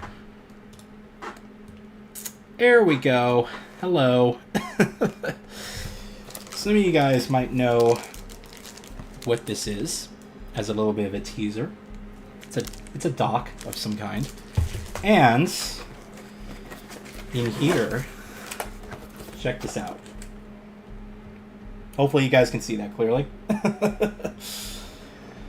That is indeed a Steam Deck. It's the limited edition Steam Deck OLED that I just got, well, about a week or so ago. It's been sitting there packaged. I haven't opened it yet. I'm going to be doing an unboxing soon-ish, basically for the Steam Deck.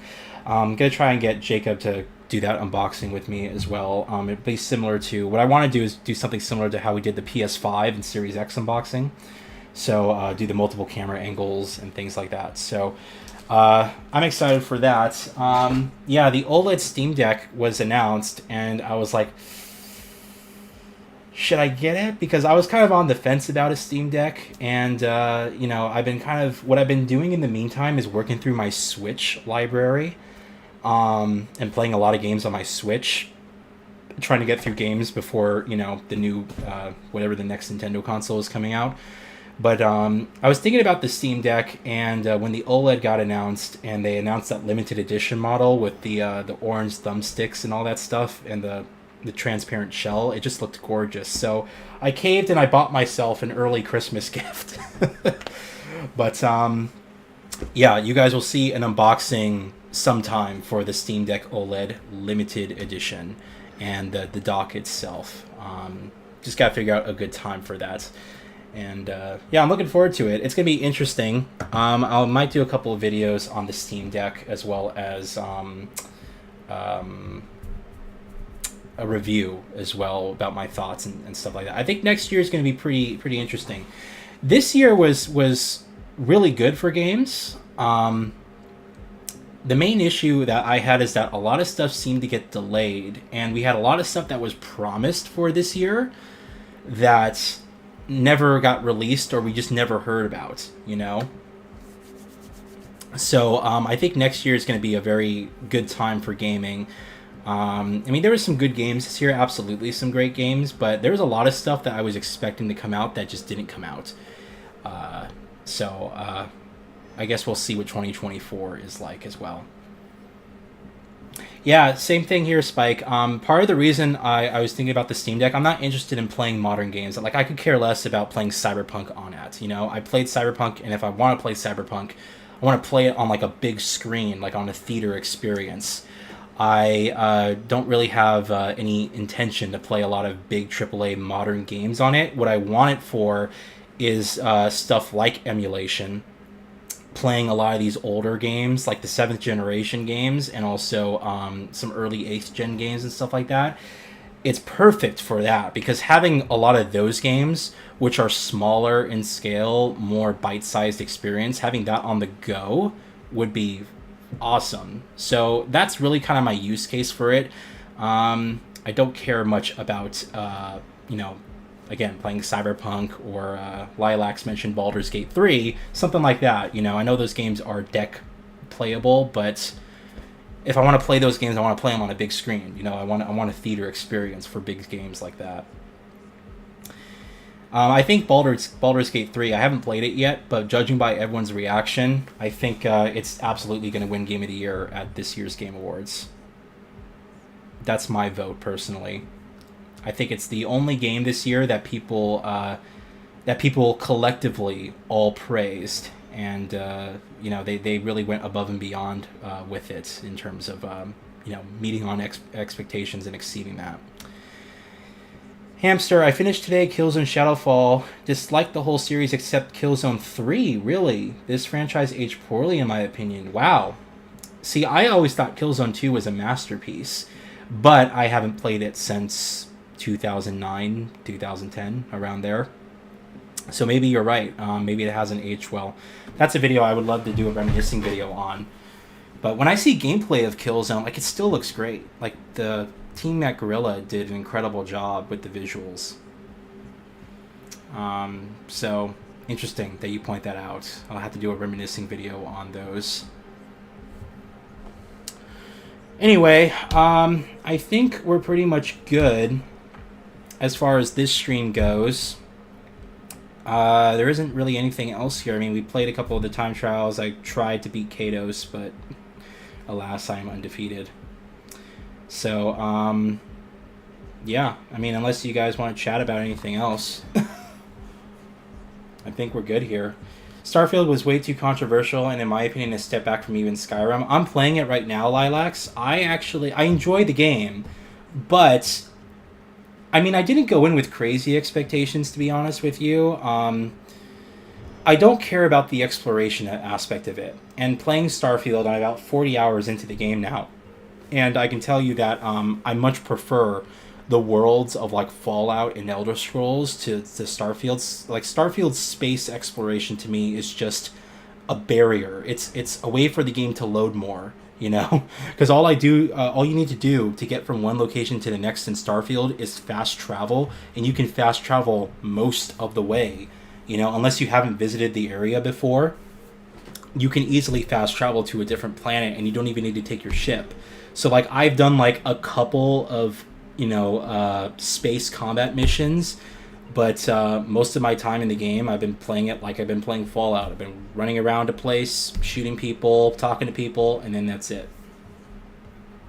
So, it's just not your cup of tea, Hamster. Well, I mean, I'll give it a shot. I thought Killzone 2 for the time was awesome. But, you know, I do recall that, you know, the controls were very laggy back then. They had a lot of input latency with Killzone 2 that they fixed with Killzone 3. I mean, didn't I review Killzone? I think I reviewed Killzone 2, or was it Killzone 3? I didn't, actually, Killzone 2 was my first unboxing that I ever did on YouTube. But I don't know, I did a playthrough of Killzone 2 when just collecting all of the special Hellgas symbols. That's right, I did a playthrough of Killzone 2, and it's one of the very few videos on this channel that I deleted. You can't watch it anymore. That's sad. I wish I hadn't done that. These days I have a very strict policy for not deleting anything, no matter what video I put out or how embarrassing or personal it was. I keep everything because it's all a part of my history, and you know, I think it's a really important thing to look at those in terms of growth, to see where you were and also how far you've come.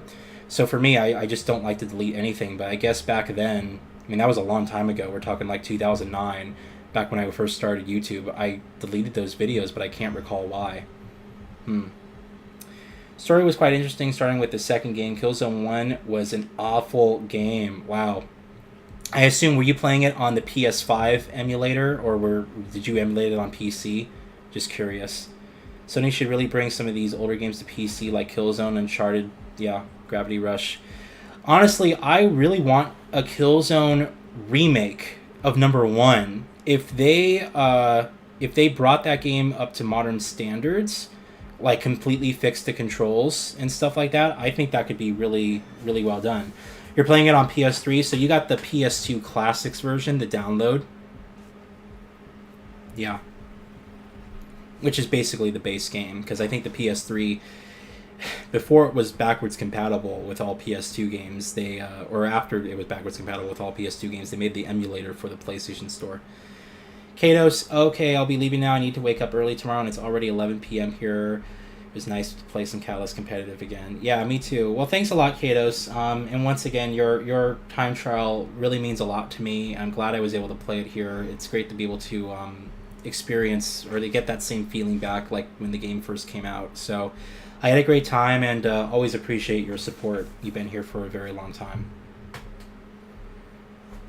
It's not a PS2 classic. It was ported to PS3. Oh, wait, you're right. Didn't they release a remastered collection on PS3?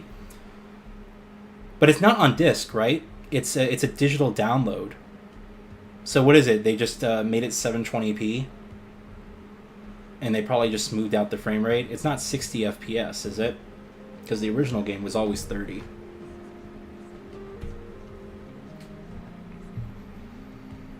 You bought it digitally. Okay. Well, like, remastered, yeah, it isn't remastered. I mean, it's a PS3, it's labeled as a PS3 game, but it's basically just a resolution increase and a stable 30 FPS. Isn't that all they basically did? Because they don't have the online mode in the PS3, right? It's crazy how PS2 is still the most sold console of all time. It is. It is. I got mine over there. Yeah. Fun times. My 6th gen collection is going really well. I am most of the way there. There's a couple of, well, there's probably about like 20 or so games I need to get left. A lot of them are getting pricey though. Like the Silent Hill games, I want an original PS2 version of Silent Hill 1 through 4. Or 2 through 4 it is. And then there's some other games that are quite expensive.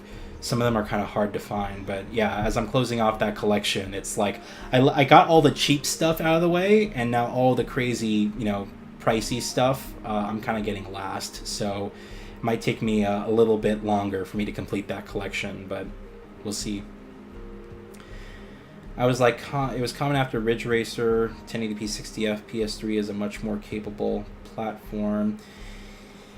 Yeah, it's, I mean, a lot of games on the PS3 still look great. It's my favorite console of all time, even though it's technically Sony's worst. And part of the reason that is that it's just a ridiculous machine. Like, there's so much you can do or could have done with the PS3 that no other console, like even today, will let you do. And it's also still, correct me if I'm wrong, but I think the PS3 Blu-ray player is still one of the best Blu-ray players you can get on the market. I think it still outperforms some cheap Blu-ray players today. The video quality that you can get out of the PS3 Blu-ray with that. But like, what other console lets you install Windows to it? And like, it acted as a server hub, so you can like get all the files on your PC over Ethernet. You get Blu-ray in there, printer support. You can fucking connect your printer to your PS3. I saw Mystic Ryan did a video on that. It's it was just funny, Why, like, what other system lets you do something so ridiculous like that? The only thing I didn't like about the PS3, and I still don't like, is the controller. I think the controller's awful. The way it feels. And I'm not talking about 6-axis. I'm also talking about the DualShock as well. I think the thumbsticks are way too close to each other. The slopey triggers on the back I do not like. So outside the controller, it's my favorite console of all time. Well, Corps were still greedy somewhat back then as well, Lilacs. Or we talk about PS2. Because PS2 was fine, but I remember at the end of 7th gen, the online passes, oh my god. That was... They were trying to get rid of the used game market, and so they basically, unless you bought the game brand new, you wouldn't be able to play the multiplayer mode, and then that lasted like 5 seconds.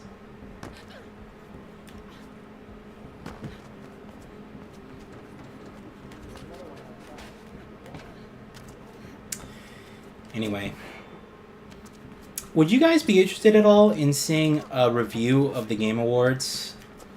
I usually do one every year, although this year I was contemplating not doing one, just because I don't know if people are really interested in hearing my thoughts. It's also hard for me to give you my thoughts on this year's Game of the Year awards if I haven't played a lot of the games that came out. Still haven't played Alan Wake 2. Still haven't played Lies of P. Still haven't played Baldur's Gate 3 as well. The Man Who Erased His Name. We have the Avatar game coming out next week, I think. There's a lot of games I still haven't played from this year, but would you guys care to still watch a video about the Game Awards? Because I'm still going. Hamster, yes. Lilacs, yes. Okay. Maybe I will do one.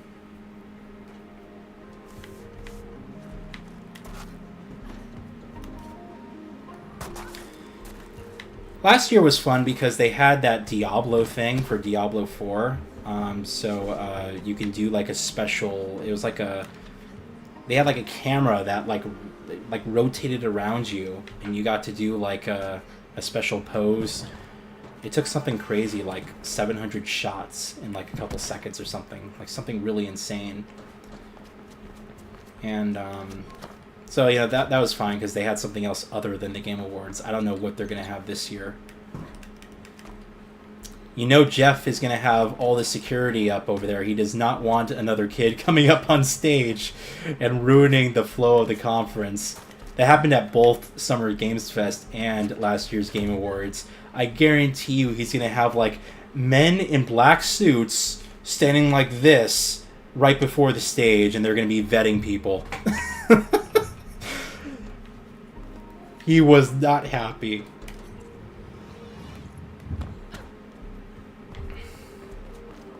He's gonna hire like some mercenary group. It's gonna be like Merryweather from the Grand Theft Auto games.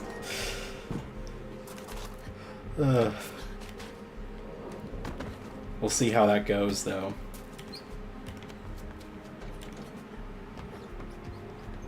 I was trying to see as well if there's any other things like happening at the Game Awards. What I think happens is that if you're a actor or a developer, they have like closed groups on the what is it, like LinkedIn and like Facebook and stuff like that.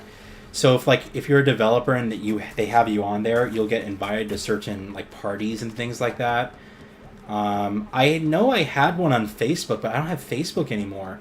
But there was some group that I was a part of for like E3, and I had like special invite access to like all these different things at E3.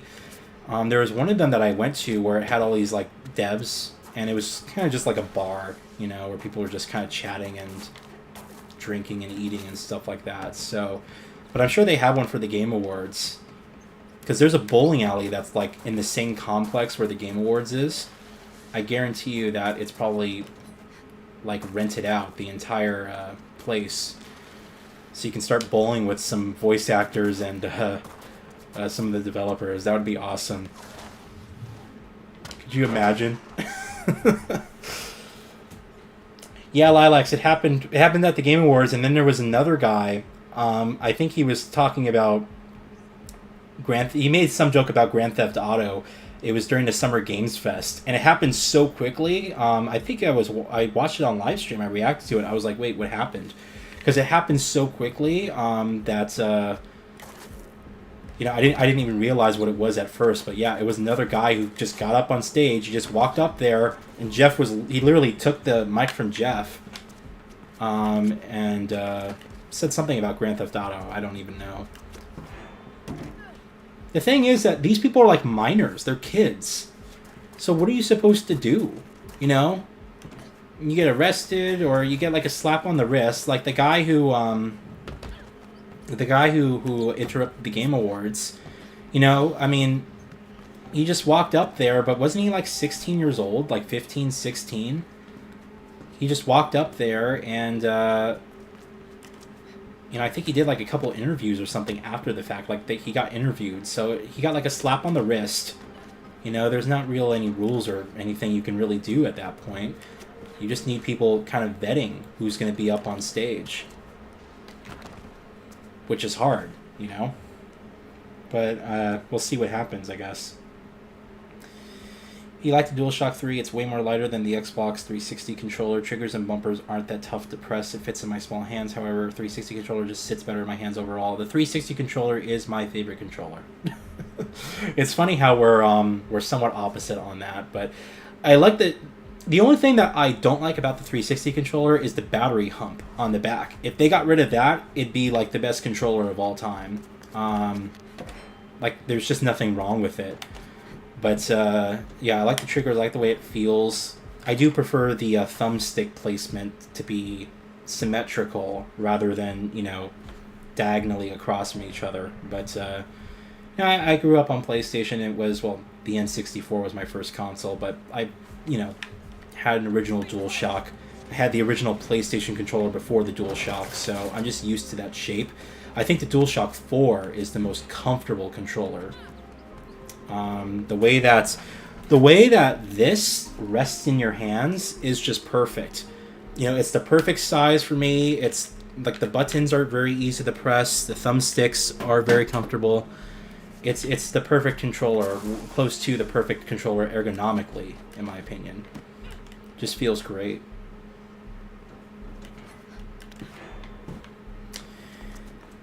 They didn't want internet clout, but they don't think about the consequences. Yeah. Or they want internet clout, is what you're saying. Yeah. I mean, that's all it is. I mean, when you're young, you want the attention. You don't care how you get it. And then some people never get over that. There are people on YouTube who literally are dealing with that same thing. They'll do something really stupid just because it gets them views and clicks. And they're like in their 40s. So, yeah. Just how some people are. I don't know. I always feel like I'm too boring for a lot of people. Because I tend to speak very in like a monotone-ish kind of way. So I always feel like because of the way my conversations kind of go, the way my commentary is, that a lot of people they like it because it's somewhat chill, I guess, or relaxed. But I think that the general consumer probably, well, my perspective is that the general person probably thinks I'm a bit boring. But, you know, I think it's very easy to tell when people are faking something, you know, when it's not a real true reaction.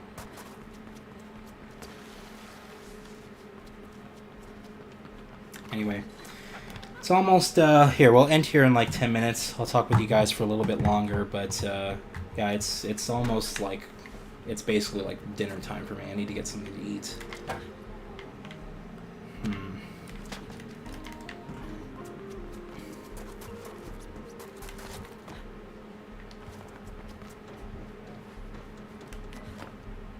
Now that blows my mind, Hamster. You said like a little less than half of basically the entire vision is what we have. That just blows my mind. Oops. About what could have been, you know?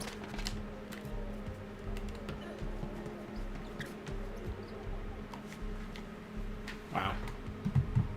I think my voice is fine. You don't sound boring to me. Oh, thank you.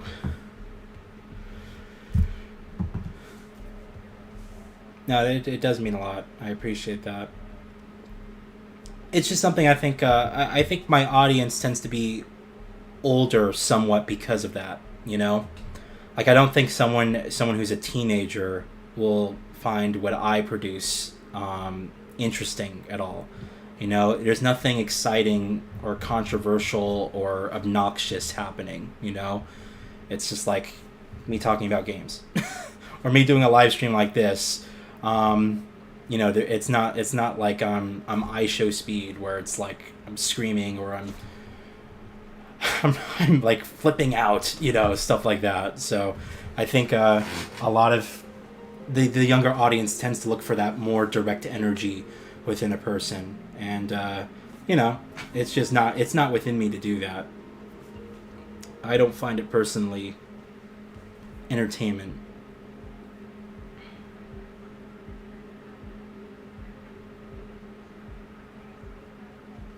I'm gonna do some combat before we just close off the video here for the stream.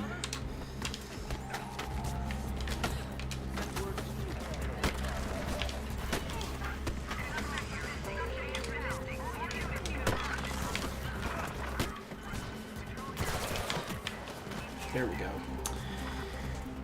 Here, let me turn off the... I'm just going to reduce the volume here. I'm not playing with sound right now. I have my headphones off, but...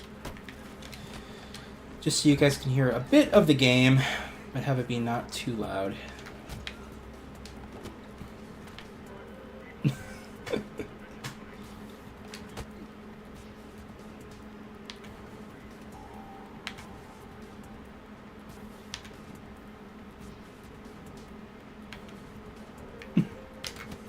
Aw, he got me.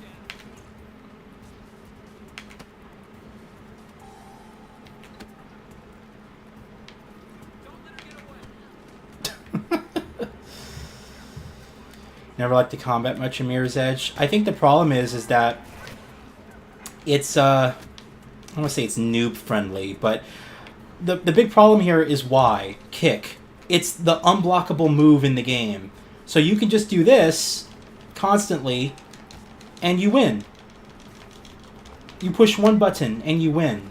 I don't know whose idea it was to constantly do this, but what do you think people are going to do? Are they going to spend time learning how the combat system works? What in... What?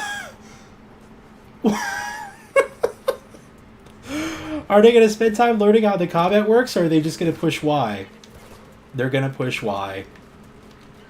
And as you can see, there's not even any, like, skill involved. Whoever thought that would be okay... it completely ruined the entire combat of the game. Because I can make it look flashy. You know, we can make it look flashy and cool, but you don't need to do that. And what are people going to do? What is the easiest, less troublesome way to just win? Mash the button. Does you feel really sad afterthoughts about just the Dice Master game is supposed to be, but I'm still glad that we have what we have. Yeah. No, same here. I mean, I'd rather have the game than not have the game. It's always better to have the game than have nothing at all. But, you know, it was very... you know, I think that a lot of us almost never thought that Mirror's Edge was going to get a second chance. And for it to get a second chance, it needed to be perfect. But it wasn't. And I think that because it wasn't, we're going to sit here almost in the same boat. We're going to be sitting here waiting a long time for another Mirror's Edge game due to the vision not being properly realized.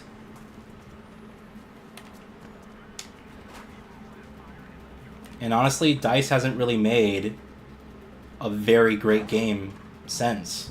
Their last great game... I mean, their last really great game, where it was somewhat innovative, maybe Battlefield 3? Maybe?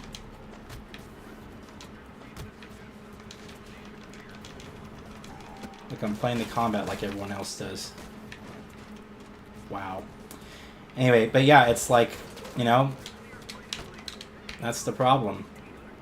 I think the studio needs some new leadership. New priorities. I think EA needs to leave them the fuck alone. Give them time to make what they need to make. And then, you know, they'll make a great game. They're obviously, and they're extremely talented. Look at the technology of this game. Look at the way it looks. You know? Not just the art, but the actual detail of the game. The shadows, the lighting, and stuff like that. I mean, it looks phenomenal. It really does. Still to this day, it looks incredible. So they're very talented engineers over there, but yeah.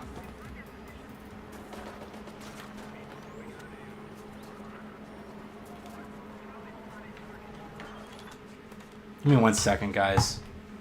Here's someone screaming.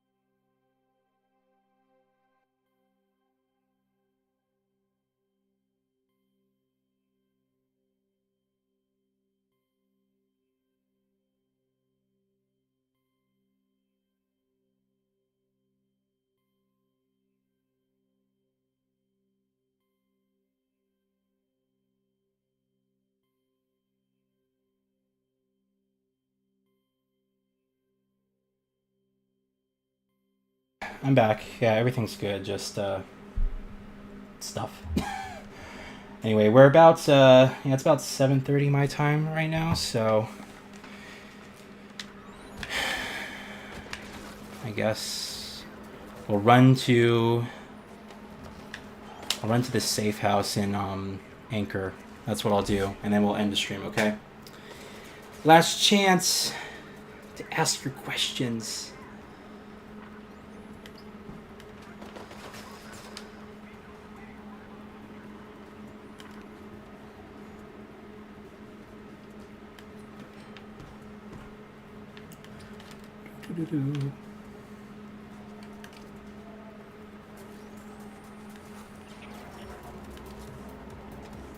It's a shame AAA studios don't experiment and make new stuff much anymore. Mirror's Edge was the result of that, and just sad we won't likely see innovative games.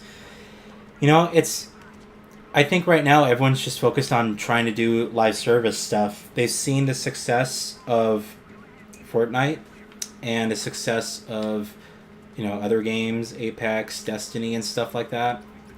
And that stuff sets you for life. Grand Theft Auto Online.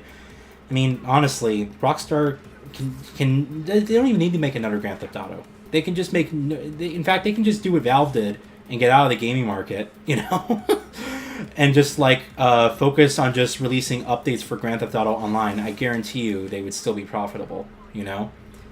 I think the problem is that all these studios want that so much, and you just have this case where a lot of those situations, I think, is just kind of luck almost. People are making a game and they're hoping it catches on, and then it does, and they're like, wow. But it's not repeatable. The industry is just too afraid right now. They're too afraid. So it's going to take... I do think, creativity and single player and stuff like that, that's always going to be there, but I just think it's going to be... we're at a really weird time right now. I don't want to say it, but I almost feel like there needs to be another industry crash before things reset again. People should be able to make these games, like Mirror's Edge here. This should be coming out of the AAA space, but now it's like you only really see it in the indie space, and a lot of those games, they're a lot of fun to play, but you're just like, man, I can't help but think about the full potential that this could have had it been a AAA game with a AAA budget, I think the closest thing we're getting to that is what Star Citizen, if that ever comes out. Something that's truly, somewhat innovative, but I mean, how long has that been in development for? And also, they're making that single player game, Squadron 42, I think it is. I'm more excited for that than I am for Star Citizen.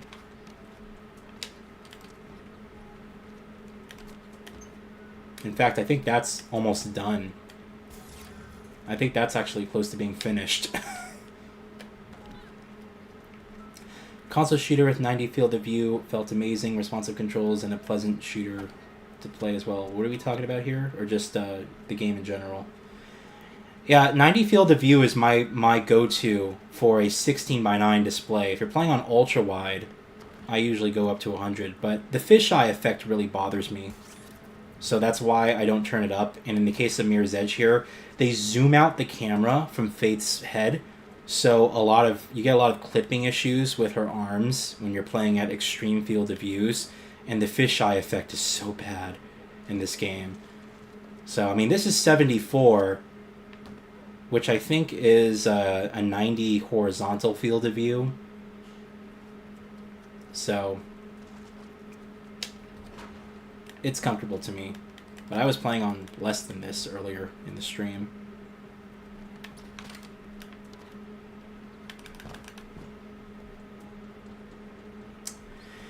Alrighty, we're here. Infamous PS3 game. We're talking about Killzone? You say that infamous PS3 game, and then I think about Infamous.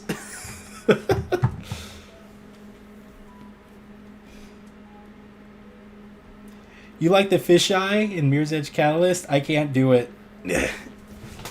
I think people like it because it makes her look like she's going super fast. You know, it like makes the speed like really intense. Not Killzone and not Infamous. What is... Okay, I don't know. It's a PS3 shooter.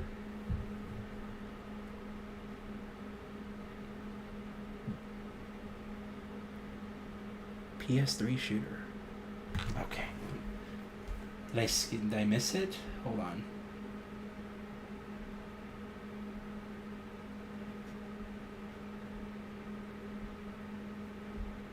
I don't see it. Bro, I don't see what game you're talking about. I'm sorry.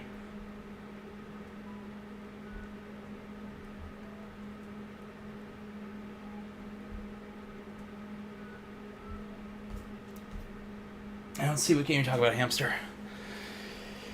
Anyway, all right. First of all, thank you guys just for being here. It means a lot. I'm glad that I was able to do a stream like this, especially for Mirror's Edge, because I know a lot of you guys, you know, who are viewers of my channel, you know, were part of before this game came out. You know, you enjoyed the content, so I'm happy I was able to at least do this stream. It means a lot to me that you guys showed up and, you know, had a good time and stuff like that. So yeah, I guess we'll just find out what happens on Friday with the time trials that you saved to your account. That's the only thing that we're just kind of wondering about. So don't know what's going to happen there. There is going to be a reminiscing video, or I guess I should say a multiplayer farewell video for Battlefield Bad Company 2, and probably I'm thinking about Dead Space 2 as well as Crysis 3 multiplayer. I probably will end up doing those, but just be on the lookout for those as well. So if you're into those games, you can expect a video. Okay, and then the Game Awards this Thursday, which I will be attending, and yeah, I'll see if I'll do a impressions video if you guys will be interested in that, which it does seem like it. So all right, I think we're good. You're a new member, but you will subscribe, Lilacs. Well, appreciate it, dude. Yes, so 2024 is going to be different for the channel, hopefully in a good way. Like I said, we're going to kind of calm down reviews a little bit, but in the place for something more, you know, more about, I guess, the things that I enjoy, about the love of gaming, more about specific games in general. I think that'll be better for the channel. So we'll just see how it goes. And obviously, if we get new like showcases for PlayStation or Xbox or whatever the case will be, I'll be doing live stream reactions of that. And then the internet's going to break on Tuesday when Grand Theft Auto 6 comes out, or the trailer for it comes out. So be prepared to reset your modem a few times. All right, guys. Have a good one. Appreciate you all being here, and we'll see you the next time, okay? Bye.